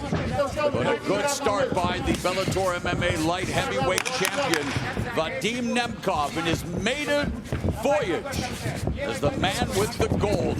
Slips and falls as we come to the end of the first. Break.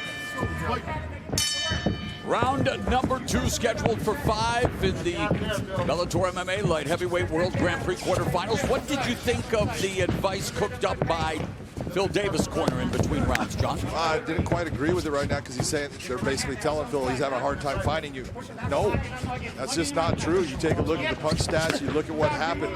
I would say that Vadim is way ahead as far as landing shots. But Davis blocked right that hand by Davis. high kick and then lands the right hand. So Davis definitely a more aggressive start here in the second round, getting busier with his feet.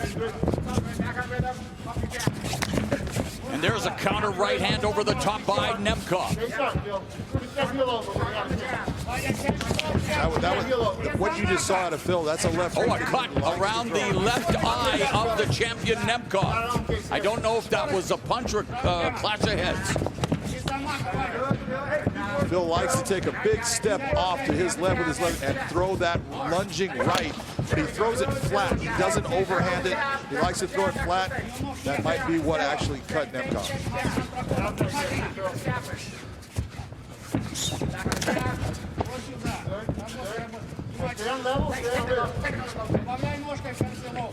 As of now, the blood just trickling down the side of the champion's face. It's not inhibiting his view, it appears. Coming up on a minute and a half gone in the second stanza. And again, a lot of feinting, but not a lot of leather being thrown. There's a 1-2 combination that lands for Nemkov. And the kick by Davis. Phil Davis getting a little bit more aggressive, but still trying to be careful with what's going on. Again, he landed that big right hand. That was the cause of the cut. But since that point, it's kind of held back a little bit. Hasn't thrown as much. Just need to see a little more output. The main event of Bellator 257 for the Bellator Light Heavyweight Championship in this, the Light Heavyweight World Grand Prix. Mauro Ranallo, Big John McCarthy, cage side. We are joined by Jen Brown, Josh Thompson, and Ryan Bader at the fight desk. Nice counterattack by Vadim.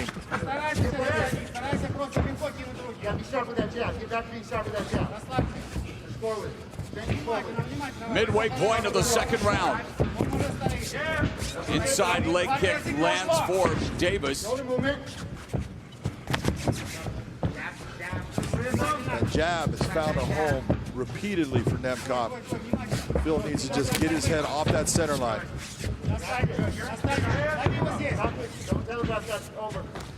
Jab lands again. This time he drops Davis. Nemkov pouncing on Phil Davis, who got dropped by that combination. Davis now looking for the takedown.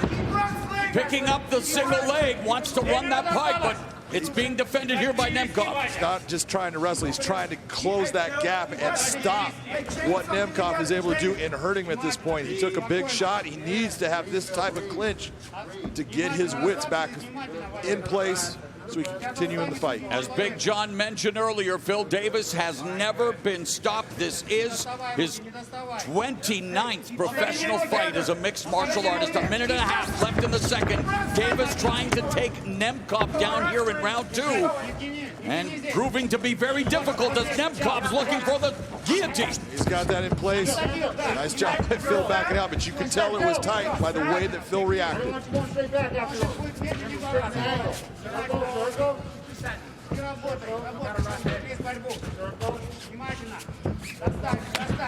Again, Nemkov launching the right hand. Final minute of the second. Been a strong round for the champion, including a knockdown of the challenger, Phil Davis. Really, we've seen a repeat of the first fight, but a little bit better performance by Nemkov in this 2 rounds than we saw in the first 2 rounds. He is up to his game. And he is sticking to the striking. I remember, surprised some with that high amplitude takedown of Phil Davis in the first fight. 30 seconds left in the second. 30 seconds.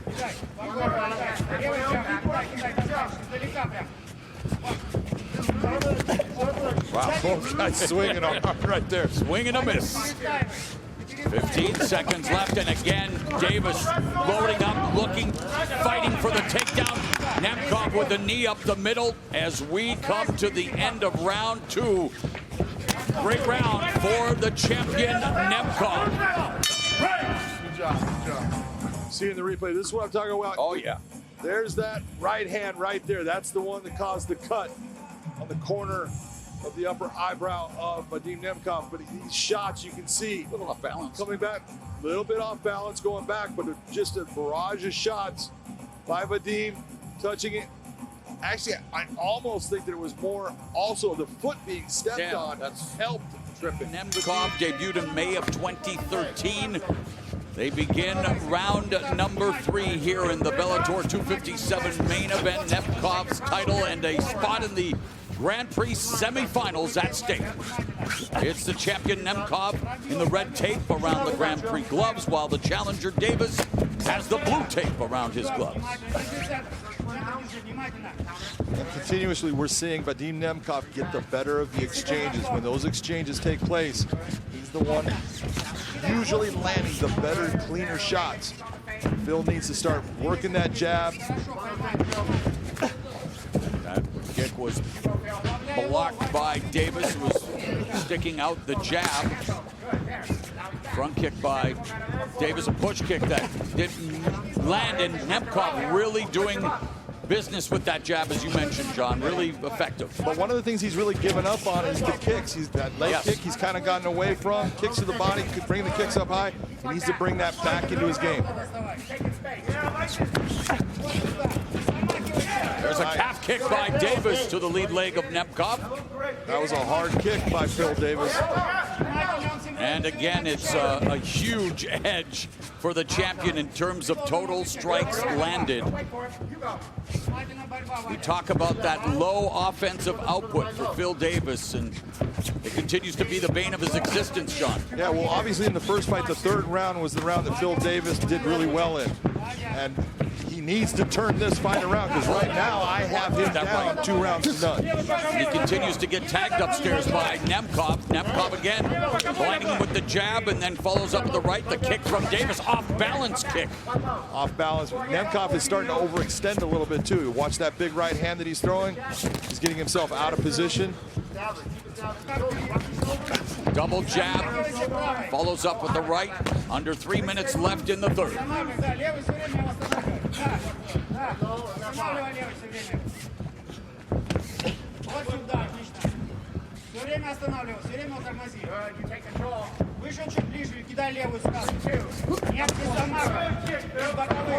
Davis with another low kick. And again, that right hand lands for Nemkov, and Davis comes back with a right. He does. Nemkov sometimes is starting to lunge a little bit. He needs to just move his feet in. Don't lunge.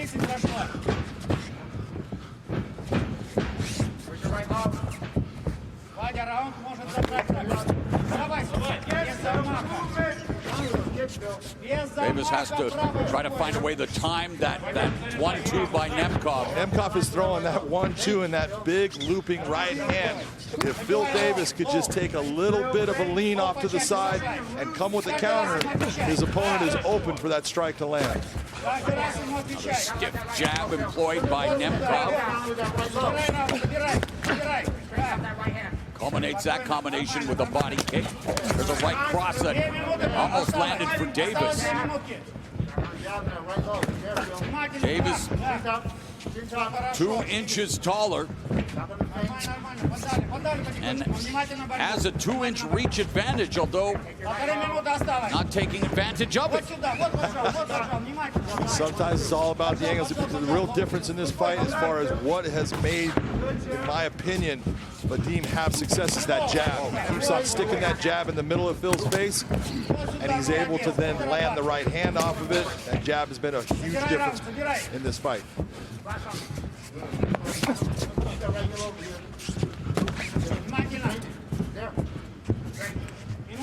Davis trying to land that chopping right hand again, John, and not being able to find the distance. And one of the things I really felt that Phil Davis needed to do was not so much go for the takedown so much, but at least when he got Nemkov close to the cage, push him against the cage. Go a la Randy Couture as far as just making him have to carry your weight. Hit him with little dirty boxing, bring the knees in, all those things just to wear him down and slow him out. He hasn't done any. Yeah, he's not dictating the terms of the pace. It's Nemkov that comes forward. Now Davis comes forward, lands a knee to the body on the exit. After a clean left hook to the body by Nemkov. Final 20 seconds of the third. Nemkov again coming forward with a 1-2, and it appears we are headed. Oh, and Nemkov changes levels, gets that takedown on Davis as we are headed to the championship rounds of this quarterfinal matchup in the Grand Prix. Here's Vadim using that jab to try to bring that right hand over the top. Nice leg kick, bringing him off balance by Phil Davis. Same situation. Then you see Nemkov, that jab, brings his face, boom, there's the right hand touching the chin a little bit, just at the end of it. And then this takedown right at the end by Nemkov. One of the things that you're really seeing, Moro, is think about that mountain training, all of that high altitude, and take a look at the diaphragm of Vadim Nemkov. He is not tired right now. Heavyweight champion Phil Davis. Right. And you hear the Davis corner. Sorry, John. It's time to pump up the volume. It is. They're right. Right now, I've got Phil Davis basically down 3 rounds out of the 3 rounds that they've fought. So he needs to turn this up. He is good enough. He's got enough potential. He can take a fight at any moment and turn this thing around. So he needs to start putting some pressure on Vadim. Figure out that jab, get his head off the center line, and start bringing him. Davis with 2 wins over Lyoto Machida, including in his last fight, holds victories over the likes of Alexander Gustafsson, Antonio Rogerio Nogueira, King Mo, Glover Teixeira. I mean, he has an impressive resume. You heard Ryan Bader say maybe one of the most underrated fighters in Bellator, and yet here he is in tough against Nemkov, the champion, who's been using the fundamental, the jab. It's exactly what he's been using. He has basically focused his attack off of that left. There's a combination for Davis. Slipped off the top a little bit, but at least Phil's throwing. He's got to throw. He's got to go after him. Nemkov needs to go back to that leg kick.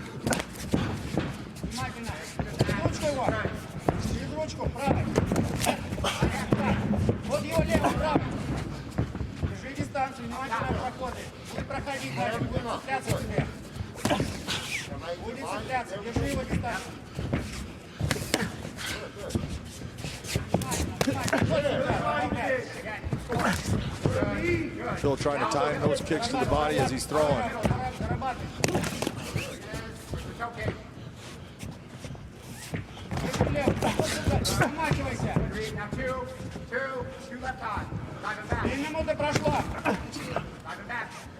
Two minutes gone here in the 4th. Total punches landed. A wipeout for Nemkov. And just a 12.5% rate in terms of success for Davis.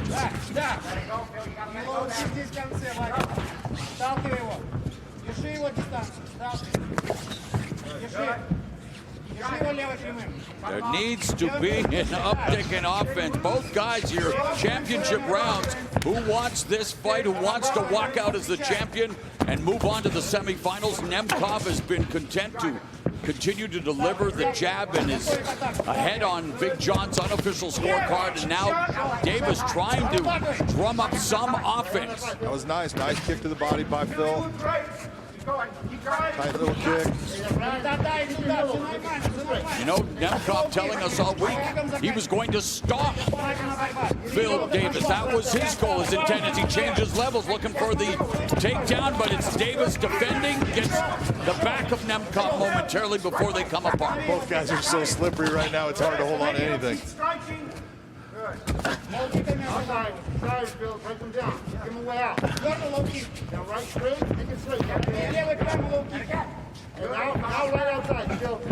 Calf kick by Nemkov before moving to his left. A minute and a half left in this, the penultimate round of our main event. As again, Nemkov looking for the takedown, stifled by Davis. This is a situation right here. This is where Phil needs to really open up with those knees. Really get after it. Don't hold back. You've got to create some action right now. Dirty box. We've seen much improved cardio out of the champion as we talk about him training at high altitude in the mountains and serving them well. Oh, gets clutched with that left from Davis. Under a minute left here in the 4th round. That's the kind of punch that can change the fight in just one moment. Phil needs to go after that again.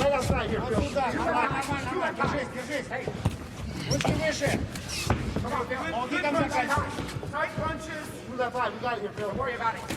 8 seconds. Let's go. Let it go. 8 seconds. Got it. You got it. Hit by Davis, the right hand from Nemkov. Again, that right hand landed just behind the ear for Davis, and that has caught the attention of the champion Nemkov. Heading into the final 15 seconds of the fourth, if Davis can continue to land that right hand, things could change in the fifth and final round. The Bellator Light Heavyweight Championship up for grabs. It's down to the final 5 minutes. A little bit difference in this round. Nemkov took a lot more steps backwards than he did forward in this round. Phil trying to put the pressure on him. See the nice little swing. Trying to come with a kick. Both guys just missing just a little bit. Here's a good exchange. Touch on both of them. Love that. Phil landed a big right hand. That was that big right hand. That was a big difference maker in that round. His first successful title defense. Davis looking for 4th consecutive victory since losing to Nemkov in their first meeting in November 2018. Well, did you just point out that this is the first time Nemkov has ever been in a 5th round? I think you just did. I was going to ask you about how the unofficial scorecard might look after 4 rounds. We got some drama in this 5th. The drama's gone. I have right now Vadim up 3 rounds to 1. I gave that last round to Phil Davis. I thought he landed a beautiful left hook, big overhand right. Those were the telling shots of the round. He needs more of those in the 5th. Yes, he does. He's got to open up. He's got to go after it. And of course, for Nemkov, like to continue to work that jab as he does right there. And John, give us your take on total strikes landed. It's real simple. Look at 129 compared to basically 50. There's a huge difference of output in what is actually landed. Nice, beautiful combination by Vadim Nemkov right there.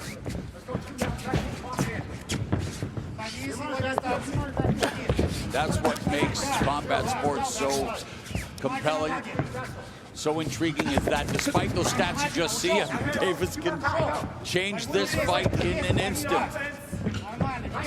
It only takes one.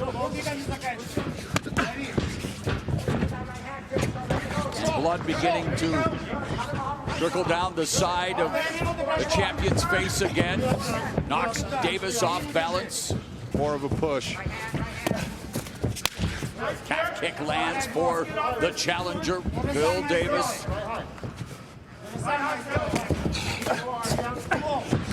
We saw Corey Anderson stop Yagshimuradov in our first quarterfinal match. Here we are 3 minutes away from going the 25-minute distance here in our main event.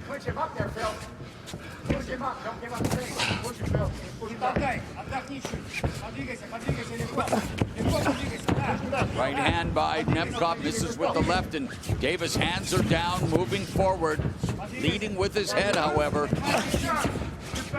Misses with that sweeping left hook, and he's got to start putting together combinations. 2.5 minutes left, and that'll stop everything. Sure. Based upon movement, you see that little movement right there by Nemkov as Phil was throwing the kick. Wasn't intentional. Champion takes next to none of the 5 minutes that he's allowed to recover as we continue here. Which is telling you something. It's not telling you anything about the groin shot that occurred, but it's telling you Vadim Nemkov believes in his conditioning, because if he was tired, he'd be taking a longer break. We mentioned the fact that he showed even in the 3rd round. The first fight went 3-round distance, and he began to fade in that 3rd round thanks to the pressure that was being put on by Phil Davis, and much improved cardio and not as much pressure being put on by Phil Davis, John. No doubt about it. You know, that's Josh Thompson talking about it. He thought that Phil Davis pushing this fight could get this into the championship rounds, and that would be the difference maker. It has not turned out that way. You didn't have to give Josh the credit. You could have taken credit for saying that. Why? It was wrong.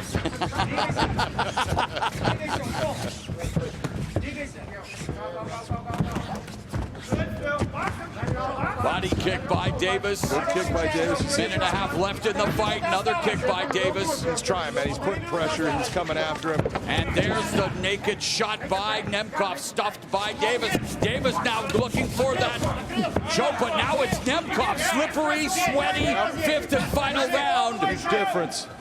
You got all that sweat involved. And yet Nemkov looking to take the back, wanting to get in both hooks. And Davis now fighting for it.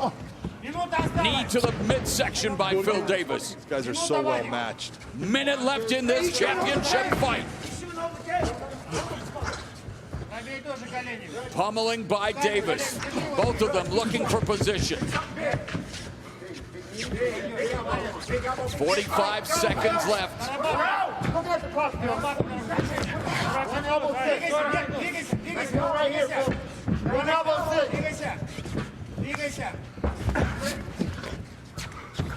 Davis employing the body lock. 30 seconds left in the fight. Knee by the challenger. Knee by the challenger, trying to bring it up high, trying to make something happen right there.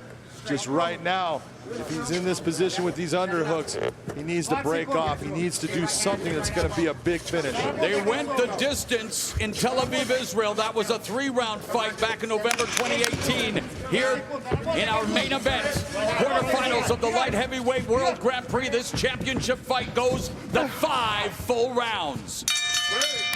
One of the opening rounds of the World Grand Prix. Nemkov started off well. That jab was a difference maker in this fight.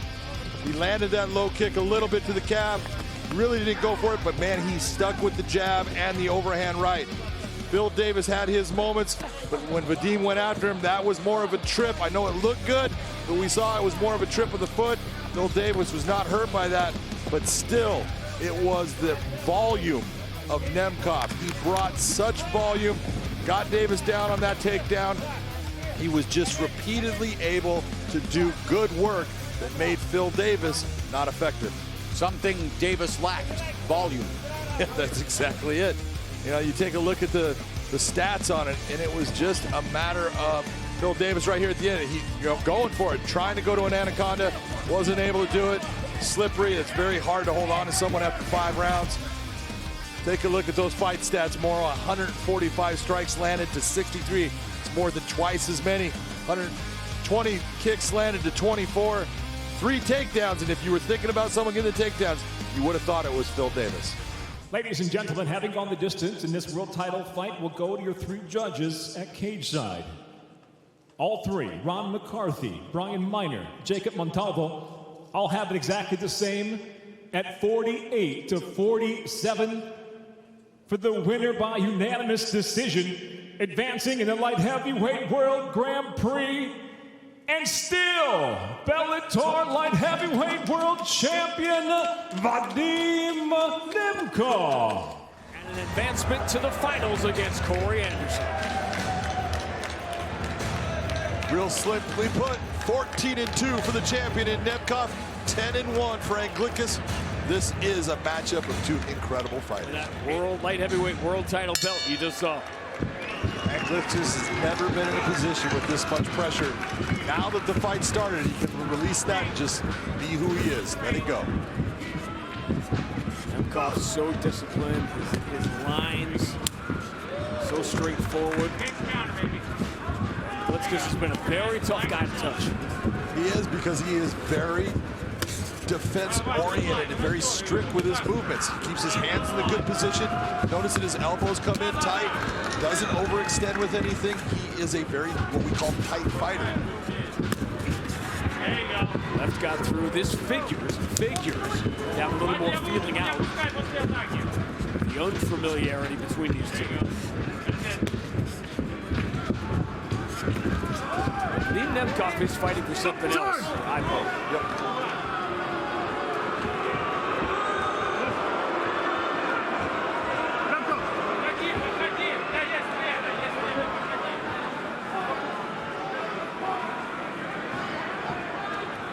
Close your hands, okay, guys? Ready, fight! Go back and relax, baby. As I said before, 99% of the time, too fast. What causes that? Adrenaline, wanting to perform? Yeah, wanting to get back. Oh, that was a beautifully clean right hand by Nemkov. That landed flush. That's when you, as the referee, he needs to be the guy that creates that time. Don't let him get back into the fight. Give him some time to clear his eye. Don't be in a rush, but this is what the pressure of a big fight will do. That's it. Don't reach. Bring your feet. Everyone's got it. That's it. Pinch him off. Run for Nemkov is unbelievable. We're talking. Anglickas got through with that one. And this is what I love about Anglickas. Notice, he didn't rush in. He didn't. He's going to take his time. Another shot. Now Nemkov knows he's there. Level change. Smart move by Nemkov. Look at Nemkov didn't come from a wrestling background, but he's done all of his training with the Russian national team. He can wrestle, and putting a guy like Anglickas on his back says a lot. And this is a great place for him to recover. COVID changed everything for everybody. What it did for Nemkov with gyms closed and all that, it basically forced him and his family closer. The only guys he sparred with were his brother Victor and Valentin Moldavsky, the interim heavyweight champion. That's a lot of what they worked on. Not a bad guy to train with. No. You're looking at a guy that good too. Disappointing a night as it is for Ryan Bader. Now we can start thinking ahead to that fight too. We'll talk about it a lot more next week when the Bellator cage makes its debut in Moscow. There's Victor.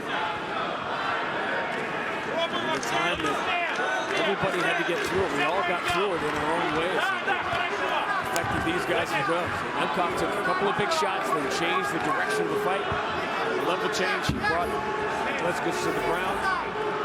Nemkov landed a couple of big shots that hurt Anglickas. Didn't put him down. Anglickas then returns with the one that does put Nemkov down. But Anglickas cannot stay in this position. Cannot keep his back on the mat. He's not going to win this fight here. He doesn't have the submission game to get Nemkov in a position where he can be in trouble. He's got to figure out ways of getting back to his feet like he's trying right now. Good job by Julius.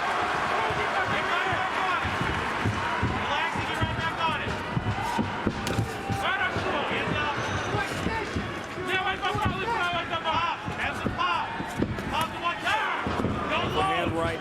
Nemkov knows what the discussion is. He doesn't see his name mentioned among the elite 205s as much as he would like. All he has done, we talked about this win streak. 5 straight wins over world champions, and the one before that was against Philip Lins, who ended up winning a heavyweight tournament in the PFL. So, I mean, Nemkov has just knocked down all these pins in front of him. This extraordinary win streak. We're going to talk next week about the mother of all win streaks that Fedor had 10 years ago. Right now, you're seeing Nemkov starting to take control of where this fight, as far as when the exchanges happen. He's the one controlling when it's happening. Julius has landed that one big shot. It's not enough. Oh, another one that he takes. It's not enough for him to just land that one big shot. He's got to land that shot and then come back and start building upon it. Letting his hands go. Right now, the speed of Nemkov is giving Anglickas some problems. That left connected. Left jabs found a home early in the round and late in the round. That's it. Anglickas got everyone excited midway through the round by knocking the champion down. There's a big shot. Follows with the head kick. And the champion coming off the canvas here, just like Apollo did in the first round against Rocky. Absolutely. Finishes the first round strong. Here's the big shot right here. Watch the right hand right on the button, and you see. Now, the big thing is take a look at the eyes of Nemkov. You can see that he gets rocked by this, but he quickly gets his eyes back on his opponent, which is telling you everything is there. The neurons are still connected. He got hurt, but he was still in a position to fight. That's the winner's circle. That's where you get to sit when you're the guy going into the finals. You don't have a lot of work to be done on you after just taking 51 seconds to do your job. Don't lead, just pop. Pop one good.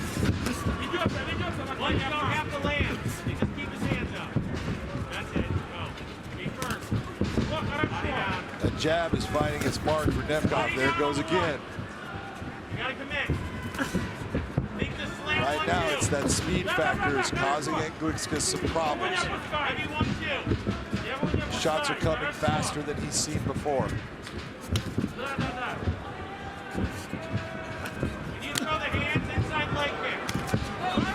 Basically won that world title with that head kick, stunned Ryan Bader, and he finished him from there. Just joining us for the main event, Corey Anderson, a 51-second TKO of Ryan Bader in the first semifinal. He will fight the winner for the world title and the Grand Prix title, and $1 million that comes with it.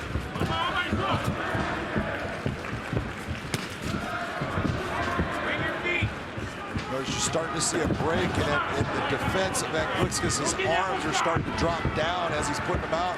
That's leaving the openings for Nemkov. When he throws something out, it's got to come back on that same line, that same rail. If you're starting to swing it down and around, it's taking more time. When Nemkov got stunned in the first round, he changed levels, he changed the direction of the fight. You can see that's what Anglickas wanted to do there. He paid the price. Nemkov in a pretty good spot here. He wants to step over, knee on belly. Yes, he does.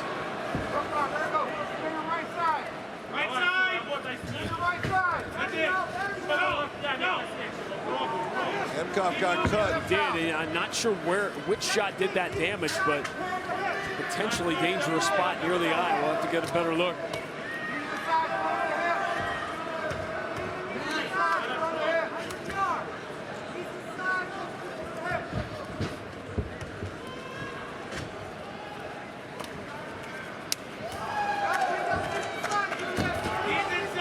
Step up in competition. And this is a dramatic step up for the challenger. And suddenly in positions where you've never been in before. I'm seeing that in our ISO, we can see that the cut was caused by an unintentional clash of the heads.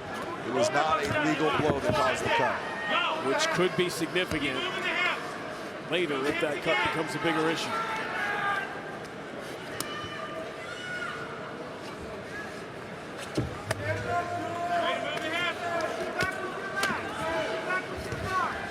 Again, Anglickas cannot stay in this position. He has got to start to open up, get those feet out of that closed guard position, start putting them on the hips, get an elevator.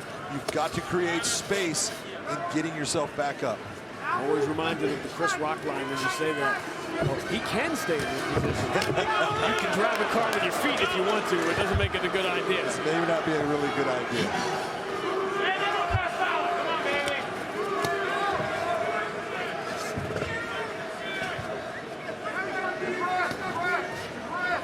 Fans are behind this Cinderella story, but there's a reason he is a huge underdog here. There's a reason it's called Cinderella story too, is because those things don't happen all the time. And when you're going against someone as good as Vadim Nemkov is, who is only getting better himself, it's not an easy task to pull off. Anglickas is older than Nemkov. You don't think about that. You also don't think about the fact he is clearly bigger than Vadim Nemkov. You see the two of them together, but high level of fights and the skill level difference has been on display through the first 2 rounds. Huge difference in what's happening and what we're seeing this round. I honestly can't tell you, other than the headbutt, there's nothing that I've seen that Julius Anglickas has been able to land in this round. It has all been Nemkov.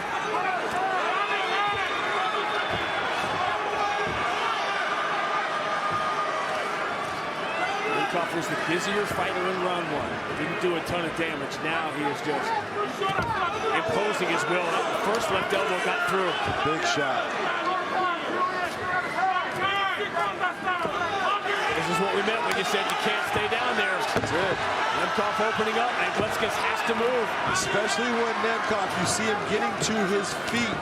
Look, he learned from one of the very best ground and pound guys there was in Fedor. These left elbows are getting through. Mike Beltran's taking a very close look. The underdog may not make it to the end of round 2. He is holding on for dear life. Now he is cut. Nemkov doing major damage over the last minute. Watch the clash of heads. Watch when they throw.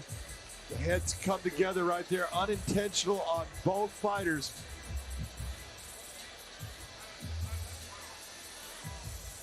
You can see the cut opening up right there as he's putting some pressure to pick up Anglickas. And from that point, Nothing but ground and pound all one way. But he's still in it. The guy who taught me how to score fights would call that a 10-8 round. That's who I learned from.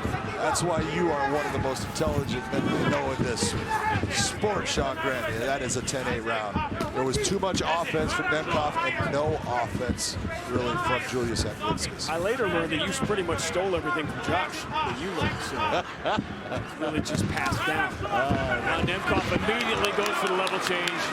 He is controlling this fight in every way you can control it. You gotta really love the fight IQ of Nemkov and saying, hey, why am I gonna stay here where you have hurt me before? I'm gonna go back to where I have been very dominant in this fight. I'm gonna put you on your back and I'm gonna use ground and pound against you.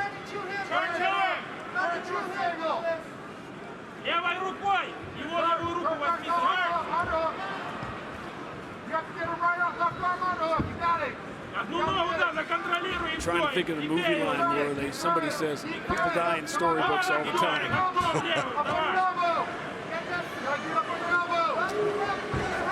You can't be more impressed with the win streak that Anglickas put together. No. There was a reason he was not, because he wasn't there yet to be in that top 8, to be in this tournament to begin with. That doesn't mean he wouldn't be in a year or 2 or 3 years from now. He was on that progression.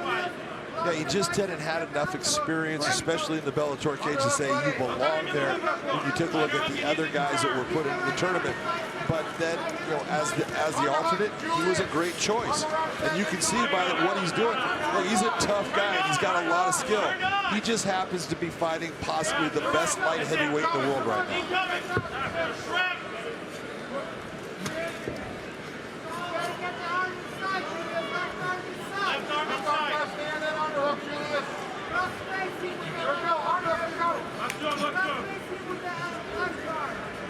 One of the things we'll talk about next week is Fedor fights in his home country. The legacy Fedor is going to leave as a fighter is going to be unmatched in many ways. That winning streak will never be matched. He is on the Mount Rushmore forever. But when you combine that with the next generation that Fedor is grooming, I mean, this is going to be champion after champion after champion. Yeah, you got to look at it, you know, when you talk about Fedor and the team that he's put together. He's the guy out there. He's training with these guys. He's coming to their fights. He's in their corners, and he has done a phenomenal job of building these guys up from the ground. Look into that armbar. One's not there. That again, it just kind of showed you the strength of Julius Anglickas at this point. He's still searching for it. Anglickas holding on, but it's harder now. Fighters are slippery here as we go deep into round 3. Let's get out of this. Yeah, Nemkov's just going to go for it anyway. Right now, he should stack him down. Do not try to stand up with it. Stack him down. Come around. He needs to keep circling around. That will help him as long as he keeps the pressure down on Nemkov. Do not let that arm get extended. Tell people what you mean when you say stacking down. Stacking means pressure straight down. If you come up trying to pull yourself out, you're straightening the arm forward. And there is a moment where Nemkov wanted to go for it, and he actually paid a price for it. Not much of one, but...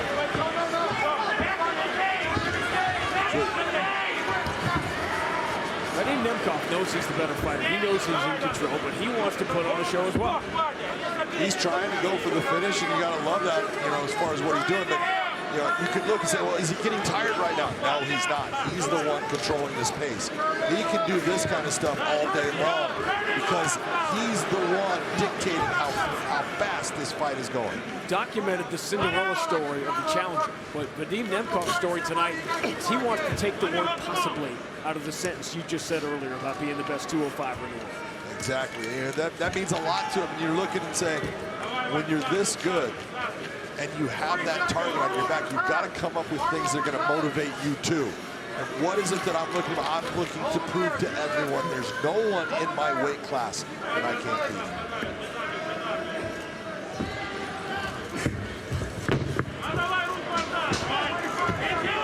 Nemkov has been hunting that arm for the last 2 minutes. You know, he doesn't have great position, but he's just bound and determined. He's got his toes caught in the fence right here. He's not trying to do it, but Good job by Julius to just maintain the position, keep the pressure down on him. Don't let him extend the hips. And at this point, Anglickas trying to avoid 10-8s. We talked about earlier. You saw him as an amateur. The first time I saw Vadim Nemkov in person was at Saitama Super Arena, the first ever Rising event. And he fought Yuri Prochaska, dominated the 10 minutes, and exhausted himself and couldn't continue. Exactly. Did not understand how to pace himself in a fight. Did not understand when to step off of the gas and give yourself that break. Right now, my scorecard, I have Nemkov pitching a shutout right now. We'll see what Anglickas can do in this 4th round. Anglickas had that little hope spot about 2 minutes into the first round, knocked Nemkov down. Since then, it's looked a lot like this. And again, a lot of people don't like it. They want to see guys on their feet slinging bombs. This is called being intelligent if you're Vadim Nemkov. You're not being damaged in any fashion. You're not accepting any punishment. You're able to do damage to your opponent. What more do you want? I think Nemkov is hunting for the finish there. I just think this is the way he thinks he's going to get it. He didn't have great position to get those armbar finishes in round 3, but he just was going to go Still for it wait anyway. for it. Exactly. I'm not sure that's not in our future here in the next minute or so. Right now, what Nemkov needs to do is start to just push the pace a little bit more with this ground and pound. Start to change the position. Get to a better position than just being in the guard, or at least come up on top and start landing heavy shots and start to break the will of Julius Anglickas. Pretty impressive that he hasn't yet.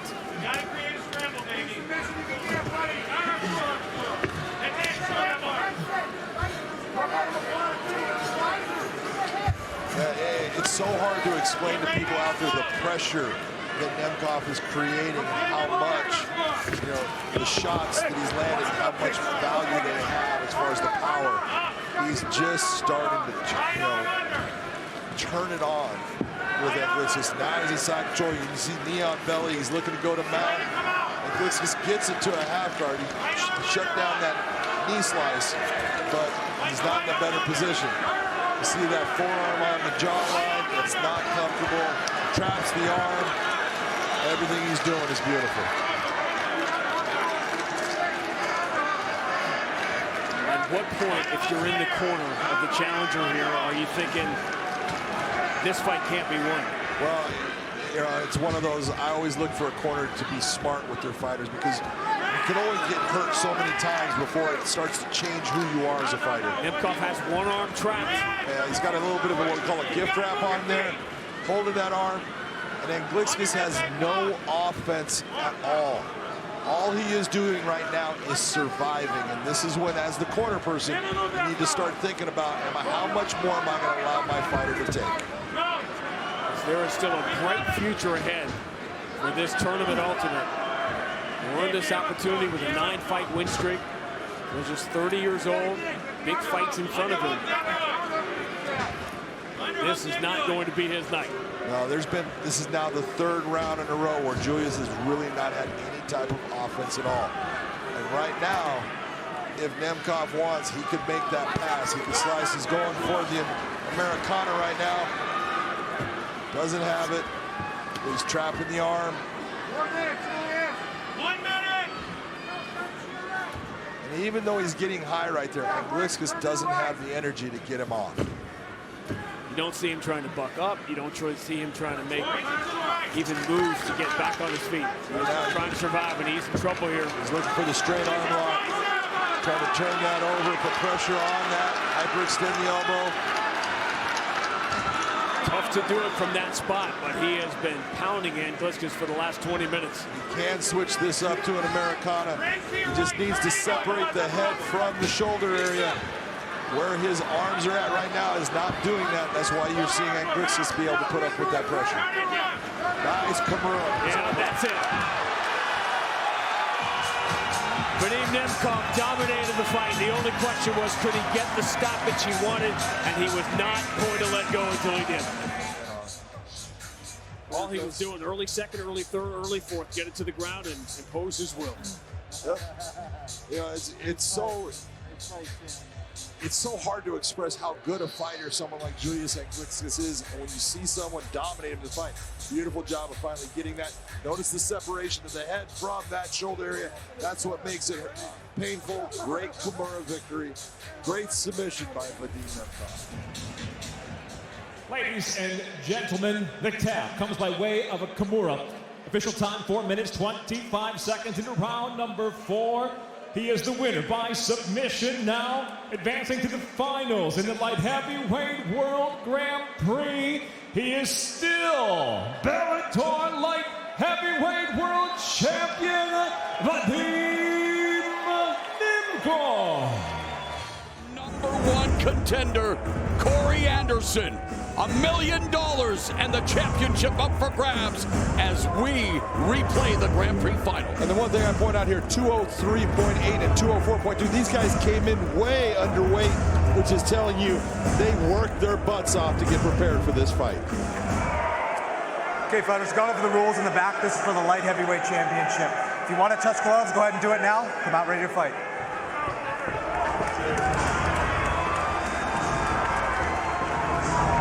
Bellator Grand Prix belt and the Bellator Light Heavyweight Championship both up for grabs. And don't forget that $1 million bonus check. The rematch. Ready. Anderson Ready. Nemkov starts now.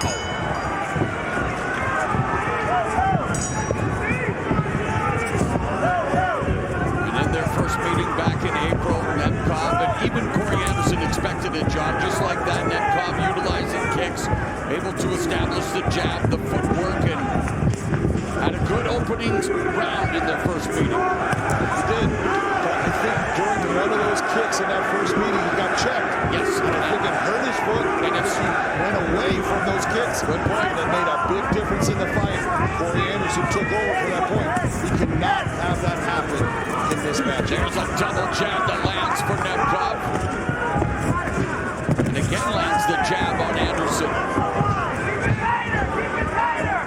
Of course, Corey Anderson working his striking. Oh, 1-2 from the champion with Mark Henry, who was, of course, big factor. Boy, much faster start to the rematch, John, for Corey Anderson especially.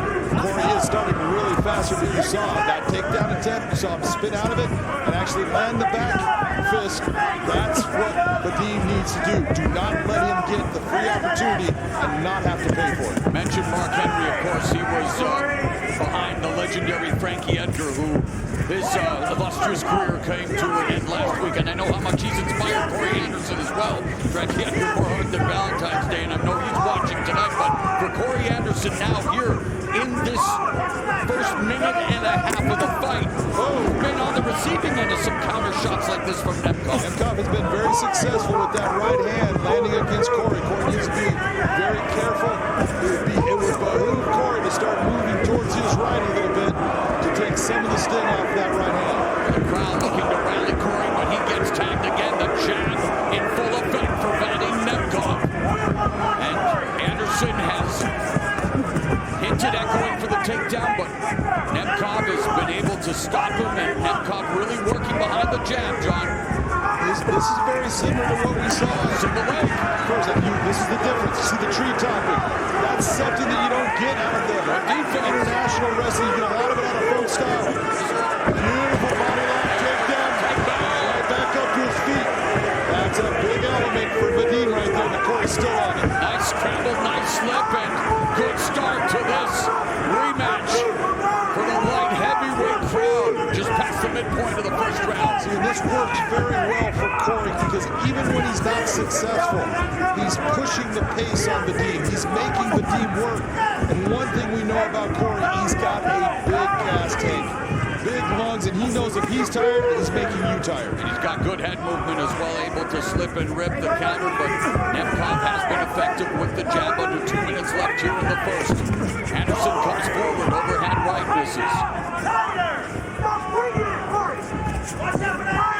Corey needs to settle down with those hands as far as winging the big shot. He's going to do better. He's got a very good, stiff, straight jab. Use that, and the right hand straight down the pipe. Anderson susceptible to those low kicks, and Vadim Nemkov just attacked the lead leg again. And both miss swinging punches. A minute and a half left in what has been a fast start to this rematch. Fedor Emelianenko, he will challenge Ryan Bader for the heavyweight title in what has been now confirmed as his retirement fight of what is in a legendary career, February 4th on CBS. But right now, he is watching his protege, Vadim Nemkov, defend the title. Might have been a little clash of the heads at that takedown attempt. And this is, although Corey Anderson is not getting these takedowns, he's making Vadim have to deal with them, and that is an important element. And they did clash heads. Cross right uppercut though by Anderson. That clash of heads happened again. Nobody was cut. That's good, but these guys are going after him. And there's a right cross that connects for Nemkov, and Anderson misses, lunging in with the left hook. 30 seconds left in the round.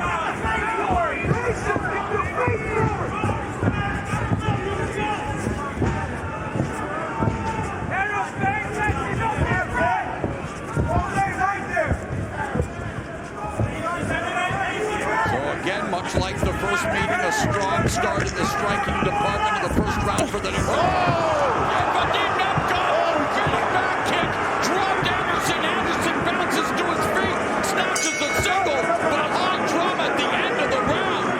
And you talk about the kicking of Vadim Nemkov, clipped the challenger and dropped him before the end of the round, John. That thing just grazed off of Corey Anderson's head. Look, boom, right off the top.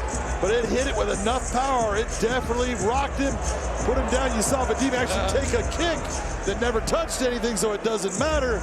But this was a big shot. Here's that head clash. Boom, they both come together as Corey's reaching for that takedown attempt.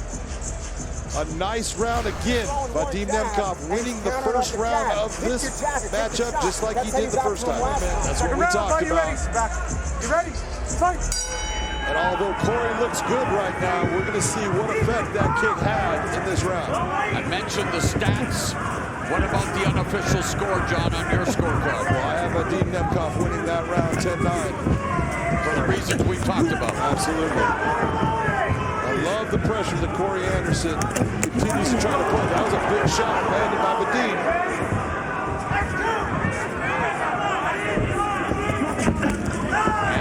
Looking to close the distance. Nemkov able to keep that from happening. Body kick by Nemkov.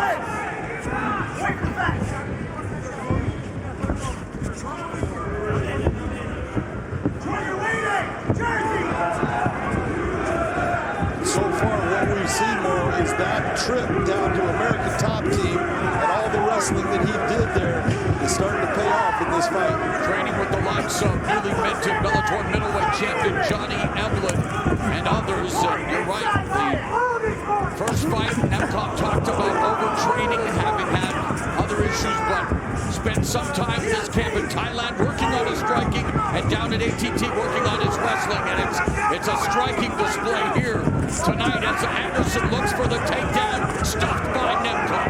Now Nemkov used a lot of energy in picking Anderson up, sliding him up right there. So that's a good thing for Corey as far as to continue to go back to it, make him have to use that power. Nice lead hook. Yep, lead left hook there by the champion Nemkov. And again leads with the left. Feinting by Anderson, unable to pull the trigger. And it's the movement, the pressure, the speed of Vadim Nemkov. Although Anderson landed the jab, and again Anderson looking for the takedown. Clinches with Nemkov.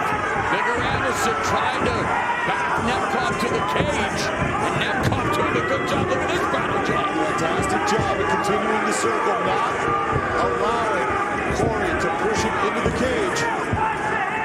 Interesting, the grip and the way he's keeping his arms out and able to break off and reset at the center of the cage. So a great start to this rematch for the defending champion, Vadim Nemkov. Spinning back kick again for Nemkov. And there, Anderson slipping the jab and doesn't return fire. Very nice little head movement left and right by Corey. 2 minutes left in the second. Crowd here in Chicago looking to rally. Illinois' Corey Anderson in the biggest fight of his life. It really looks like Corey Anderson shook off that kick that landed at the end of the first round. He's not showing any effects from it. He's looking good. Spinning back fist attempt by Nemkov. Both of these guys throwing a lot of heat at times.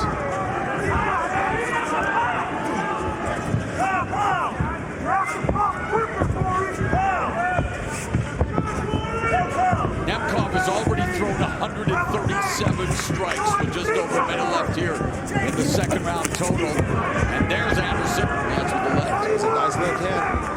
Missed that opportunity on the takedown. Just came up with the left hand. Final 60 seconds of the second stanza inside. Low kick by Anderson and timeout after. Hey, right here.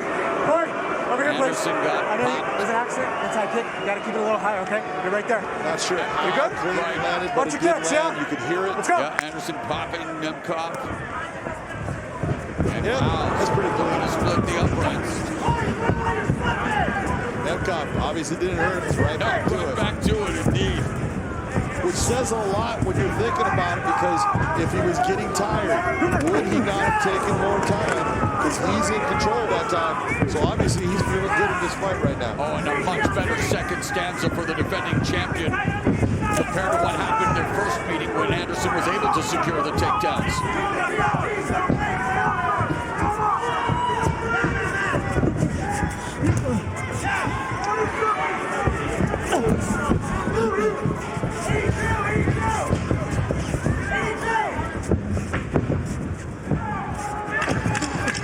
Corey really looking to put the pressure on Vadim.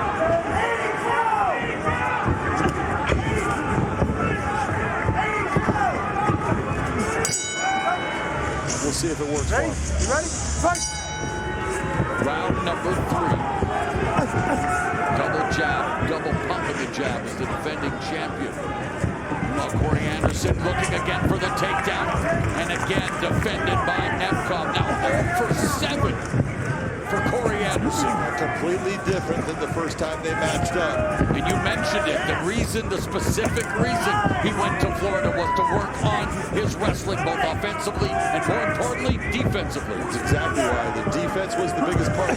Get used to the way a folk-style wrestler goes after that single or double leg that Corey utilizes the tree topping, and he's done very well at stopping all of it so far. Nemkov has done a great job of continuing to land the jab and to keep Corey Anderson from delivering punches. Blood on the face along the eye, the right eye of Vadim Nemkov. Double jab again by the champ. Doesn't follow with the right hand, and he has a good right hand as well. He's got a very good right hand, a lot of power on it. There's a left to the body, the jab to the face of Anderson. And Nemkov ducking underneath that sweeping left hook from Anderson.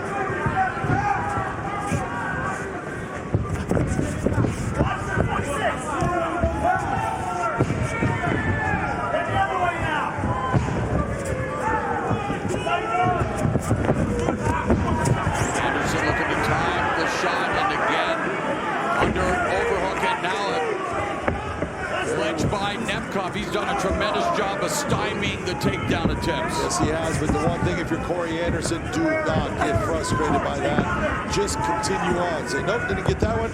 Let me just keep working. Corey Anderson now has a cut over his right eye. 1, 2, 3 by Nemkov. Nemkov looking for the takedown. Anderson putting on the pressure.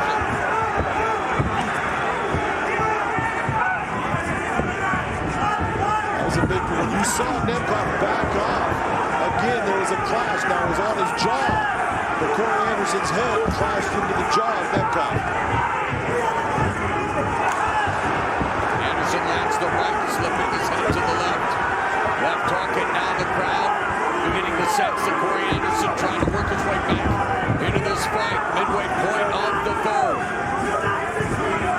A lot of people, they don't realize, first off, Corey cannot strike with his head in any fashion. And we have had people that the head landing on the jaw hurts the person enough to put him down, knock him out. It definitely can do damage. There's a counter jab from Corey Anderson. 2 minutes left in the third round, and Nemkov, not as many kicks in this round. Well, I'd say that. He goes for one, of course he does. I heard you. But it's pressure from Anderson, and yet the terrific takedown defense of Vadim Nemkov. Now 0 for 10, John, in the takedown department. Corey Anderson, which, let's face it, the takedowns, ground and pound is bread and butter. And right now, Nemkov is just slowly adding up as far as the strikes. He's the one landing. He's throwing more. He's landing a little bit more. Corey's going to have to up the accuracy. Looks like a mouthpiece came out.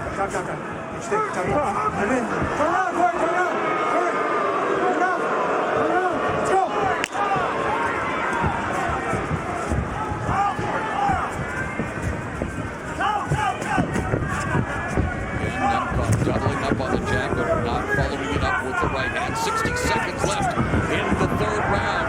You got to wonder, maybe he hurt his right hand somewhere along here, because as you're saying, he is really using that left hand a lot, but being very, very frugal in when he throws the right like he just did. Definitely judicious when it comes to delivering the right. Meanwhile, there's a left from Anderson.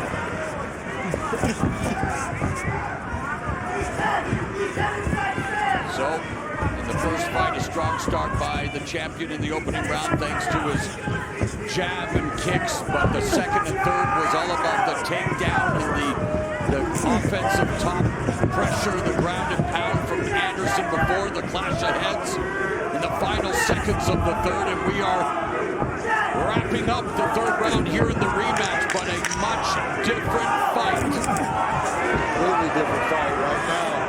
The difference being, Corey has not been able at any moment to get this fight to the ground other than one scrambling moment.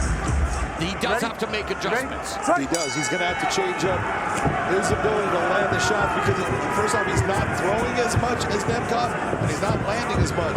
So it's just a matter of, then you look at power.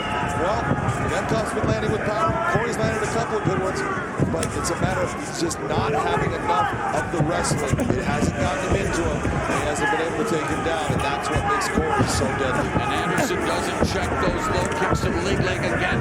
A shot from long distance, telegraphed, read beautifully by Nemkov, who continues to work the jab, follows it up with a right uppercut. And you saw the unofficial scorecard of Big John McCarthy. It's Nemkov pitching a shutout.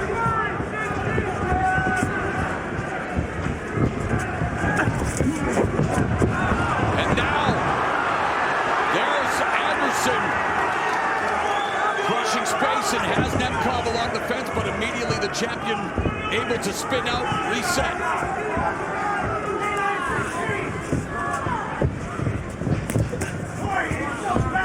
Corey throws a nice jab, but the counter by Vadim lands with a little bit more.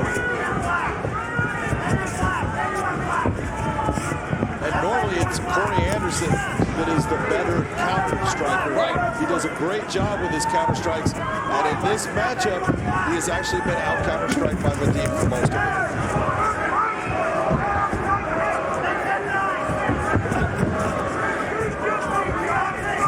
Nemkov really loves to use what is a really important punch, and we've talked about it throughout our time working together. The jab is so effective in all forms of combat sports, and it's proving to be a punch that's dictating the terms of this fight for Nemkov. Absolutely, man.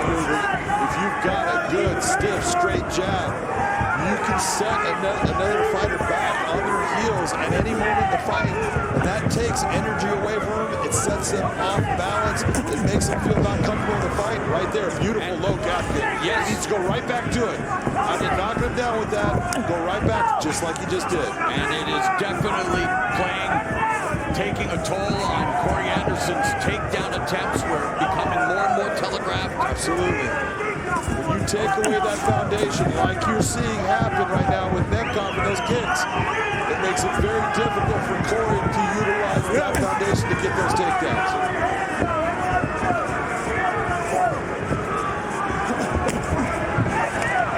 Again, the mouth guard is out of the mouth of Vadim Nemkov, and frustration beginning to show on the part of Corey Anderson, who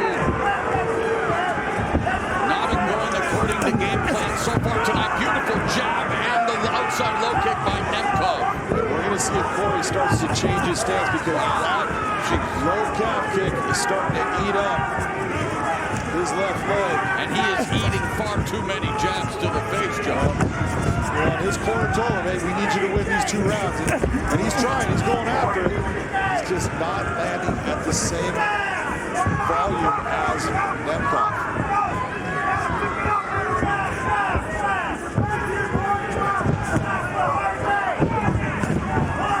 Nemkov, the 8th Bellator light heavyweight champion, defeated current heavyweight champ Ryan Bader via second-round TKO at Bellator 244 in August of 2020. Anderson coming forward, John. That was a good right hand landed by Anderson that started it.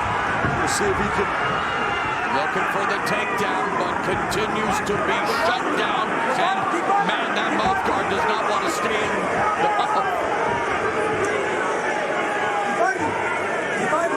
Continue to fight, because right now, Corey Anderson has a chance at a takedown.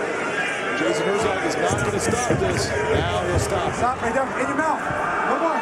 Ready? When Corey Anderson was in the UFC, he was a takedown machine and has used those takedown abilities to make it to the final of the Grand Prix. Tonight, Corey Anderson, with 30 seconds left in the penultimate round, is 0 for 13 in the takedown department.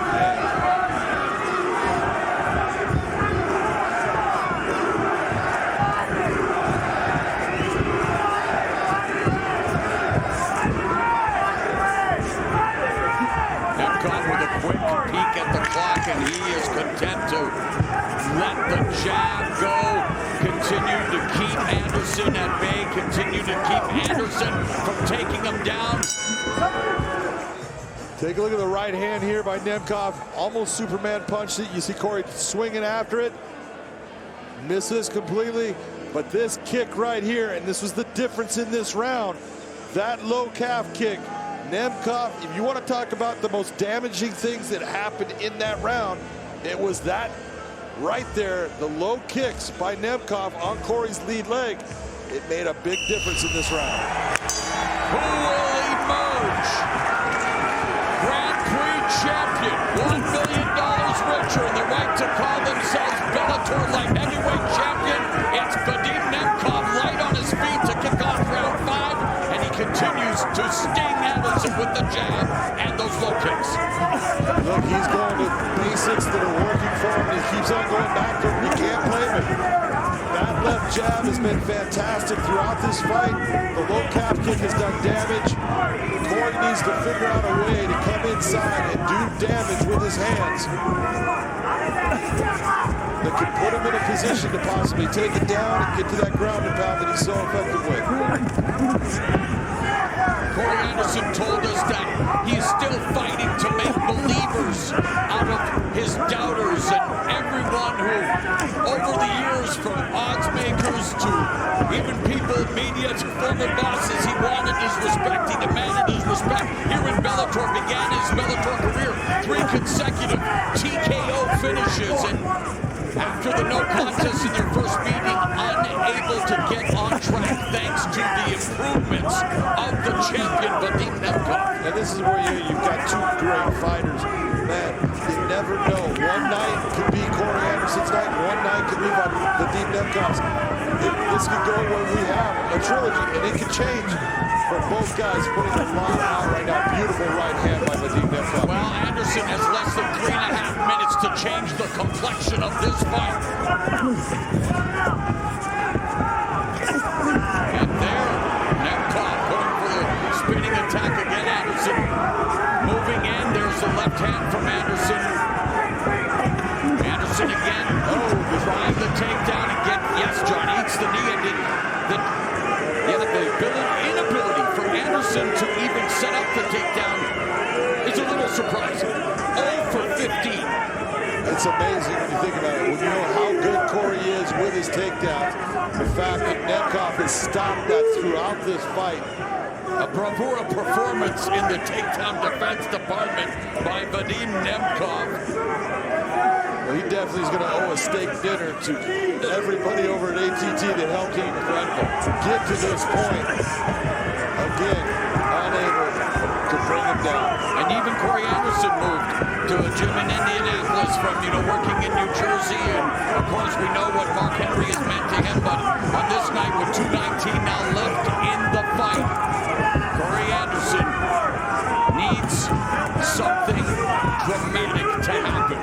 It is so hard at this point with everything that's happened to fight. Arms are full of lactic acid, real heavy. You're still trying to go after it like you're seeing Corey do right here. Final 2 minutes. Hometown crowd trying to rally the challenger. Crossed by Nemkov.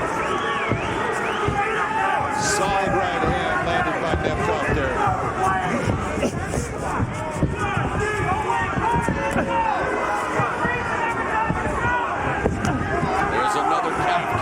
Champion. Well, I'll tell you, you can see how that's starting to really stiffen up on Corey. Corey's showing a lot of heart right now, Vora. Yes.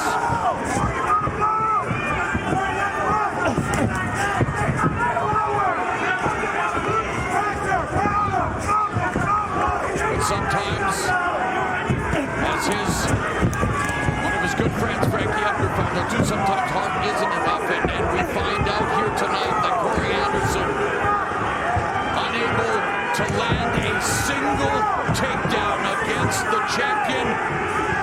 Vadim Nemkov, meanwhile, has thrown 360 strikes, landed 137 compared to Anderson, who is 64 for 175. Vadim Nemkov came in 7-0 with the 1-0 contest here in Bellator, and bouncing back with one of his more impressive performances as champion, especially when you consider what Corey Anderson is usually capable of. Absolutely, this is a great performance because we know how good Corey Anderson is as a fighter. This is a guy that's got everything. He's got the wrestling, the stand-up, the gas tank, and Vadim Nemkov has matched that throughout this night. It's been a very impressive performance. Vadim Nemkov shutting down Corey Anderson in all facets of the fight. Throughout the night, that jab and that right hand found the mark on Corey Anderson. Corey coming back with some counters, but trying to avoid that jab caused him a lot of distress in that uppercut. Then the low kicks came in and just ate up the left leg of Corey Anderson throughout this fight. A couple of head clashes happened again between Corey and Nemkov, and it's just the way their styles match up. No one was intentionally doing anything wrong. Ladies and gentlemen, for the decision, we go now to your 3 judges at cage side. Your first judge, Brian Pugillo, scores the fight 48-47. Judge Ron McCarthy, 49-46. And your third and final judge, Sal D'Amato, 49-46. All have it for the winner by unanimous decision. Now the $1 million winner of the light heavyweight world Grand Prix, and still Bellator light heavyweight world champion, Vadim Nemkov. Atrocious performance from Vadim Nemkov. The tail of the tape for this light heavyweight world championship matchup. It's as simple as it gets. Look, Vadim Nemkov, the champion, 30 years of age. Yoel Romero, 46 years of age, but a remarkable 46 years of age. This is going to be good. Okay, the fighter, there were no final questions from you, Blue. There were no final questions from you, Red. If you want to touch gloves, do it now. Come out ready to fight. The Bellator Light Heavyweight Championship belt hangs in the balance. The defending champion, Vadim Nemkov, on a career-high 11-fight unbeaten streak, including 8 wins in Bellator. Yoel Romero coming off back-to-back crushing KOs. Would love to complete the hat trick by making history.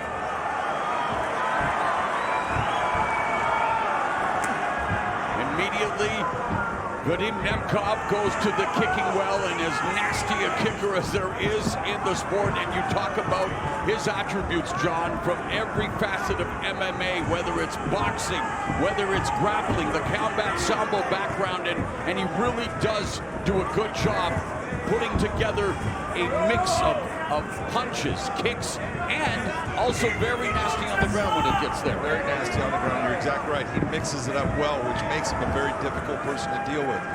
When you have someone that's basically one-dimensional, you only have to worry about the one thing. But with Vadim, just like you saw the kicks right there, he's going to throw those from all different angles. He's going to have spinning attacks. He is a good wrestler. He likes to be in the stand-up. His boxing is clean, and if he hits the ground, he's got great submissions. Nemkov loves to put on the pressure, does it effectively, smart pressure, and really coming out early with a cavalcade of kicks, putting pressure on Yoel Romero.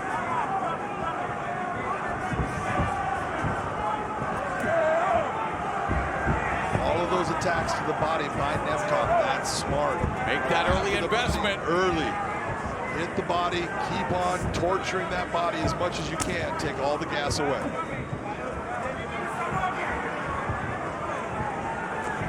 First 90 seconds, and it's been a kicking clinic for the defending light heavyweight champion, Vadim Nemkov. And you talk about a deceptive close, a beautiful punch kick combination. It's all light heavyweight champion Nemkov early, opening up, and Romero feeling the heat. Nemkov needs to be sure not to overextend in there. Get yourself out of position. This is the kind of pace, though. This is going to push Romero to the point where he's not comfortable. Romero likes to slow the pace down and have those explosive moments. If Vadim decides to just keep pressuring him and make him fight, we're going to see how long Romero can last. Down the right hand by Nemkov, lands upstairs. Inside rotate, check by Nemkov. Nemkov hails from Fedor Emelianenko's hometown of Stary Oskal, and a superstar in the light heavyweight division. There's that deceptive distance closing of Romero, but Romero, ball slip. Jab, and you know that jab from Nemkov is, the jab sets with him, it breaks with him. It's fundamental to any attack. It is fundamental to fighting. If you have a good jab, you can keep your opponent at bay at times and keep them off balance. It's one of the most underutilized attacks we have in MMA.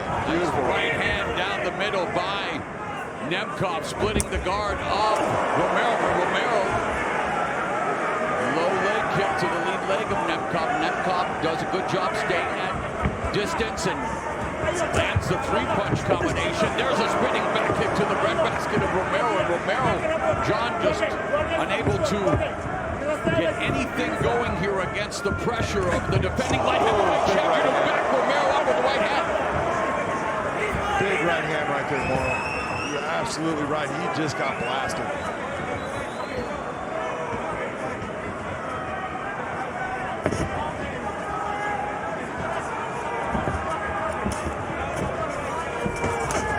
Body kick by Nemkov. Romero right in front. Takes some of that steam away, but a minute left, and Romero goes to the body with a kick. So Nemkov use combinations while Romero right now is basically using ones. Yeah, Nemkov has landed more strikes than Romero has attempted, and not necessarily a surprise considering the strategy, the normal fighting style of Romero, but still. Nice 1, 2, and a 3-punch combination for Nemkov. Nemkov is really finding a place for that right hand. He's hit it from the over the top, straight down his eye. Half-minute left in the opening round. Nemkov very fluid in his attack, puts over Superman punch. 15 seconds left. Nemkov, spinning wheel kick to flex off the arm of Romero, so a good opening 5 minutes for the defending Bellator light heavyweight champion, Vadim Nemkov. This first round, Nemkov really went after Yoel Romero, put a lot of pressure on him, kept that pace up high, really landed some clean shots, beautiful. Spinning back kick to the body, left and right hand always touching. Beautifully done right there. Round number 2.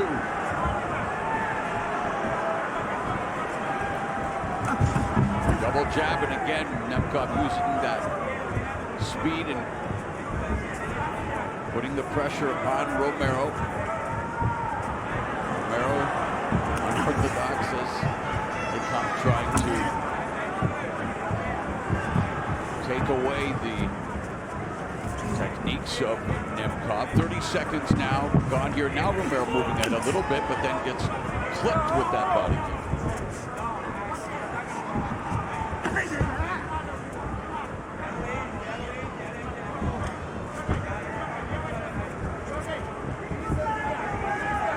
You're looking at it right, unorthodox stuff. Overall, we're almost 1 minute into the round. Romero has not thrown one offensive technique tonight.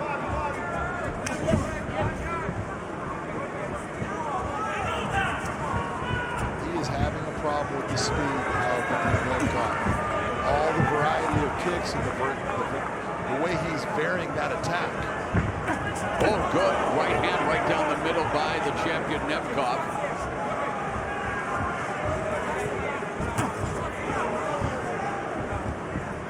Nemkov, again, more Western style boxing. Fedor and a lot of fighters of that ilk, those casting punches, John, the overhand right where he puts together more the textbook 1-2. And of course, Fedor also noted for leading with the right hand, which we do see out of Nemkov at times. And one of the things, if you notice, there is the last step. Nemkov has learned the way that Fedor throws his right hand. And he turns it and extends out and just extends that punch. And good and it's touching. Thinks he's out of distance and he's not. Nemkov is putting it on Yoel Romero. 2 minutes gone here in the second.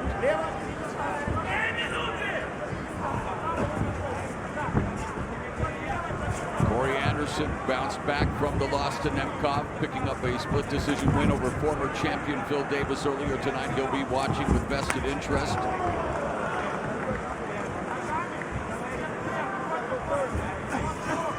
Nice. Nemkov backing Romero up with the combination fast, sharp jab. And this pace and pressure is really giving Yoel Romero a hard time. He's trying to figure his way through it.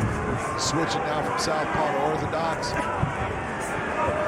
really think he needs to look towards timing that takedown, change levels, look towards getting Vadim to the ground. Double jab, hard right hand by Nemkov. Timing, great hand speed. You can do it all, John. He just keeps getting better, more. Well, he's only 30, well, turns 31 June 20th, actually. Which is telling, yeah, he's got many years left. Oh, and Romero winding up with that sledgehammer left hand.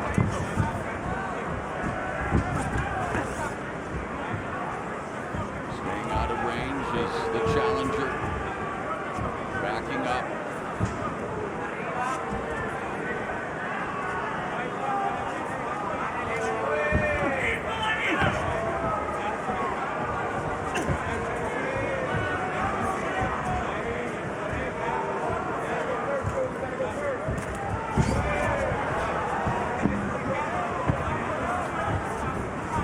Take a look, 4 of 11 for Yoel Romero, 18 of 31, 58% for Nemkov. Right now, he He's feeling good. He's in control of the pace of the fight. He's the one deciding when the engagements occur. As you can see, Romero is now at that point of he's trying to wait to look for a counter, and it's just not there. Beautiful punch-kick combination, culminating with the liver kick from Nemkov. Big in hiding that kick behind the hands. Nice 1-2, backing Romero up again from range. Right hand from Nemkov lands again. Seems like Yoel was complaining that his eye was poked. It was a punch. Many times, you know, with MMA gloves, you get hit and it feels like someone actually poked you in the eye. It was an eye issue that kept Romero from being medically cleared to participate in the light heavyweight World Grand Prix, getting lit up here with that two-piece from Nemkov and a stiff jab, a battering ram jab from Nemkov. It's all defending Bellator light heavyweight champion Vadim Nemkov through 2 rounds. Here comes some action here. That was the shot right there that Yoel Romero was complaining about. You saw it was a punch. Now, he had his hand open before, but his hand was closed when it landed. Clean punch, clean punch. Very nice work by Vadim Nemkov. He is just in and out, controlling range. He looks fantastic out there right now. Very high level, stifling all the takedowns. But that had been, if there was any flaw, that there had been a chance that he flew. The one loss to Prohatska in Ryzen, there was a 10-minute round, but the TKO was due to exhaustion. Absolutely. And that was, he did not know how to pace himself. But he does now. You're absolutely right.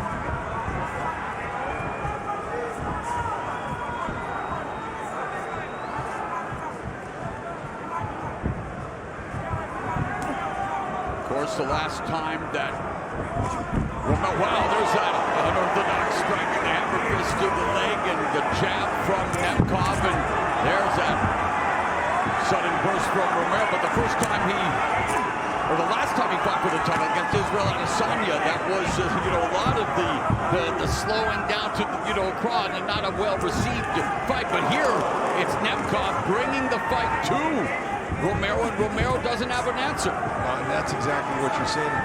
Is Yoel is trying to slow things down. Nemkov is not allowing that to happen. He's the one saying, nope, we're going to have engagements. I'm going to make them happen at a pace that I hope you're not comfortable with. It's really, he's making Yoel work. Now, Yoel's still in this, and he still looks good, but he's taken most of the shots. He hasn't really delivered any. And the pace is not going to slow down. I don't know if looking good would be the description for someone who's tasted 50 strikes and only 9 in row. Oh, he got hurt right there. Definitely does not look good right now as he's feeling the power of Vadim Nemkov, now just trying to sit down. Desperate time, he is hurt, trying to defend.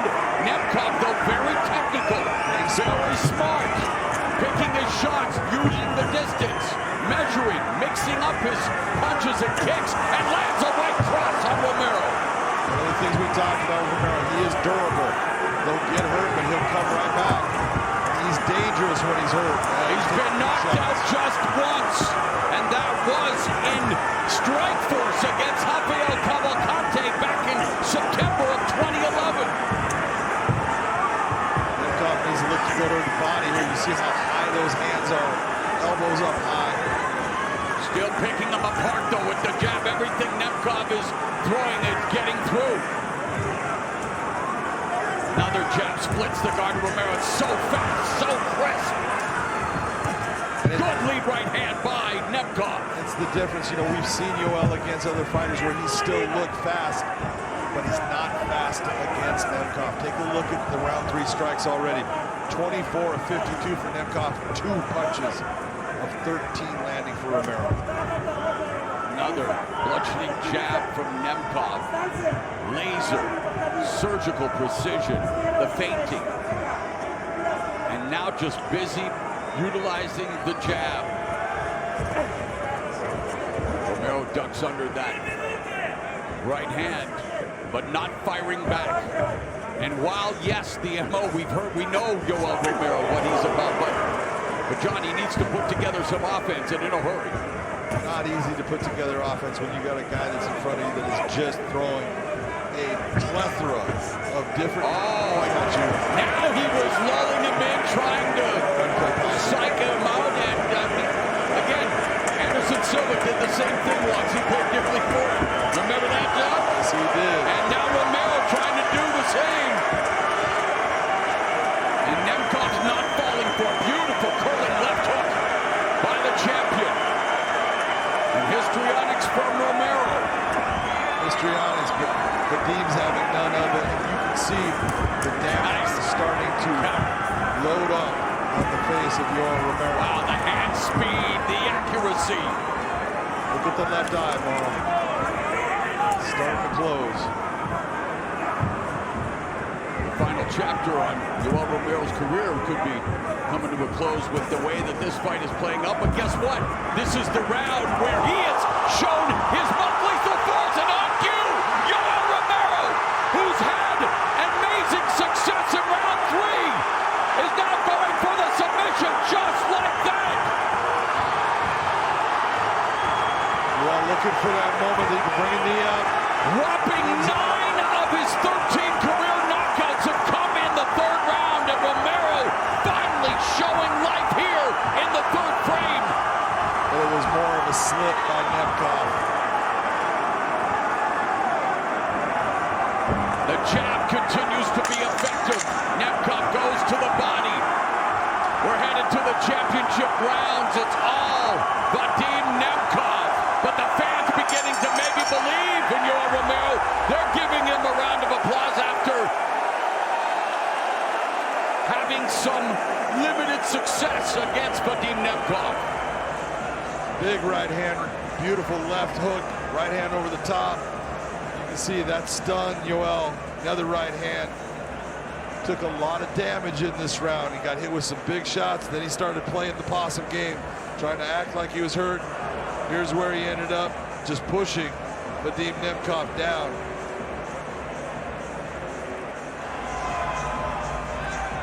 You ready? You ready? Let's fight!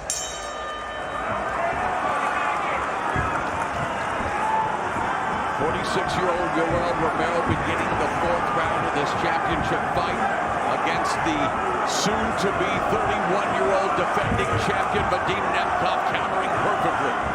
Beginning the 4th round doing the salsa.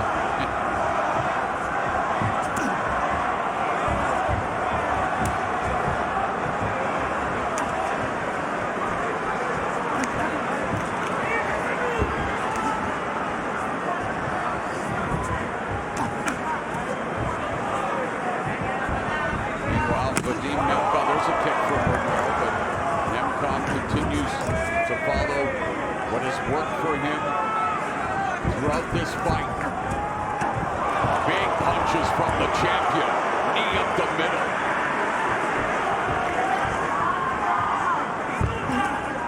You gotta be very impressed. Nemkov doesn't care about any of the theatrics. He's just doing his job, going after him, landing clean combinations. Beautiful shot.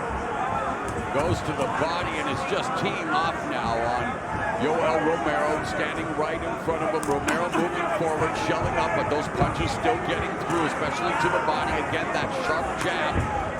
Check hook by Nemkov, and now just finding a rhythm, John. That tempo. He's had that rhythm through most of this fight. He is just, it looks like he's in a sparring session right now. He's just relaxed. He's just letting his hands go when he wants. The wind up from Romero with the left, wild, missing. But that's what you got. That's the one that you really got to watch out with, Yoel, is he is still so explosive and he hits so dang hard. But you wonder at 46 and what the punishment he's taken from Nemkov, if that explosiveness is still there. It's true.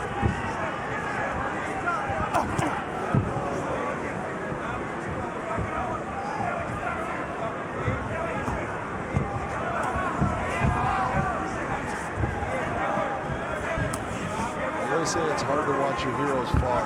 Eventually in fighting, everyone does. Sharp jabs and the footwork by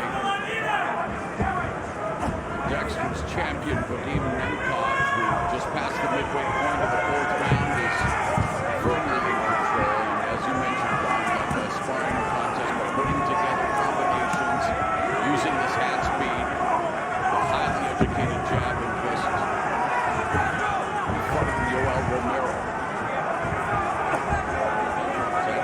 left hook and the right hand again down the middle.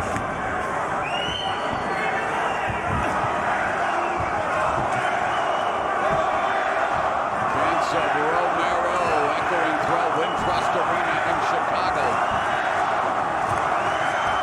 You gotta look and say, how tough is your Romero? He goes with that thigh punch again. Always going back to things he does all the time. He's only been finished once, that knockout loss to Cavalcante back in 2011. Vadim Nemkov picking him apart. Surgical precision, dismantling him here in the main event. No, thus far, no World Grand Prix hangover for the champion after going through that tournament. He looks better than ever. Light on his feet, he's got great footwork, movement is clean, landing straight shots, hooks. Wow! Crisp combinations, comprehensively outstriking Yoel Romero.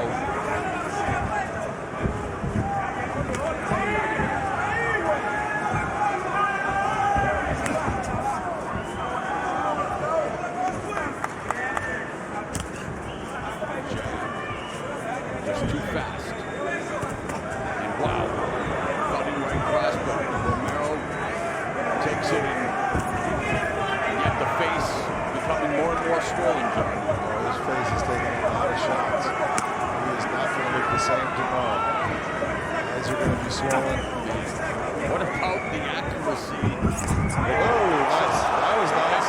And there's a momentary leg set. What? Oh, wow! What a right hand by Romero. But a glimpse. That's what you're always looking for with Romero. Yep. Fifth and final round on deck. Of that fourth round, there was a lot of shots thrown by Vadim Nemkov. Clean three-punch combination, that beautiful uppercut. That was at the beginning of the round. You saw Yoel look for those moments to try to explode. It landed, didn't land with a ton of power on him, but it landed. Here he comes straight ahead, Superman punch. You can see how it definitely clips the chin of Nemkov. Goes after the second one. For the uppercut. That one doesn't really land. That one goes off the shoulder.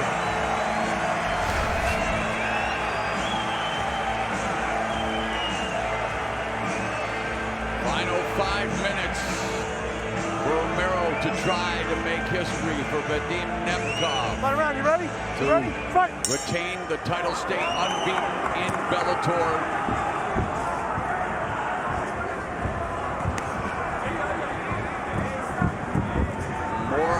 Start for Romero as one would expect. Sense of urgency has to be at play here in the fifth, despite his MO.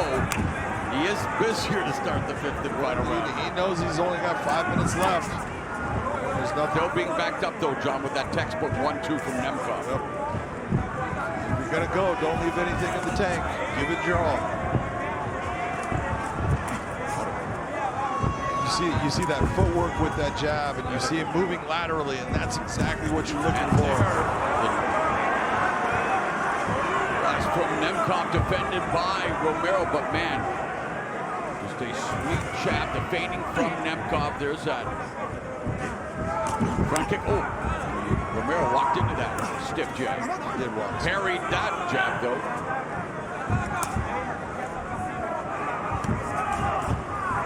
See Romero now trying to peel the lead hand of Nemkov and come forward. And parry it to the side and slap that shot right down the middle. Open up that target area.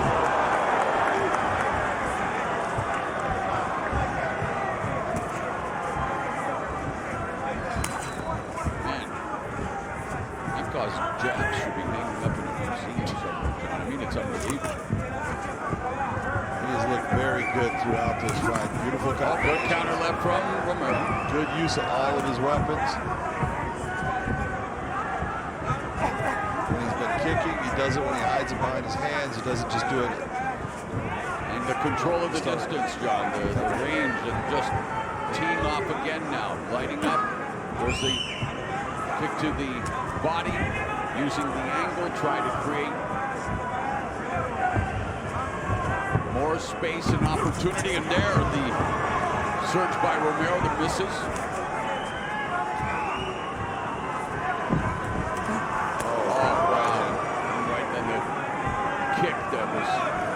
Blocked by Romero, but it's one-way traffic in the stats department. All in favor of Nemkov. Final 2.5 minutes of this championship fight. Good right hand lands on the end of that combination for Nemkov. There's an overhand left from Romero. Starting to walk him down. Still eats a jab drop.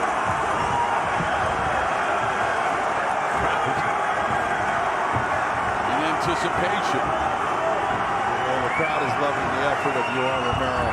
He's going after him as much as he can. He's cutting off the angles. He's putting pressure. And you say it right. We look at the stats and everything he's been through, and yet here he is still marching forward, still trying. And there, level change by Nemkov, but again defended by Romero. And after all the shots he's taken, how gutsy is he? And he is continuing to cut forward. Not an easy thing to do.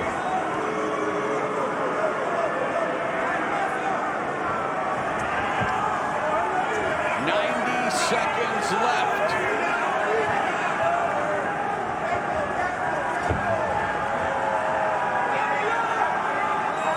Nemkov content to neutralize Romero.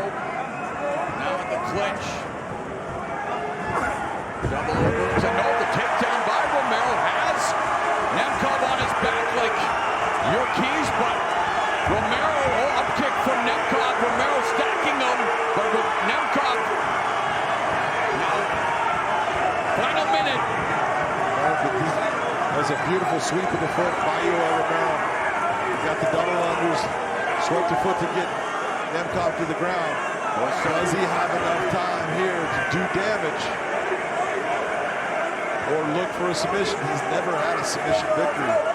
Everything has always been by ground and pound and knocking people out. Violent ground and pound, and now going to the body with 30 seconds left. Nemkov holding on.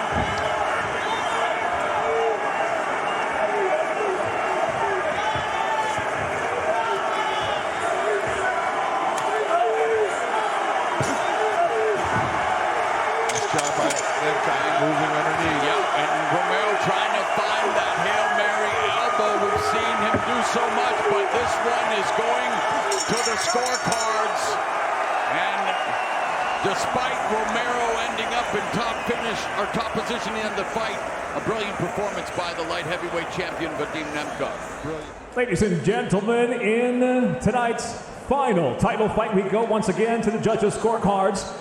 All three judges at cage side, Chris Lee, Sal D'Amato, Rob McCarthy, have it exactly the same at 49-46. All for the winner by unanimous decision. And still, Bellator Light Heavyweight World Champion, Vadim Nemkov. Tail of the tape for this light heavyweight main event. Corey Anderson, 34 years of age. Carl Moore is 32. 6'3" for Anderson, 6'2" for Carl Moore. Both men weighed in at 204.6. Reach advantage on the arms belongs to Corey Anderson. Slightly longer legs on Carl Moore.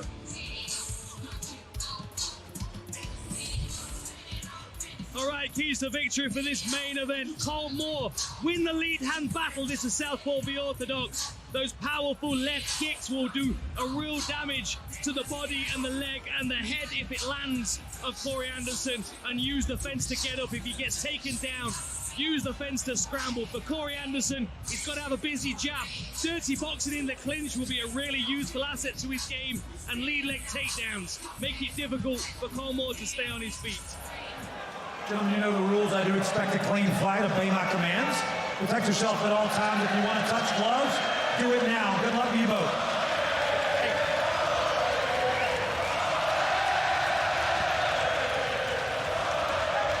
The fans in Belfast voicing their opinion.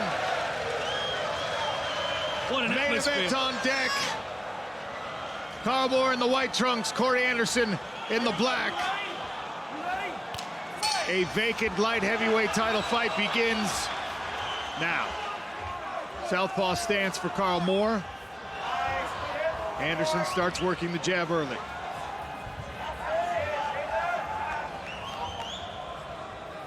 Busy early, Corey Anderson. You can see Carl Moore just trying to maintain that space between them, see if he can set up that straight left.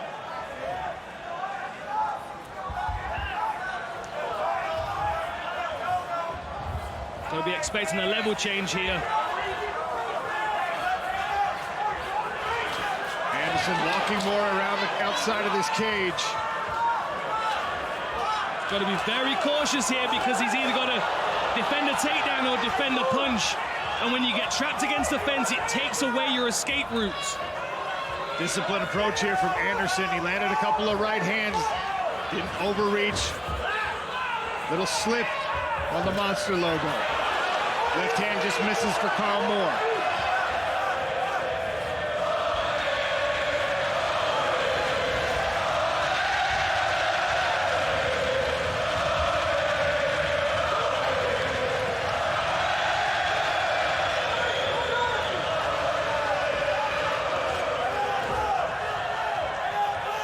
Anderson tries the right hand to the body. Oh, that was a beautiful left hook. I like how Carl Moore's changing the level of his strikes to anticipate Corey Anderson coming into the pocket slightly lower down. Yeah, I think Carl just needs to weather this first round. Corey said he was going to come out and put the pressure on. Carl needs to get into it and breathe and not get... Oh! Another left hand landed. Compromised the balance there for Corey Anderson. Moore starting to build some momentum here. Another one, this one caught by Anderson, who now switches to a single leg. Moore's got 3 minutes here if he can get free. He needs to maintain control of his composure, not get too excited. Keep picking those shots, maybe go to the body now, mix it up. Anderson appears to have recovered, at least from the kick. Right hand and then a takedown here for Corey Anderson.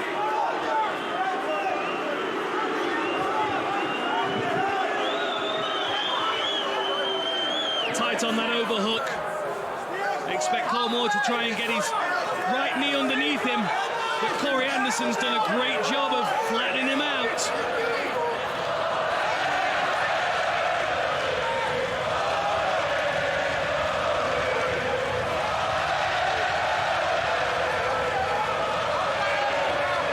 Two minutes left in round number one. Corey Anderson working on top in the half guard. He's got the far side underhook, using the cage to control Carl Moore. Good short-range punches here from Corey Anderson, who's now starting to try and pin an arm down here. Carl needs to try and get that left underhook and try and wrestle up this single. So here's the underhook. We can see the underhook poking out here. If he can build up onto his side and get that underhook deeper, that's going to help him get back to his feet. Not going to be able to do it with that. His own bottom leg is elevated on the leg of Corey Anderson, who's laced his right leg through. Here's the underhook. He has to build up to a knee, though, to make that underhook useful. He's going to struggle to sweep half guard here. I think it's important to note in positions like this, Corey Anderson, 8 knockout victories, TKO victories in his career. 8 of those, I believe, have come via ground and pound. This is how he gets it done. Carl Moore is going to have to find a way to get back to his feet or get on top.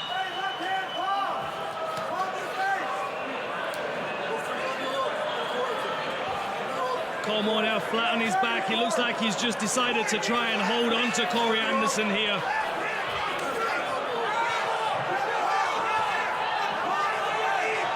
Seconds left of a 5-round fight. Might not be worth the energy expenditure to try and wrestle up.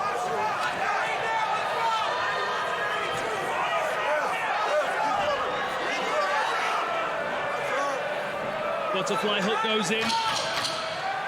Final 10 of round number 1. Right hand from the top for Corey Anderson. Finishes with some punches to the body, and back to the corners they go. So here we go. This is Anderson pressuring Cole Moore up against the fence. Moore being really squeezed into a tight space there. But here we go. Nice short combination for Cole while he was on the back foot. And there's that left hand. Landed a few times that first round, and then the kick followed, lands right on the neck. That's what took the legs away of Anderson for a moment. And then, of course, Corey Anderson stealing the rest of the round. Beautiful takedown, under punches, lands his opponent on the floor, and then he's able to dominate from that half-guard position for the remainder of the first round. Corey Anderson in the black trunks, Carl Moore, the Belfast native, in the white.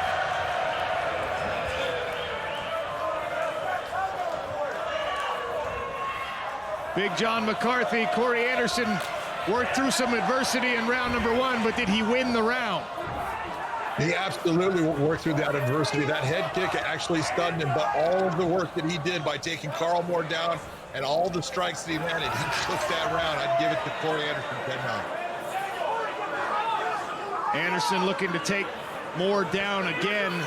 Same approach, came in behind the right hand this time. Moore initially defends that takedown, eventually surrenders.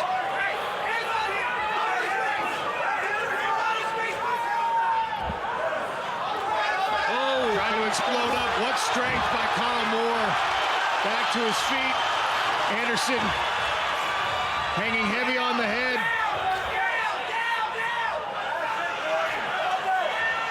Head switches to this high single, and again, just chain wrestling.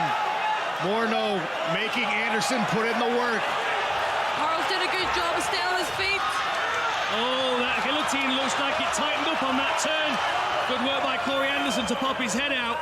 More significantly, I think, Dan, is the fact that Corey Anderson just expended a huge amount of energy and did not end up on the ground on top. That's a very, very good point.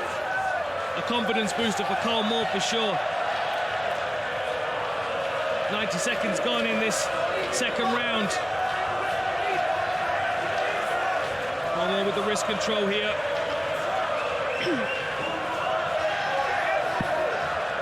Carl mentioned his dad, Kevin Weir, just went through his last cancer treatment 2 weeks ago, so I know he's got extra motivation tonight. You want to stay there, we got to work, let's go.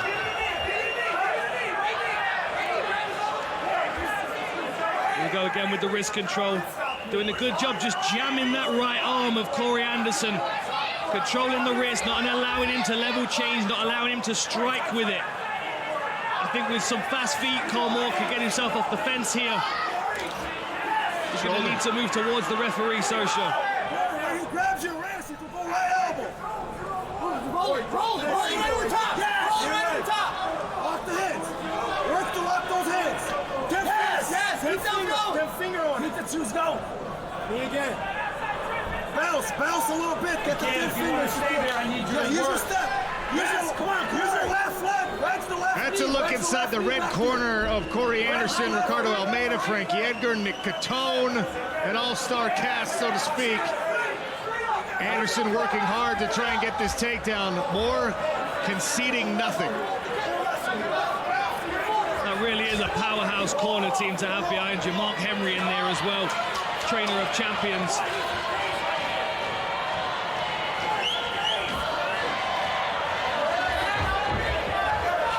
Smothering game here from Corey Anderson.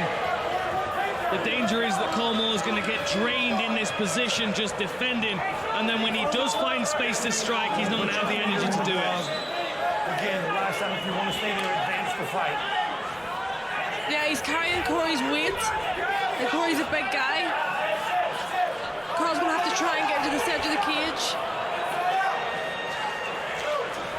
Doing a really good job of making Corey work hard in these positions. And the referee's going to separate them. Here we go.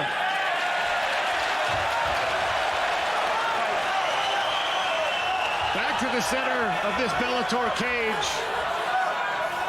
with a minute left in round 2.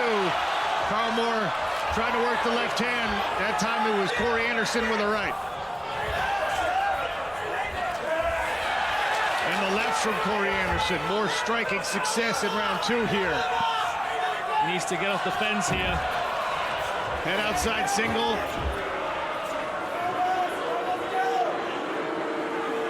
Back on the wrist control.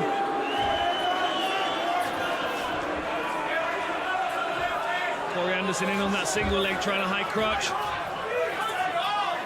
Good balance, good takedown offense here from Carl Moore. Wrist control still causing Corey a lot of problems here in front of us in the commentary booth. Carl standing very tall though here. He needs to be cautious he doesn't get dragged along the fence. There it is. Little clock turn there is going to destabilize his base. Final 10 seconds of round number 2. 2 of a possible 5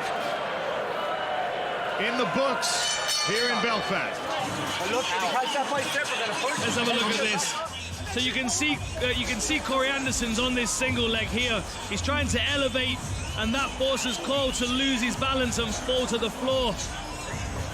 Really good work by Corey Anderson to ground it, but then of course Carl Moore, very, very impressive, creates a scramble here. You can see him trying to drive Corey Anderson over. Now he drives in for a takedown of his own, then switches to neck defense. Breaking it all up, don't make me do that. Fair? Back all the way up for me.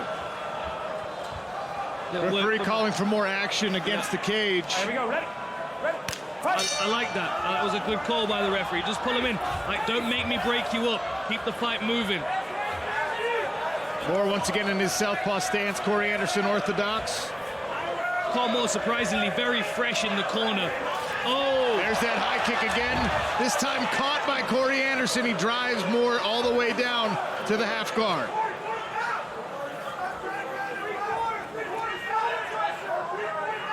Can he instigate a scramble here? Can he dig that left arm? Get that underhook when this space.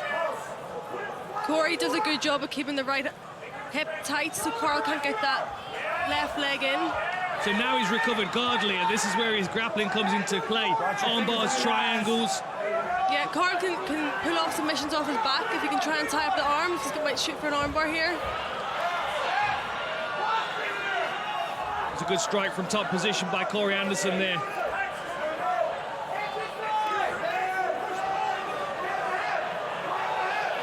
Forearm across the throat as well. Very claustrophobic. And now Carl's got to use the fence to get up here. I know he's got his guard closed and he's got an overhook. He may potentially feel like he can threaten, but the space is very, very tight up against the fence here. If he does attack and space is created, I would rather see him use it to scramble back to his feet. Yeah, the cage is going to make it more difficult for him to get his hips under for an arm bar or a triangle. It's easier. You can see Corey Anderson tracking his hips very well here. Corey's going to try and wedge him in here, so he's constantly keeping his hips. Nice work! There's the arm bar! More wrenching on the arm of Corey Anderson, who flips himself up and over, gets out of that one. What a moment in this fight for Carl Moore. And now Corey Anderson back to work on top. Scary moment there for Corey Anderson. He was fortunate, actually, they were against the fence because that allowed him to scramble and get back to top position. Great to see Carl Moore be able to work from his back, though. Yeah, Carl is dangerous from anywhere.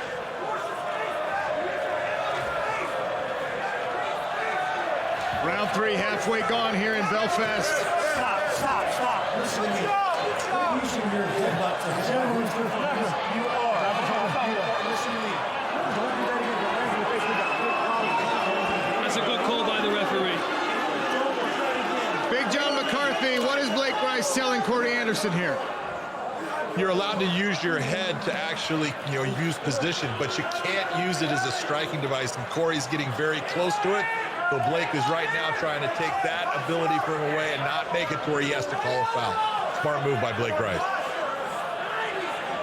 Yeah, really good referee in there. I saw that a couple of times in the first round where Corey, he kind of drops his whole body and the head does land. And of course, we've been fortunate so far there hasn't been a clash of heads, but certainly make him aware of that going forward. We've got a lot time left in this fight, and we don't want any fouls like that.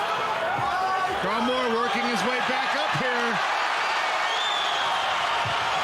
Anderson staying heavy on the pressure, but Moore is back to his feet. Will he be able to work off of the cage? So again, with the wrist control for Cole, John Kavanagh in the corner asked him to try and slide off the fence, peel his head a little bit, see if you can try some of the other things that we use in this position. Corey Anderson's going to constantly be working for this position. This is the safest place for him here.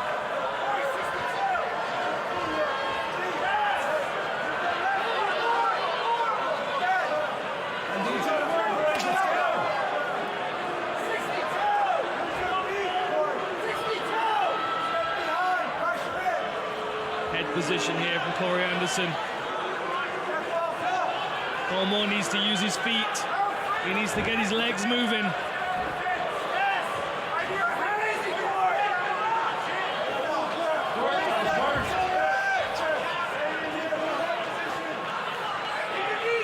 Strong head position here from Corey. He's also got a very tight waist control with his underhook as well. There's a separation.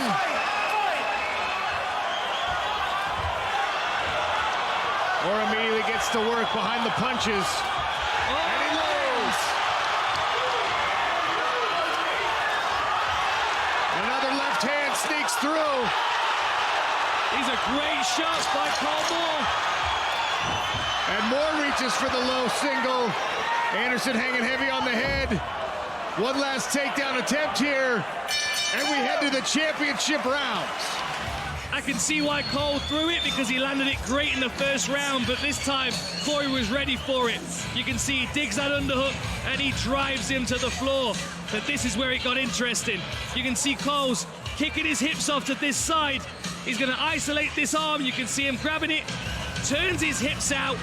Both legs go over the front side of his opponent, and there's the hyperextension on the arm. You can see Carl Moore driving his hips in from this position, really trying to hyperextend that. But now you can see the angle of the elbow is shifting and changing. And you can see how close it was from the corner team's expression. More light heavyweight gold. Championship rounds in Belfast. And Carl Moore looks like he's in incredible condition. Wasn't breathing heavy between rounds. Still looks like he's fresh. He's got his wits about him. He's twitchy, he's picking his shots. Beautiful left hand again. Given the grinding nature of this fight, I'm impressed with the gas tank on both individuals at this point. I mean, it's not easy to move 200 and probably 20 pounds on fight day around for this long and still be bouncing. Big John, we saw, the grinding pressure from Corey Anderson, and then those flash moments from Carl Moore at the end, and of course in the armbar. But that was Anderson's round.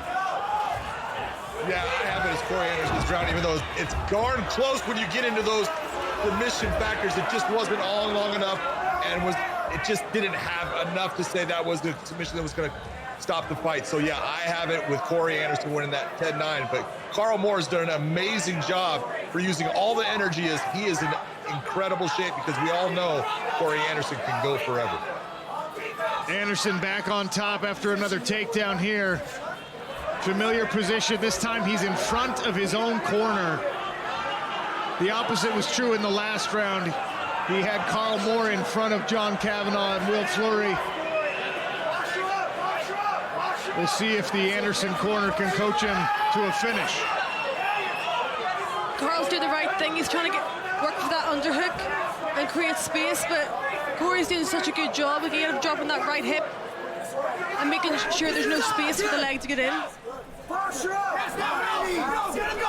Nice! Keep your right hand on the floor to give you balance. Straight to 91. Straight on him. Yes! Right hand down so you can posture. Stop hugging his hip. Circle right so you can keep him flat. Yes! Better hug the hip. That's all. Corner asking for Corey Anderson to give himself some more space, create more power on the ground and pound. Easier said than done when any time he gives Carl Moore an inch, Moore starts to advance position with this underhook. Oh! What an explosion. Great work by Carl Moore. Beautiful work with the butterfly hook. Really top-level jiu-jitsu. It's so difficult against an oppressive wrestler like Corey Anderson to be able to elevate him in any way like that. Yeah, totally. It shows Carl.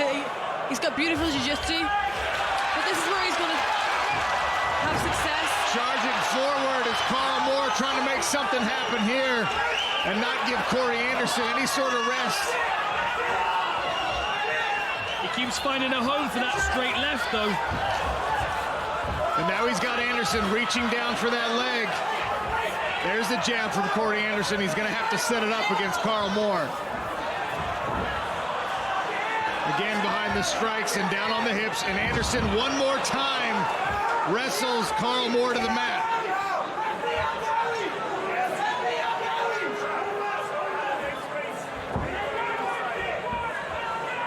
Good side control position now for Corey Anderson. He's past the legs. There's less danger from submissions, but it is easier to scramble from this position.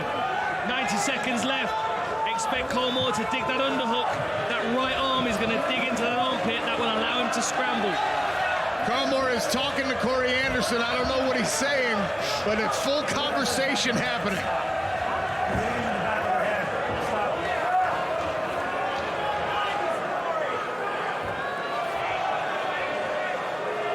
Good shoulder pressure here from Corey as well. And what a scramble again. He's down. Anderson trying to grab this cradle.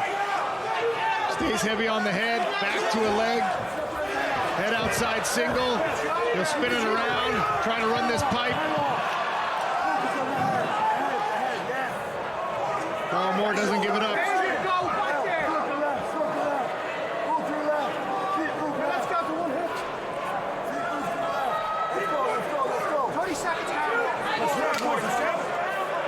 Last 30 seconds. Will Fleury in the corner of Carl Moore, telling him to move, telling him he's got to do something, he's got to go.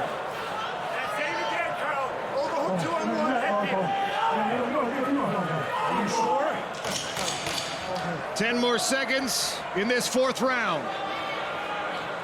Corey Anderson imposing his will on Carl Moore with the wrestling pressure.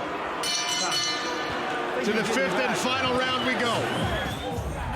All right, let's take a look at this. Deep level change, gets a good wrap on that single leg and then drives. Carl Moore doing everything he can to stay on the feet, but as soon as you hit the fence, you're stuck. You've got nowhere to go to, and then Corey Anderson picks that single leg up, runs the pipe beautifully. But watch this butterfly hook. Sweeps him right over the top with that butterfly hook. Very, very nice work. And then here we go, one more takedown from Corey Anderson. A lift, just a small lift, the hips come out. Carl Moore lands on the floor. Here we go, you ready? You ready? Fight! Pressure's on, last 5 minutes.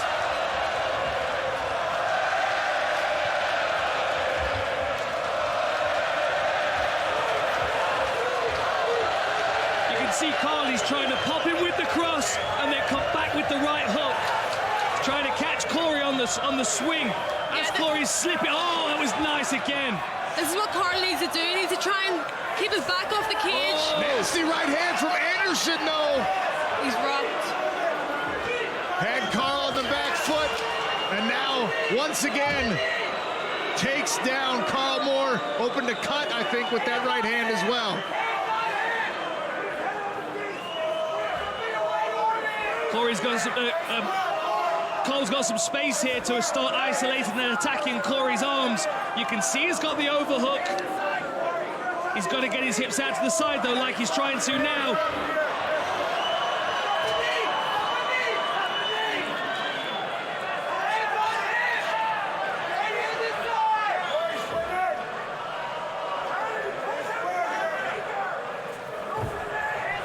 Butterfly hook goes in for Carl Moore. You can could see that butterfly poking through the legs. Can he use it to sweep again like he did in the last round? Pass your right. Go. Great work by Carl. Moore just elevates his back on the cage and stands up. Corey Anderson staying heavy with this pressure. It's been a winning recipe for him so far in this fight. Big John, does Carl Moore need a finish here in round number 5? There's no doubt in my mind. Carl Moore needs to give it everything he has. He has to get a finish. Even a 10-8 round is not going to do it. So right now, Carl Moore is showing, man, I'm here to fight. I want that championship, but I do believe he needs to finish. Anderson staying disciplined with his defense, rewarding himself with a couple of right hands landing as Moore has to get a little bit more desperate with the striking. Still very dangerous because of that right there. It's landed several times in this fight. The high kick. Driving through with another takedown, Corey Anderson. Half a round left to work for Carl Moore if he wants to taste a championship moment after this fight is over. Great shoulder pressure here from Corey Anderson. Look how he's turning the face of Carl Moore.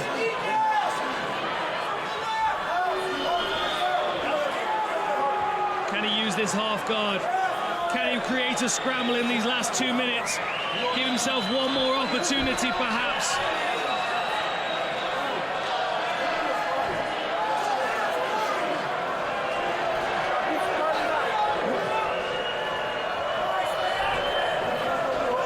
Getting very close with these head strikes again.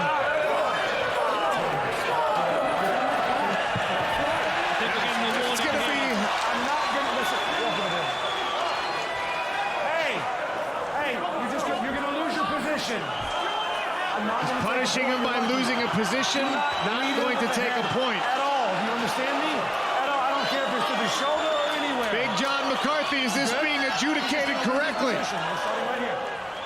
Well, what he's trying to do right now is he's trying to, without taking points, he's taking him out of the position because he feels that Corey Anderson is using his head in a way that is being a striking instrument. So right now, he's actually trying to punish Corey without taking points. Thank you, Big John. Carl Moore now with a little bit of a flurry here. Moore recognizing the situation he's in. Got to stay off the fence. He's got it. There it is again. Just over a minute to go. Can he get space? Corey Anderson might be seeing the finish line in sight here. An illustrious career for Corey Anderson. He won season 19 of The Ultimate Fighter. He had a successful run in the UFC before coming to Bellator. He's beat some of the best. Came up just short in a previous championship bid against Nemkov. First was the head clash, the no contest. And then the Nemkov victory. And now 30 seconds away, if he can survive here. The final onslaught from Carl Moore in front of the home crowd. Oh. Anderson will wrestle his way out of it. A valiant effort from Carl Moore, but the wrestling of Corey Anderson, the former Division III All-American, is just too much for the Irishman in Belfast. What a fantastic battle this has been over 25 minutes. Wow. Corey Anderson, as we go to the judges' scorecards, likely to become Bellator light heavyweight champion. Let's take a look at some replays. So that was a beautiful right hand from Corey Anderson in that 5th round. Allowed him to close range, daze Carl Moore potentially for a moment and get deep into this takedown. Runs that pipe. Very, very nice work there. And then here we go. Big punch there. Swinging into range, trying to disguise his level change. That was the combination that opened the cut on Carl Moore. Drive, drive, drive through, hits the fence. Beautiful, relentless wrestling from Corey Anderson. And Carl Moore tried everything he could to land the strikes that would change the evening for him. But unfortunately, the wrestling of Corey Anderson was just able to smother those most meaningful shots in that last round. Hell of a fight from both of these guys. Ladies and gentlemen, after 5 rounds of action, we go to the judges' scorecards. The judges scored this bout 49, 46, 49, 46, and 50, 45. All for your winner and new Bellator light heavyweight champion of the world, Corey